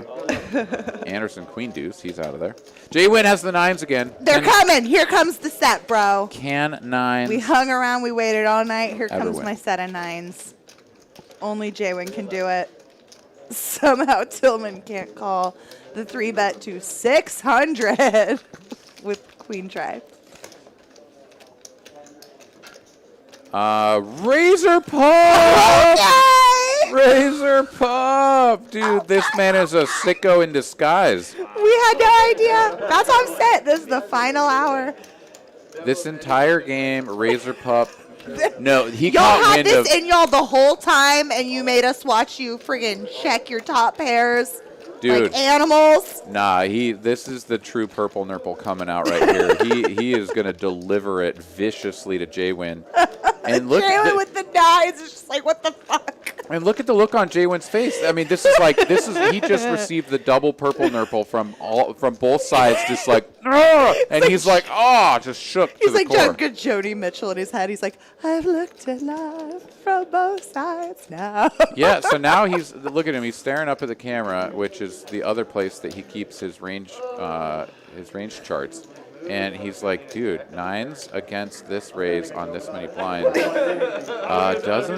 doesn't fare that well. I don't know what to do here. This is a 4-bet Don't worry, all in. Jay. I've gotten it all ins with 9s before, and I have been fully crushed. You survive. You pick it back up. You start anew. I mean, the thing about this that is, to me, like the biggest issue for J-Win is this was an open to 155. Yeah. And then a 3-bet to 600, right? Was there a This is straddle? not a standard. Oh, yeah. He was in the straddle. He raised from the straddle with 9s. Jalen. Sure. So it's a double straddle. Sure. Yeah. No. 20? Or 40. Oh, okay, whatever, right. Okay. yeah. So, but like the blind. The blind Still. is relevant. However, it's an open to 155, and then he 3-bets large. Oh, so he's out of position. That's your point. Okay. So it's a 4x out of position. Yes. But at this stack depth as well, it's also a little bit like, do you need to go the full 4x out of position? I don't know. Again, in any he's- case, Oh, we're going. Let's go. Yeah, you Jay chose the calls. wrong time to get frisky. no, Razor Pup is going to purple You think they're gonna run it J-Win twice? out here. I don't know. Jay-Win always runs it once. I've only ever seen him agree to run it twice once, and it was for. Oh, we got a wheel draw, ace draw, wheel draw, ace draw. Oh, no. Nothing doing for Perp Nerp. And that's going to be 9s. Holding up for the first time, making some things happen. They were waiting. They were waiting. They wanted me to hype them up so that they could come through the way only they can. Yeah, Mike Youngblood here says that he once made J-Win fold 9-9. Wow. Oh, get him, Mikey. JTN 1968. Razor Pup's meds just kicked in before that shove. Oh, Yeah, my goodness. He had an Addy. Pops an Addy at the break. Oh at my halftime. goodness, that was some spicy poker right there, though. That was fun. I like The that. 4-bet all-in ace tray and the call off with 9s. The 9s hold and J-Win over there stacking the chips. Look at that. All right. So, yeah, that was pretty exciting. We've got 9 minutes left. That means a couple more hands, and yeah, pretty cool stuff here happening towards the end. As we've got a $20 double straddle. Let's see if no, Tillman's not going to go for the 40. As Razor Pup is going to reload, and he will continue to battle. See if he can get himself mixed up in another hand here before the cameras stop rolling.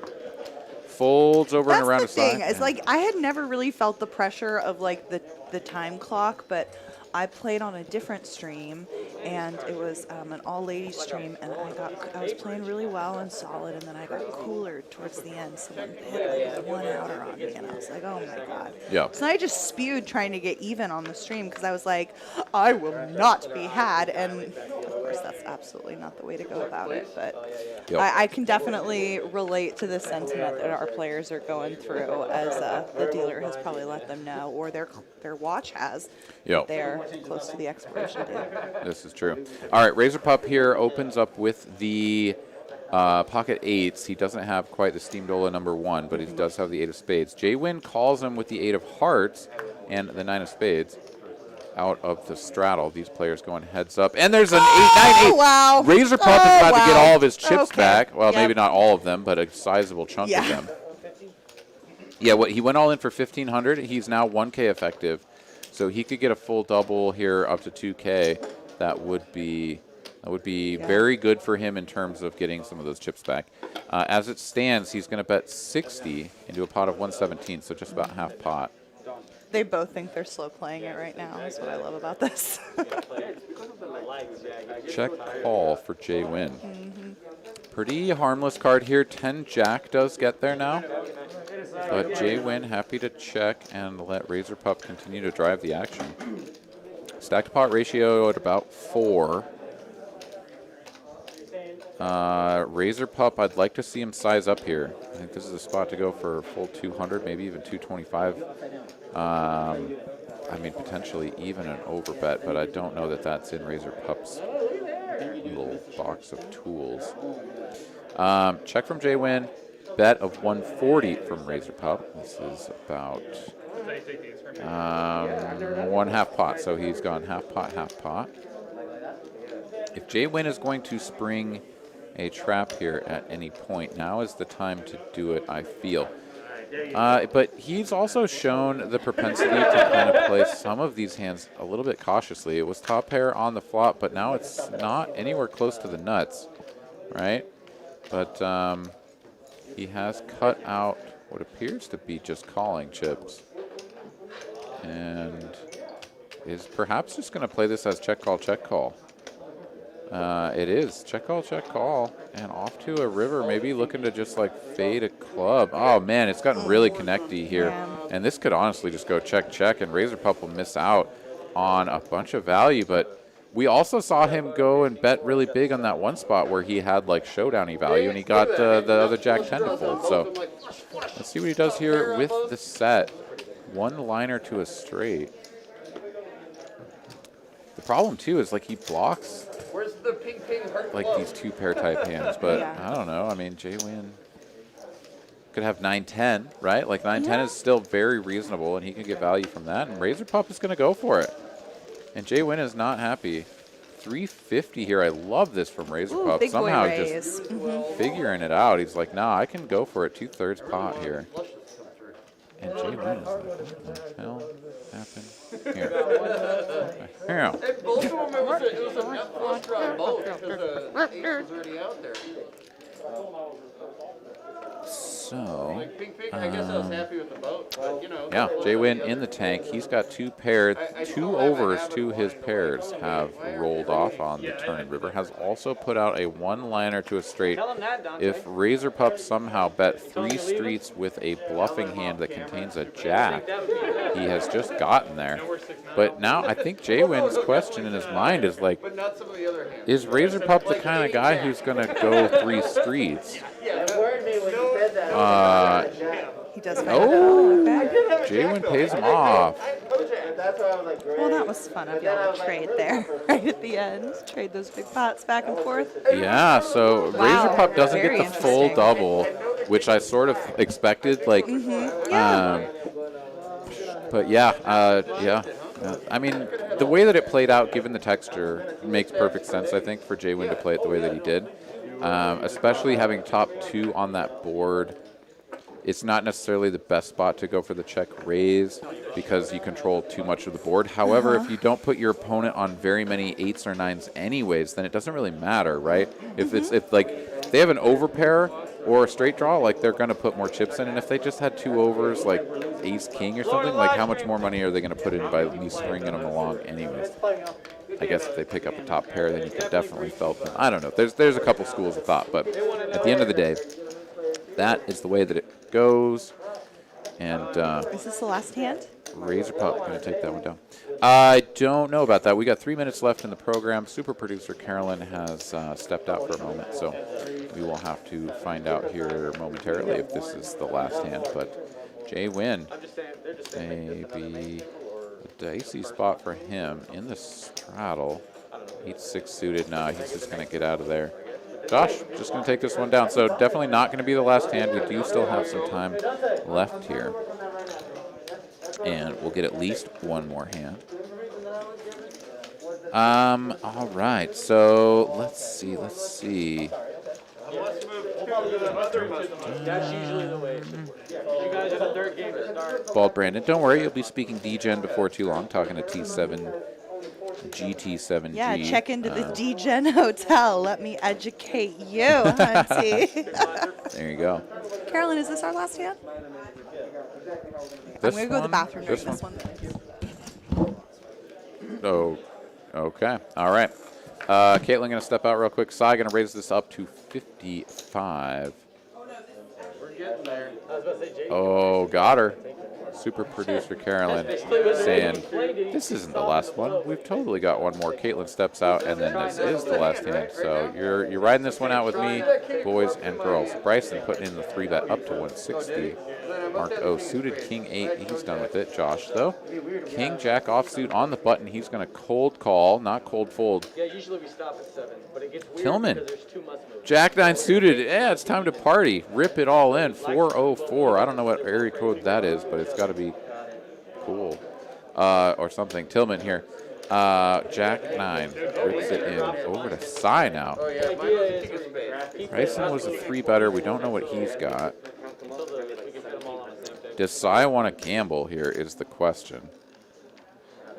Oh, 404 be damned. It's 321. So we had the stacks incorrect there. So Tillman somehow floating $83 that he didn't have. But the number there is correct. And Sai going to rip it in himself. All right, he's ready to gamble. Bryson has him covered. So if Bryson has the goods under there with his 3-bet, then Bryson can snap him off and make things really good for himself. However, whatever he had wasn't good enough to make the call. He gets out of the way. I knew it was black. Josh would be all in here. This would be a call in from Josh. Carolyn messed with you. This was the last hand, but you got back in time for it. All right. Sorry. So Tillman rips it from the straddle after Bryson had 3-bet size open. Okay. Josh had flatted the 3-bet from Bryson. Ripped from Tillman. Sai goes all in. Bryson folds over to Josh, who's thinking it out. Now he's going to fold. And we are heads up with quite a bit of dead money in the middle. 994 in the middle. Sai only has to complete a bet of 321. That is an ace-high flop with a jack. And a whole bunch of clubs come in. And, yeah, Tillman just, like, burglarizes that flop, turn, and river. He flopped the best of it with the jack. He turns the flush. And rivers just like more clubs. Just like, why not? All right. Well, there you go. Tillman going to go ahead and ship the last hand of the night in style, taking that one down and stabbing Sai in the heart. All right, let's take a look at the cumulative winnings. J-Win is our big one, 1.9K in the positive. Mark O behind him at 500. Josh. Bryson chipped up from $14 winnings to $26. 26, that's like winnings, 2 trips to Taco Bell. Yeah, Yep. like that's for sure. You know, Nice. All right. Well, that'll thank cover you. your hourly. That's right. Thanks for coming. Thanks for joining us here tonight, guys. We really appreciate you hanging out with us this Thursday evening on TCH Live. This is your boy A.A. Ron, Aaron McAvoy, Caitlin Komeski, super producer Carolyn, signing off here. Thank you, guys. We'll see you soon. Good night. I have a suggestion. This game normally does play quite a bit bigger than a standard 2-5. Would y'all be